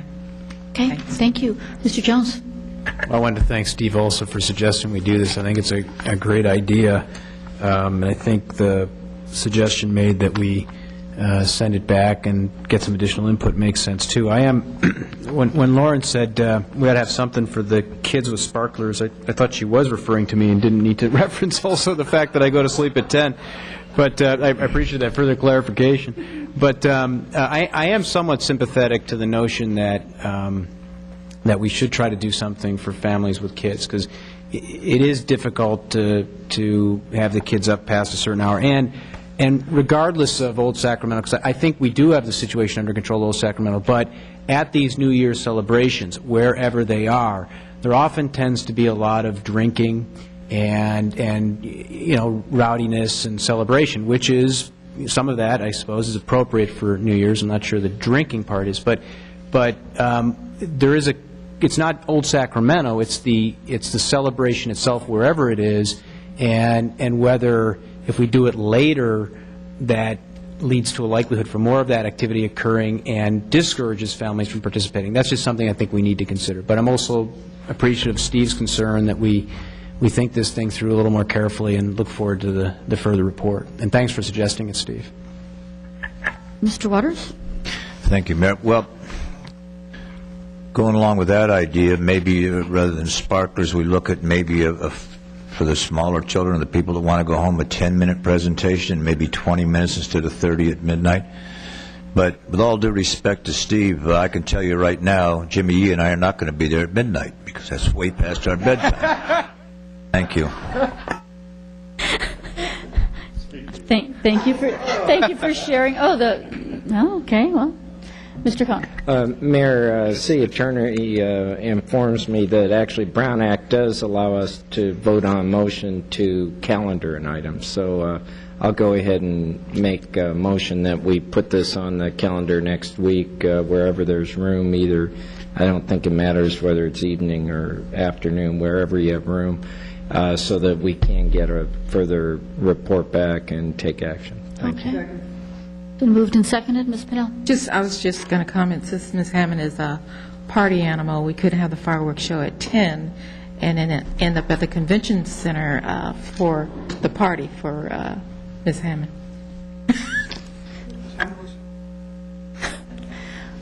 Well, before we take a vote on this, I'm just going to, I agree with Mr. Cohn that we need to get a report back. At this point, I tend to agree with you, and I'm leaning towards doing something at midnight. People are going to stay up, and they're going to want to have a celebration at midnight, whether it's either going to be our celebration or somebody else's. What we're doing here is giving them a chance to do it twice, because they'll come to ours and stick around and do it again at midnight, which isn't necessarily bad, but it extends the party. But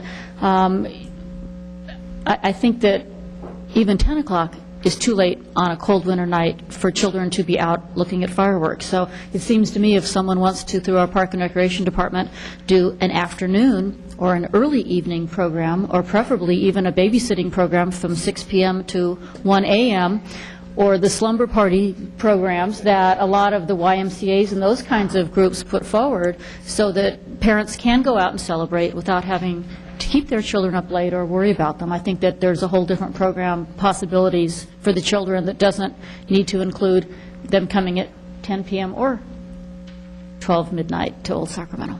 Ms. Pennell, did you have another comment, or did I already take you? Okay. Okay, with that, all those in favor of asking staff for more information and bringing this back next week, please say aye. Aye. Any opposed? Okay. We'll get to talk about it again next week. Yeah, Mayor, I'm assuming next week we're going to put this under an action item. The policy question before the council is going to be, what are the costs associated with it in terms of supporting it? And most cities do. We just need some clear direction so we can be prepared, as Mr. Cohn has said, and we should not be afraid once in a while to experiment. We did have some problems years ago. That may not be true today. Well, I also do think a summer event is very different than a winter event, and I think that we're talking about two very different things. So, anyway, Thank you. With that, we'll look forward to talking to you about this again next week. Okay, item 4.3. This is the Central Library Homework Center. Speaking of young children doing what they should be doing at 10 p.m. Perhaps not as much fun as fireworks. My name is Judy Eidson, and I'm the manager at the Central Library. Good afternoon. In the budget hearings last summer, Councilman Jones asked the staff to come back with a report regarding the feasibility of establishing a homework center at the Central Library. And that's what we're doing this afternoon. The report that's in your packet, item 4.3, is a copy of a report which we gave to the Library Authority Board last week, keeping them informed as well. And I'll discuss it briefly without keeping you very long. The report basically addresses the question and describes the homework centers that the Sacramento Public Library has established at the Martin Luther King and Colonial Heights libraries, and discusses the kinds of components and elements which go to make up a homework center, including the fact that both of them include registering students to receive one-on-one assistance with a counselor working on their homework, that the homework centers are located in neighborhoods with lots of walk-in students after school, in areas where there are large numbers of at-risk youth, and in areas they're located close to schools themselves. Central Library's demographics, however, are somewhat different than that, in that most of the youngsters who come to the Central Library during the week come as members of classes on structured school visits with their teacher.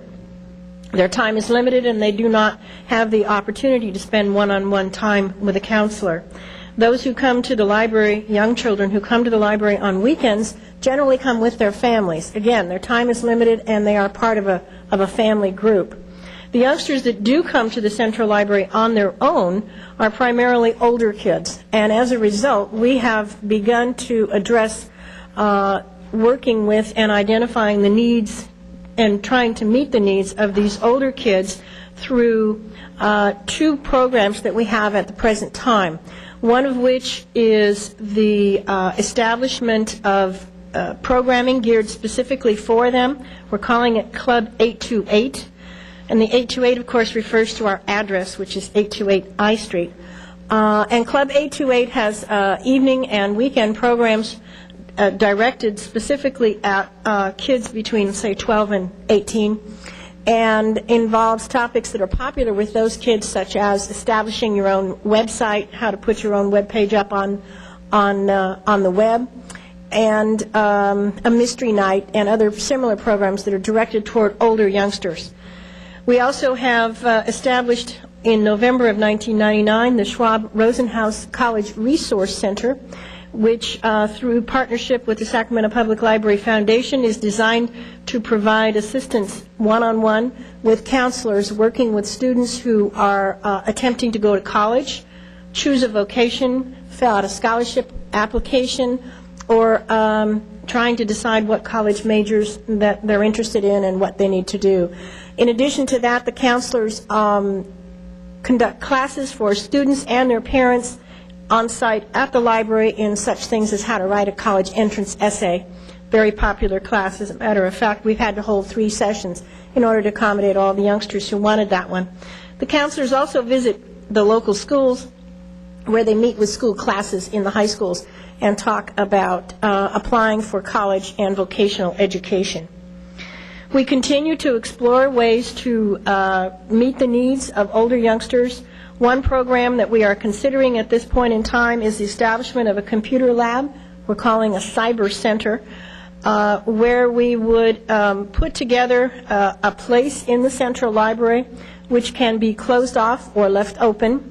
If it's closed off, we can use it as a class space. If it's open, then it would be open to anyone who comes in the library. So we could use it for different purposes at different times, where we would establish 15 or more computers that would be available for youngsters, which would provide assistance with research and school projects using the internet and our electronic resources. It would also provide assistance excuse me, in preparation of school reports, working with computers, and basic computer literacy. We are currently establishing and looking into the details of this project. Excuse me. Do you have any questions? Thank you. Does that complete your... Could we pour her a cup of water? Actually, Sam's getting it, or Dick is. Okay. You already got it. Mr. Jones, you're punched up while she's... Don't ask her any questions right now, but you can ask a question of Dick. I won't. Make a comment. Thanks, Mayor. I want to thank you for your report back. This came up in the context of our deliberations on appropriating funds to keep the Central Library open longer, which we did, which was the right thing to do, and I'm glad we did it, and I'm very glad about the support this city has given to our wonderful libraries. I appreciate your taking a look at this. Appreciated your very helpful tour that you provided me of the Colonial Heights Library, which has a wonderful homework center and just was bustling with kids and activity.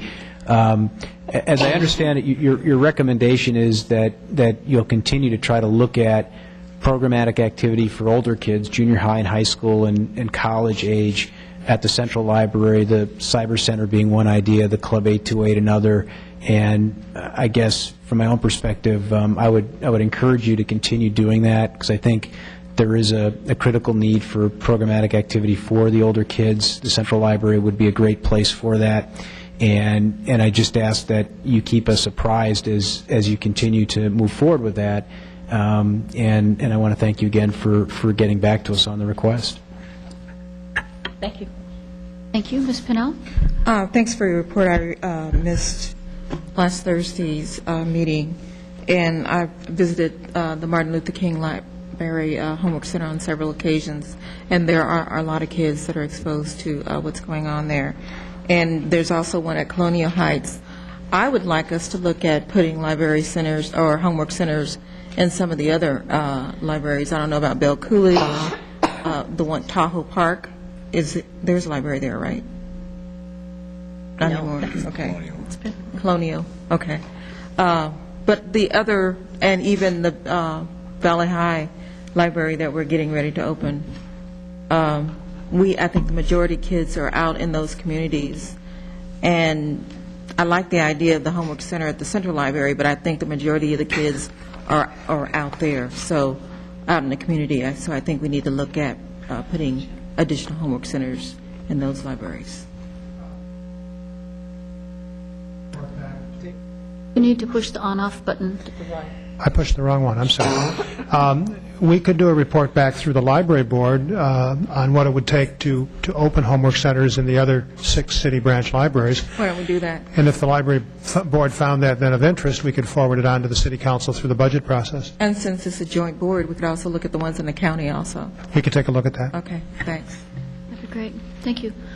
Mr. Yee.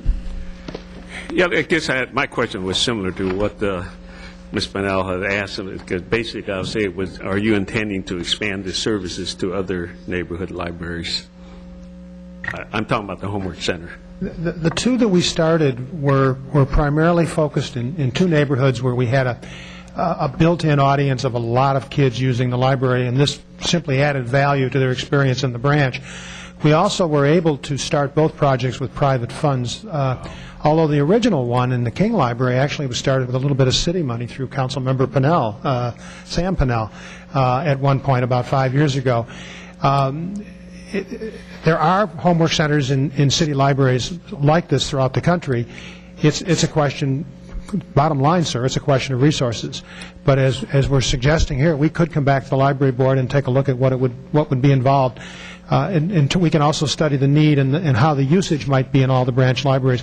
One of the things that we absolutely have to have is the library open first. Luckily now in the city, where we have a full schedule in our libraries, we can do that. So we have city branch libraries open 6 days a week. It's a good place to start. Madam Mayor, is there other people speaking on this? No. If not, that'd be the end of the presentation. What I'd like to ask you to do is to perhaps bring Mr. Rader up and explain what his new position is. I thought I saw a little blurb in a newsletter that was sent out with regard to a new position for Mr. Rader.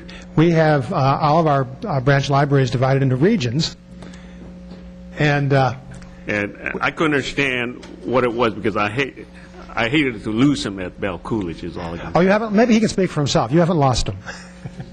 But is he some kind of a regional manager now? I'm the regional program manager. Good afternoon. I'm David Rader, and I work as a regional program manager for 6 libraries. Some of you probably remember Kathy Inzerillo, and I've taken over her position. And I appreciate the kind words. Thank you.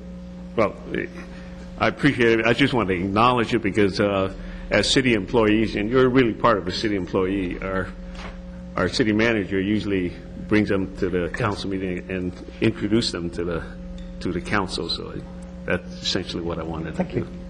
Congratulations. Thanks again. Great. Thank you. We do that with the library board, and maybe someday you'll get a chance to see that again. Great. Maybe I'll apply for it, and Yeah, if the Madam Mayor will consider me. I want to put in that request. I understand Mr. Thomas would like to say a few words, too. Yeah, Mayor Fargo, members of the council, it sounds as though the council has an interest in looking at how to expand this program, and we will meet with Dick as part of the library budget, because the issue is not just additional resources. The issue this council needs to spend some time on is, when do you want the libraries open? Are the libraries open to meet staff needs, or are they open to meet the public needs? And how do we look at providing the services you're interested in city libraries relative to existing resources? And so we'll work with Mr. Killian in terms of options prior to the budget. That'll be great. I think we're all interested in more evening hours and more weekends. So. Can I just make another comment? That there are no libraries in the school. At one time, there used to be libraries in the school. So the libraries that Some schools have them. Well, I don't think any in the city has them. Maybe not in City Unified. Not in City Unified, okay. But in the city limits. Natoma's schools all have libraries. Okay. Well, the ones in the city, I don't think they have them. If they do, someone can call me and correct me. But our city libraries are, I'm sorry? Okay. The high schools do. So the junior high schools and the elementaries don't have libraries? Okay. The high schools and the middle schools do have libraries. Generally, the elementary schools only do when there's volunteer help. Then maybe I can get a report back on that, because I was aware that maybe there were no libraries in some of the junior high schools. I'd be happy to do that. I work very closely with the district librarians throughout the area, so we'll get a report back to you. Thanks. Great, thank you. There are no other comments. Thank you for the report, and we'll stay tuned on how we can work together to expand services at all of our libraries. Thanks.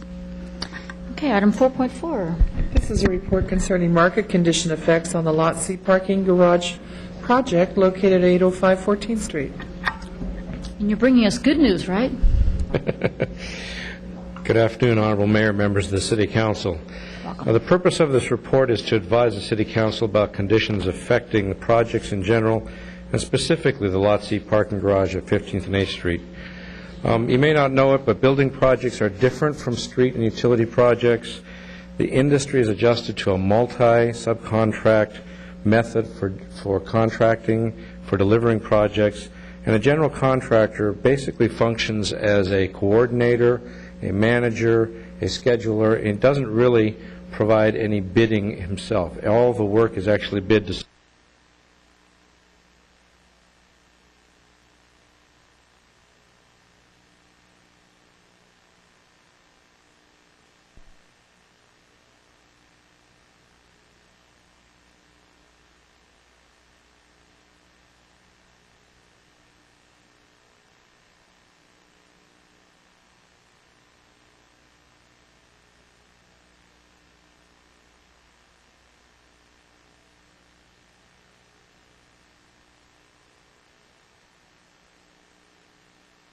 Here's the commissioner, David Stern, with the pick of the Kings. With the 20.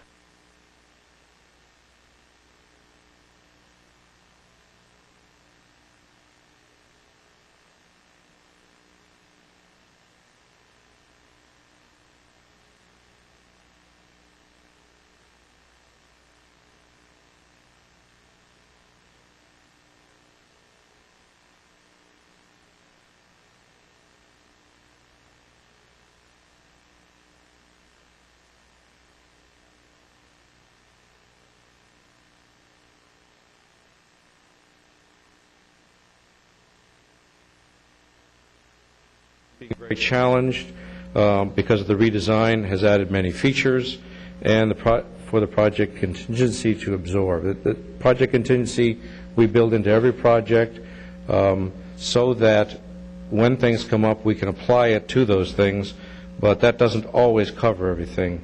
We are seeing that our schedule has slipped because of the design changes, and the big thing that has happened is the slippage has sent us into a market where the subcontractors are basically flooded with work.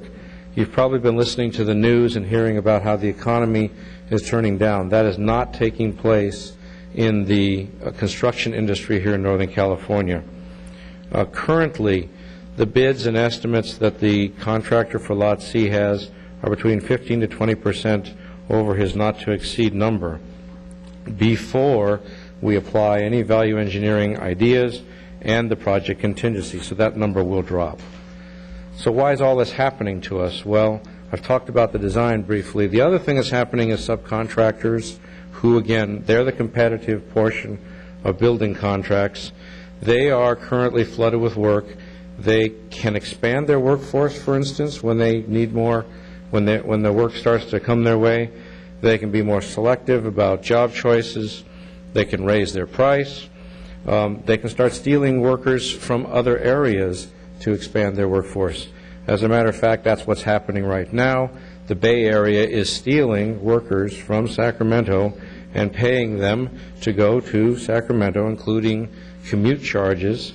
And so we actually have a shortage of laborers in town currently in a variety of areas, most specifically concrete, stonework, some carpentry.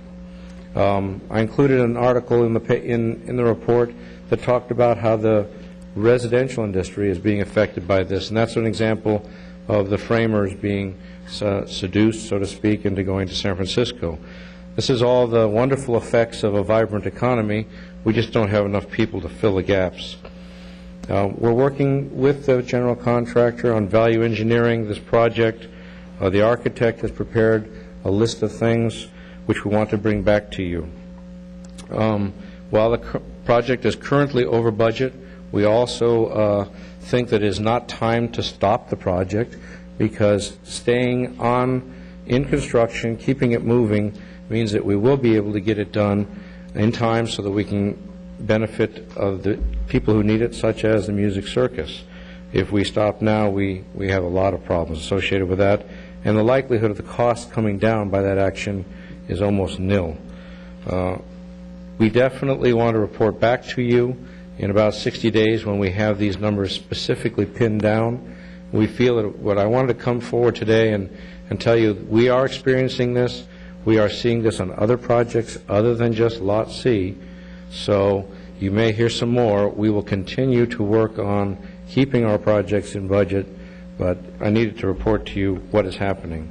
And I'm ready to answer any questions. Let me expand on that, too, if I can, because I want to be a little bit more specific for the council.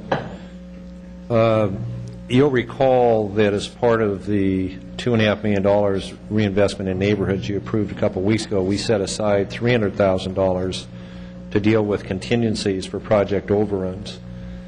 Because our history, and there's a number of council members here that have had projects recently bid, and even though we didn't increase the scope of the work, because of contractors having choices, we have fewer bids, and costs are about 15 to 25% higher than our estimate.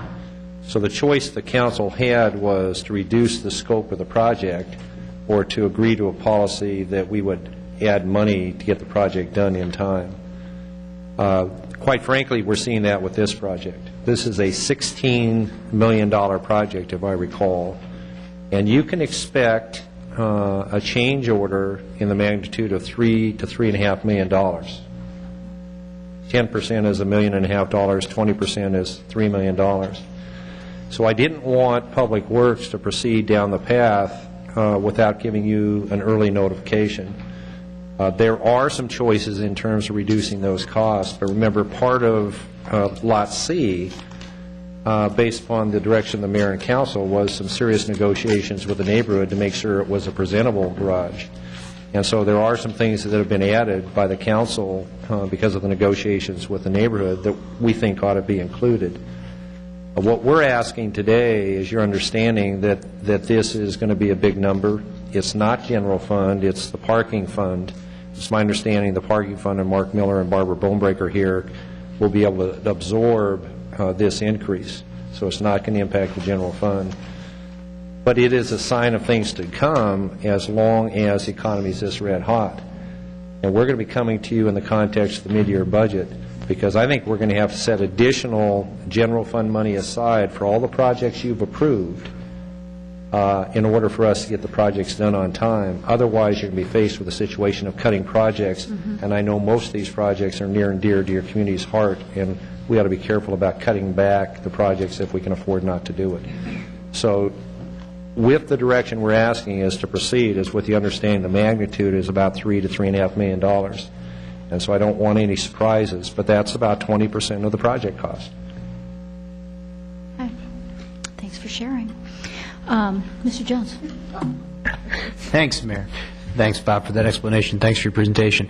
I just had a couple of questions about the staff report. The staff report has an attachment, which is an analysis by Harbison Mahoney Higgins Builders Incorporated. Are they a independent third-party consultant that you asked to review the costs on this thing? They are the general contractor for the project. They are actively out there beating the bushes to get subcontractors to bid. And I thought what was very instructional or very informational in this document was the number of people who basically dropped out of the bid, didn't want to bid.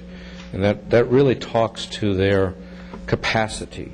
We're facing, and I don't know how long it is. I don't know if it's a long-term issue or a short-term issue, but we're facing a significant capacity problem on the part of the subcontractors to actually commit to even a price. I mean, some of them will say, well, I'll give you a price, but it's going to be high. Many of them don't even want to bid, don't even want to submit a bid. Okay. That's helpful. I thought this was done by maybe an independent analyst you brought in, but with regard to the information contained here, it talks about the construction contract having been executed on May 9th, 2000.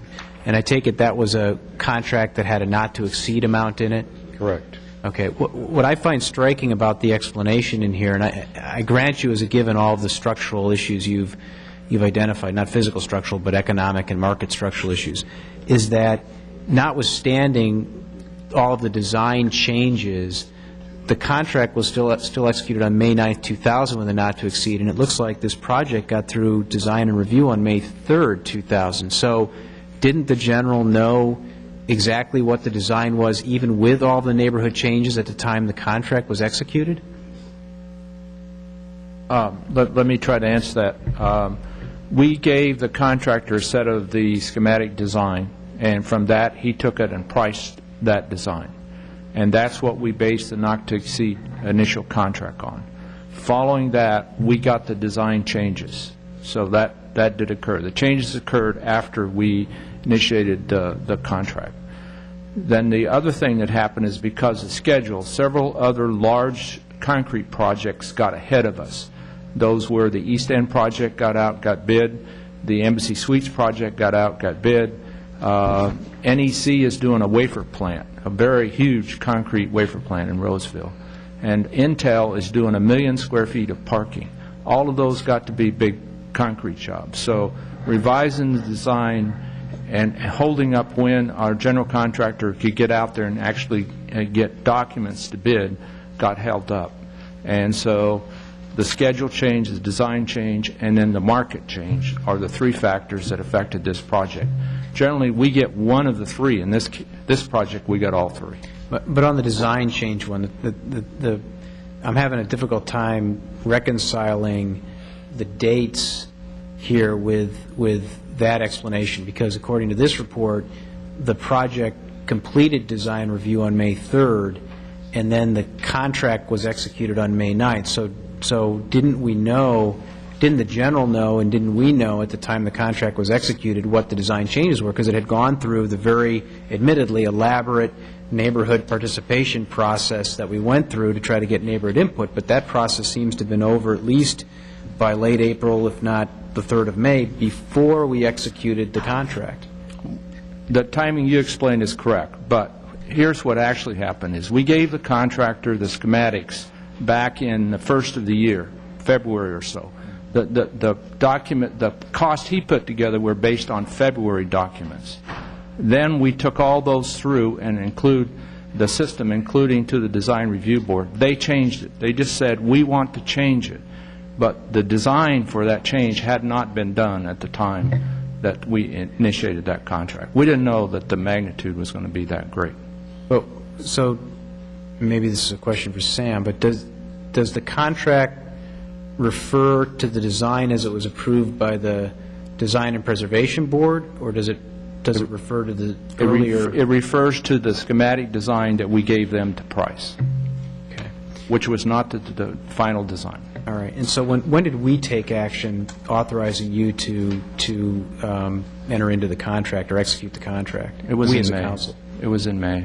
All right. So I guess what I'm struggling with is we should have known, should we, at the time we executed that contract, that there were a bunch of design changes that might bump up the price. Yes. And yet we were brought a contract that was based on the earlier design at the lower price. So shouldn't we try to make sure that we as a council know that going into the thing and have a chance to evaluate that? I mean, it may be that had we been presented with that information, I don't know, we might have had a different view with regard to all the different design changes. I mean, if we knew what the cost implications were of them, as opposed to what we did, which was we approved a contract based on an earlier design. Simultaneously, we were going through a public review process and a design review process to dramatically change that design with dramatic cost implications for the new design.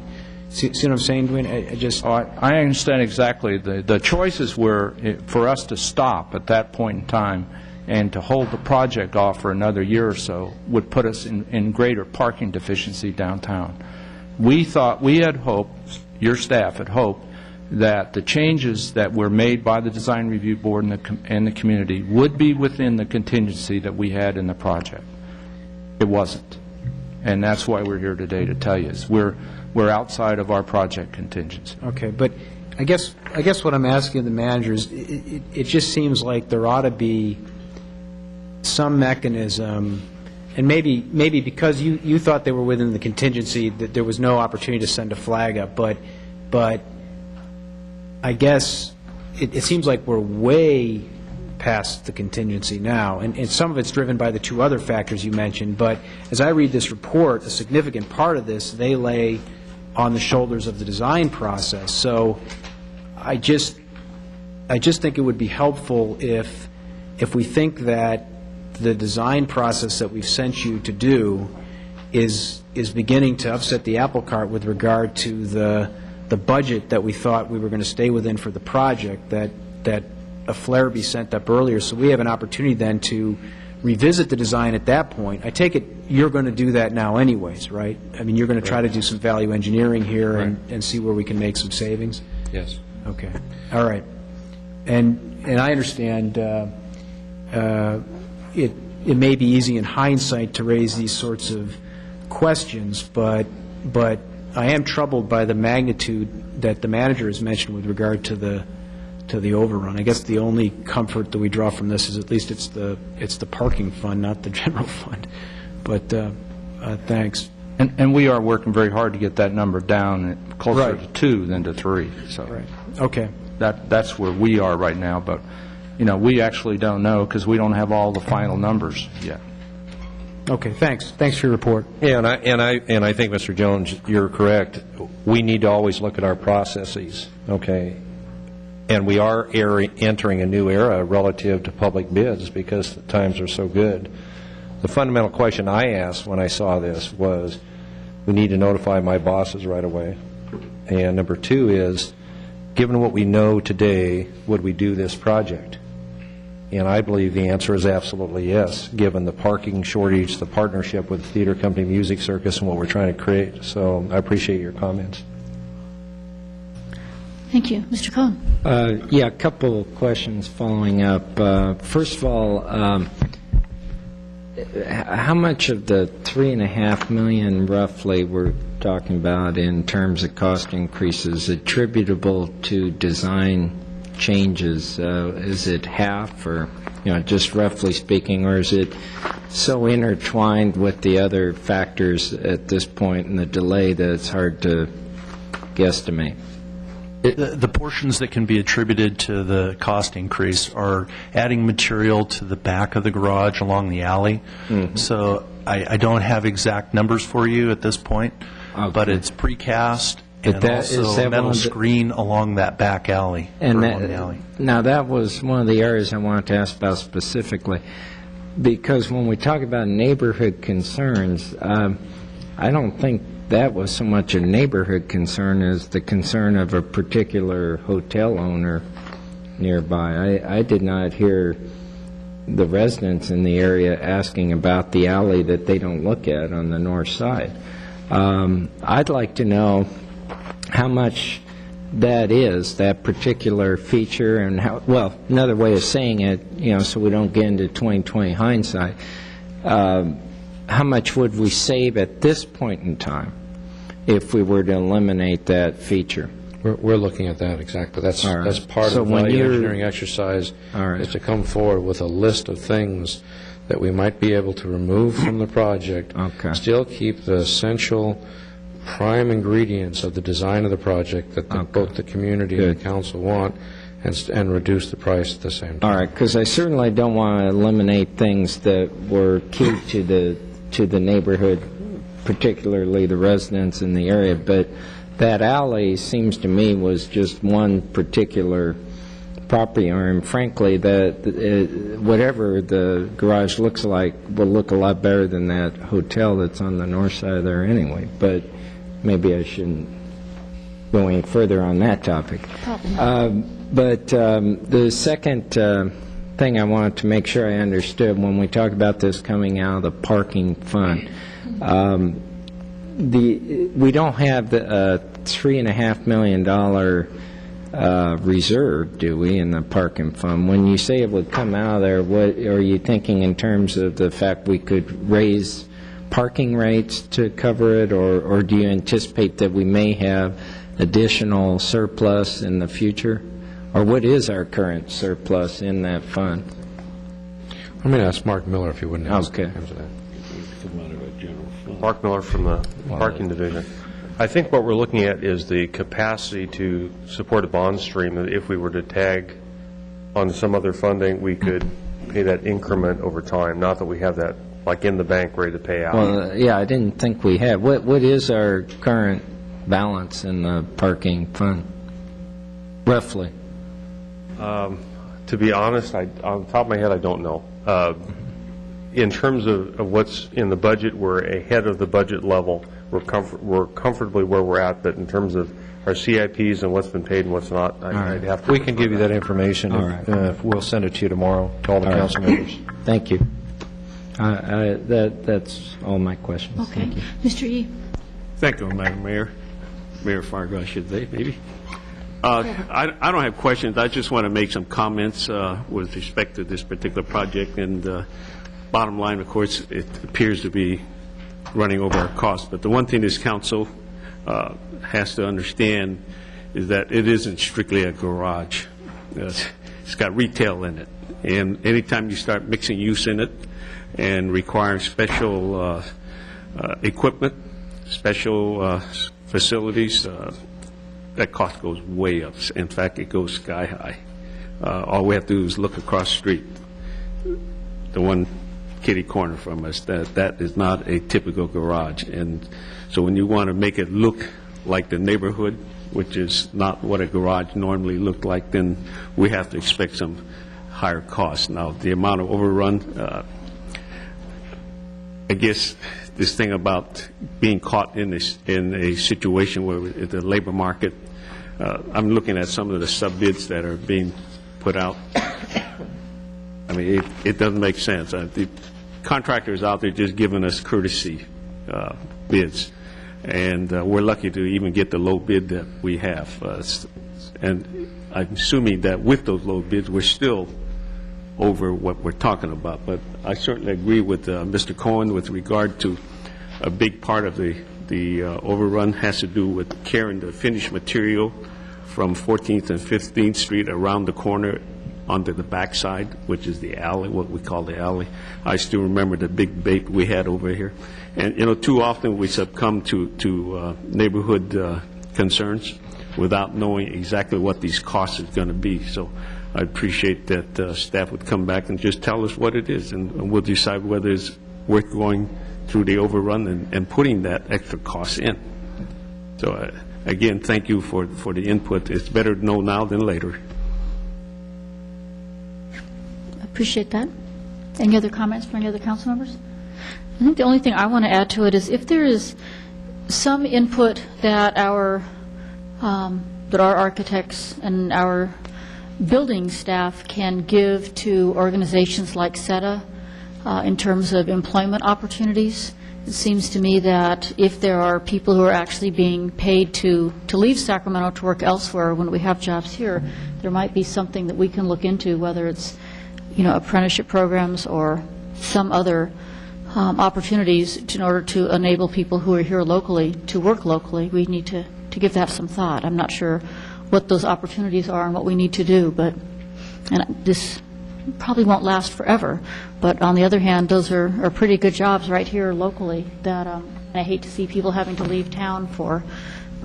But I guess it'll just drive up the costs once again. But there may be some opportunities here that we're not thinking about because you folks are working on getting things built and they're working on getting people employed. Maybe we need to have a little conversation between the two entities.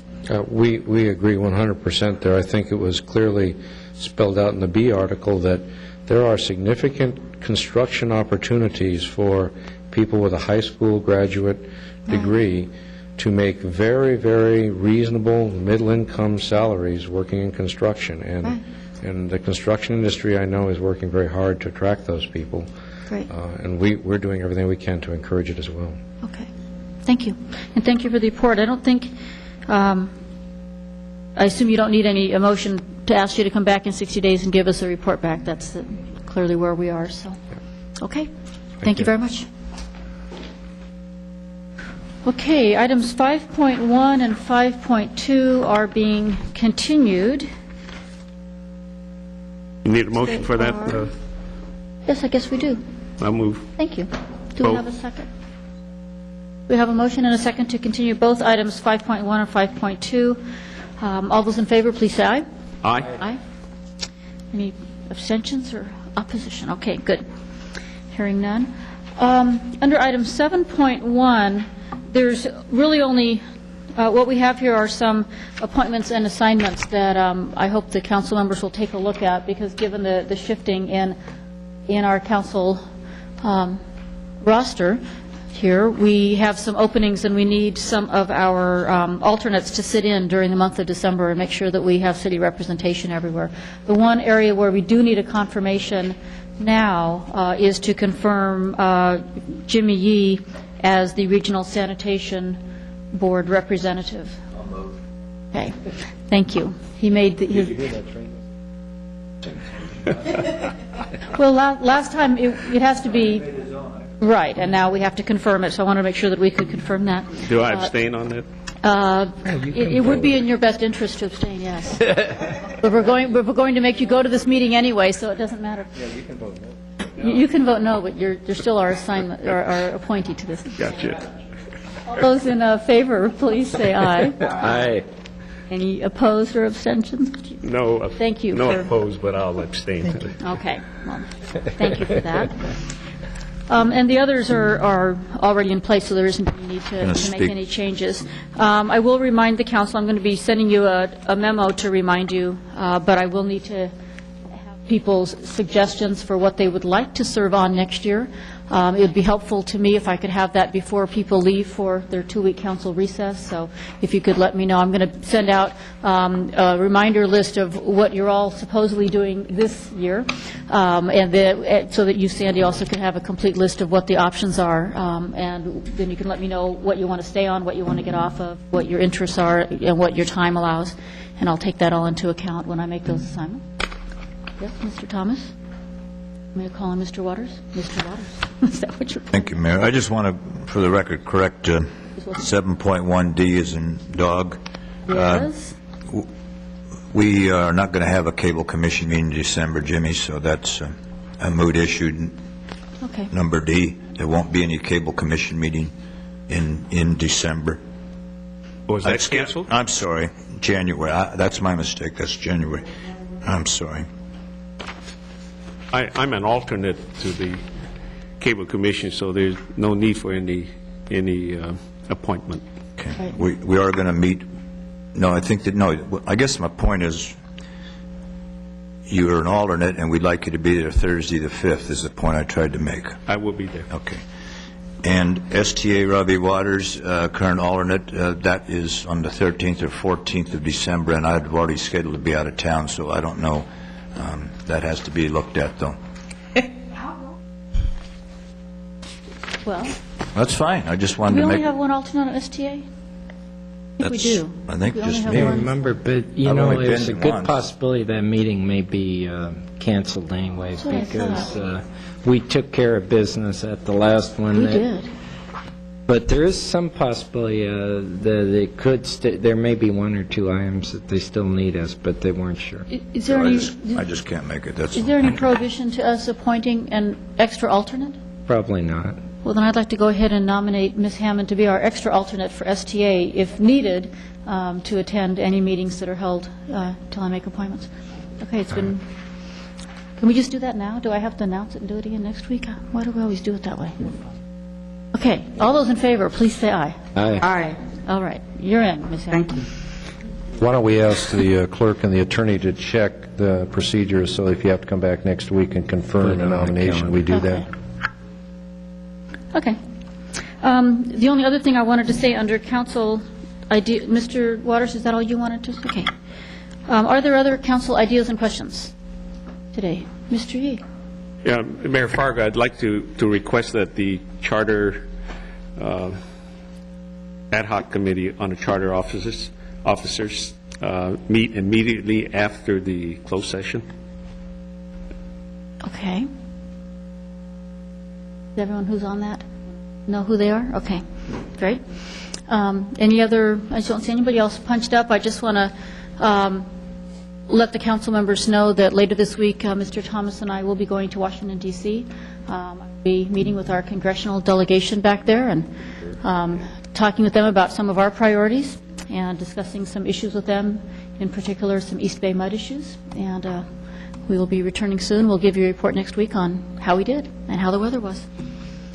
Yes, Ms. Sarah? Startup money for flood, South Stream? We will, it's always on our agenda, Ms. Pennell. So we will be meeting with some of our lobbyists back there as well as our delegation, and that's certainly flood protection and funding for flood protection is always on our list. Mr. Cohn? Yes, I did want to bring up one thing. I understand LAFCO is meeting this week on this rather controversial request regarding Folsom. As reported in the B, is that true? Well, that's how I know about it. I read in the B. And the reason I bring that up is, earlier this year at the request of Mr. Jones, we asked that there be created a regional issues section of our agenda, and I can't think of one that would have been, and I have no idea how Lauren intends to vote on that, but I can't think of one that would be any more suitable for us to discuss so that Lauren would have some direction, not only how she would feel about, but how the rest of the council members feel about it. And obviously it's too late for a vote coming up this week, but to me that'd be the kind of thing that we really need to give direction to our council members that serve on these kinds of boards. Absolutely. Madam Mayor, if I may respond.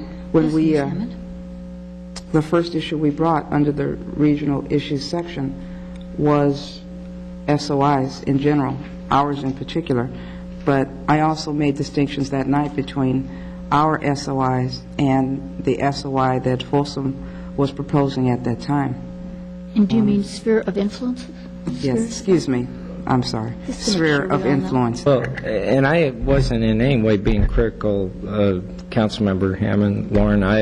What I'm thinking, it shouldn't be, I don't think the onus should necessarily be on the council member to think about which item should do that. I think what I was hoping is staff, Mr. Thomas, when you see an item coming up that obviously has some regional significance that the council would be interested in, because to me, even though we could say, well, that affects Folsom and the county, I think it affects us. If there's going to be a large area developed that's further away from the city, that's probably less development that's going to come into the city of Sacramento. So it doesn't mean we wouldn't, there may be conditions under which we'd support that or at least be neutral, but I would think we would have an opinion on it.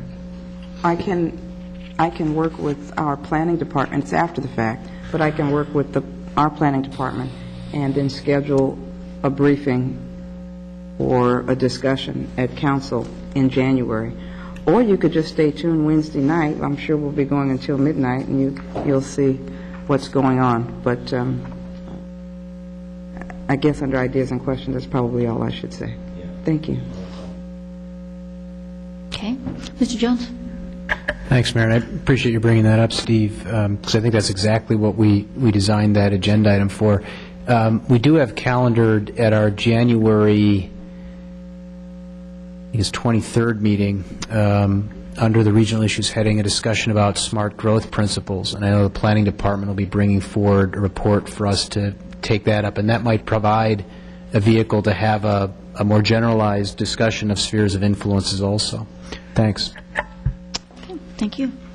Any other council ideas or questions? Otherwise, can you read into the record, I guess, or announce all of our closed session items? And Mayor Fargo, members of the council, if I could first bring to your attention, I just received some information that I need to share with the council in executive session, and it requires some specific language and action in order for you to approve adding an item to the agenda, and I'd like Mr. Jackson to read into the record the language, and it requires, as I understand, a two-thirds vote for us to discuss it in executive session. Mr. Jackson? Thank you. Madam Clerk, is that city attorney's light on up there? Because I've been holding this, it must be covered by something. I apologize. It's all right. It's all right. Pursuant to Government Code Section 54954.2B2, I represent to the council that there's an urgent matter that came to the attention of the city manager this afternoon after the commencement of the council session. Accordingly, I'm requesting that the council move and adopt the following motion by a two-thirds majority vote. Pursuant to Government Code Section 54954.2B2, that the council determine, based upon this representation, that there is an urgent need to take action on an item that's not on the agenda, and that need to discuss it and take item on that matter came to the attention of the city manager after the commencement of the afternoon agenda. So I need a motion and a second. And seconded. All those in favor? Aye. Any opposed or abstentions? It was unanimous. Okay.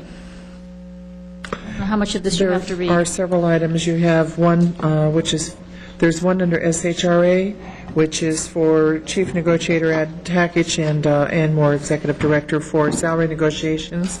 Under council items, you have several. There's Government Code 549569B. This is threatened litigation, one potential case. There are 4 items under 549569A, pending litigation. There's one item under initiation of litigation, 549569C, and one for labor relations, 549576. Okay. We have a new process here. We're going to take a 10-minute break. So please feel free to do what you need to do, including talking to your staff. And in 10 minutes, I'd like us to meet in room 201. Oh, we get 10 minutes? Yes, you do. So we'll see you in room 201 in 10 minutes.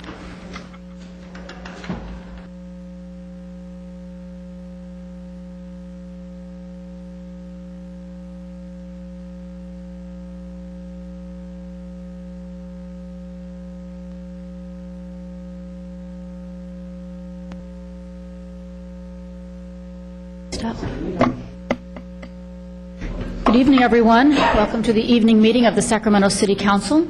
Would the clerk please call the roll? Councilmembers Cone. Here. Hammond. Here. Jones. Here. Pennell. Here. Waters. Sheedy. Here. Yee. Mayor Fargo. Here. Who did I forget? I think we're all here. Would you all Everyone's please? present, Mayor. Thank you.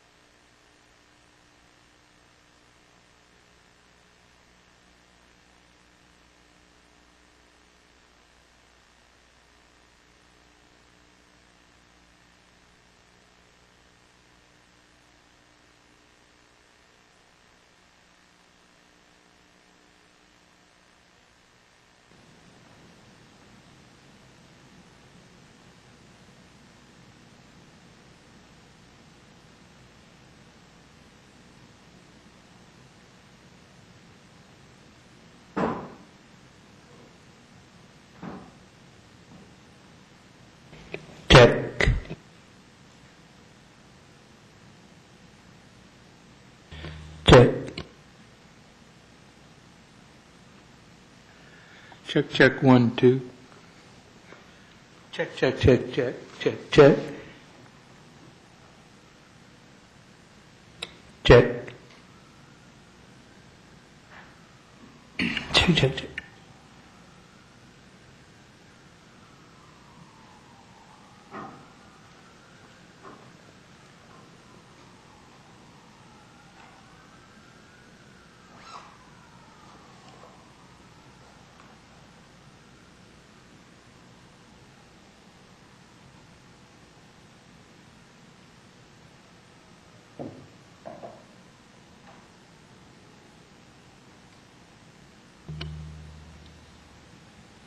Check, check.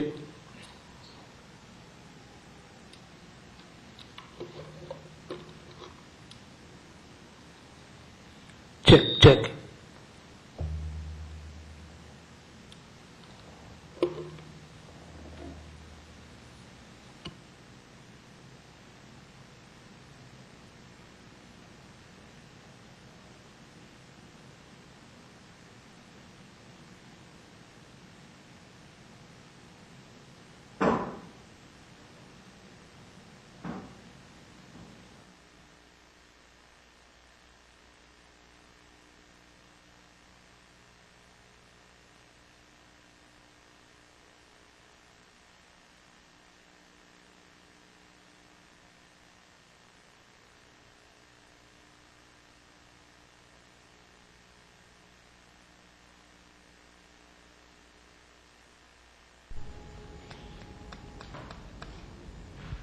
Check, 1, 2. Check, check, check. Check.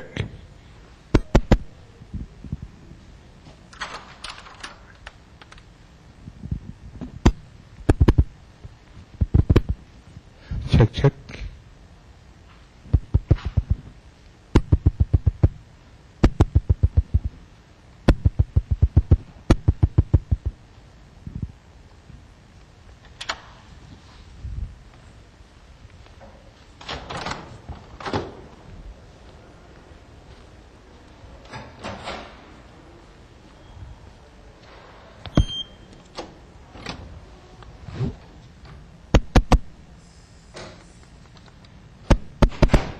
Check, 1, 2. Check, check, check.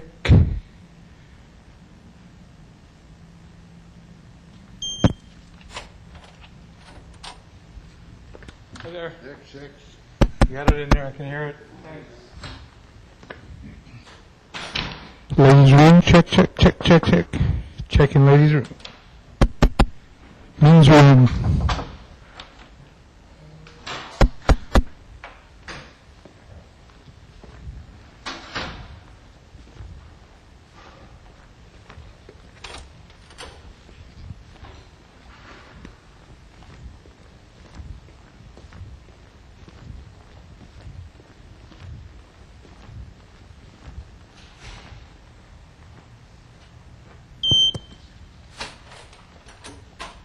Break room.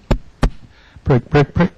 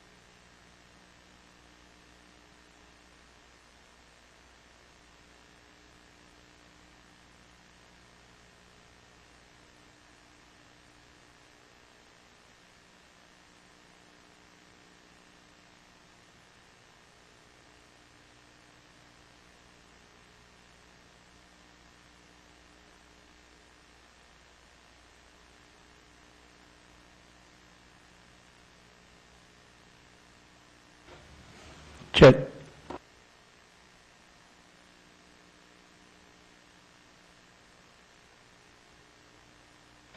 Check.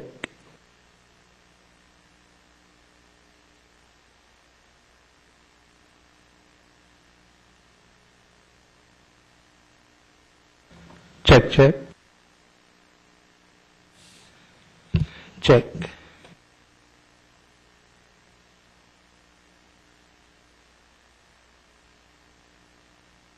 Check. Check.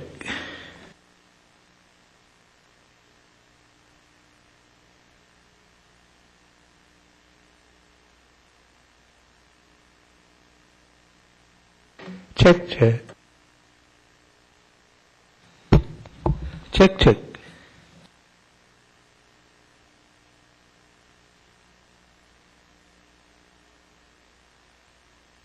Check. Check.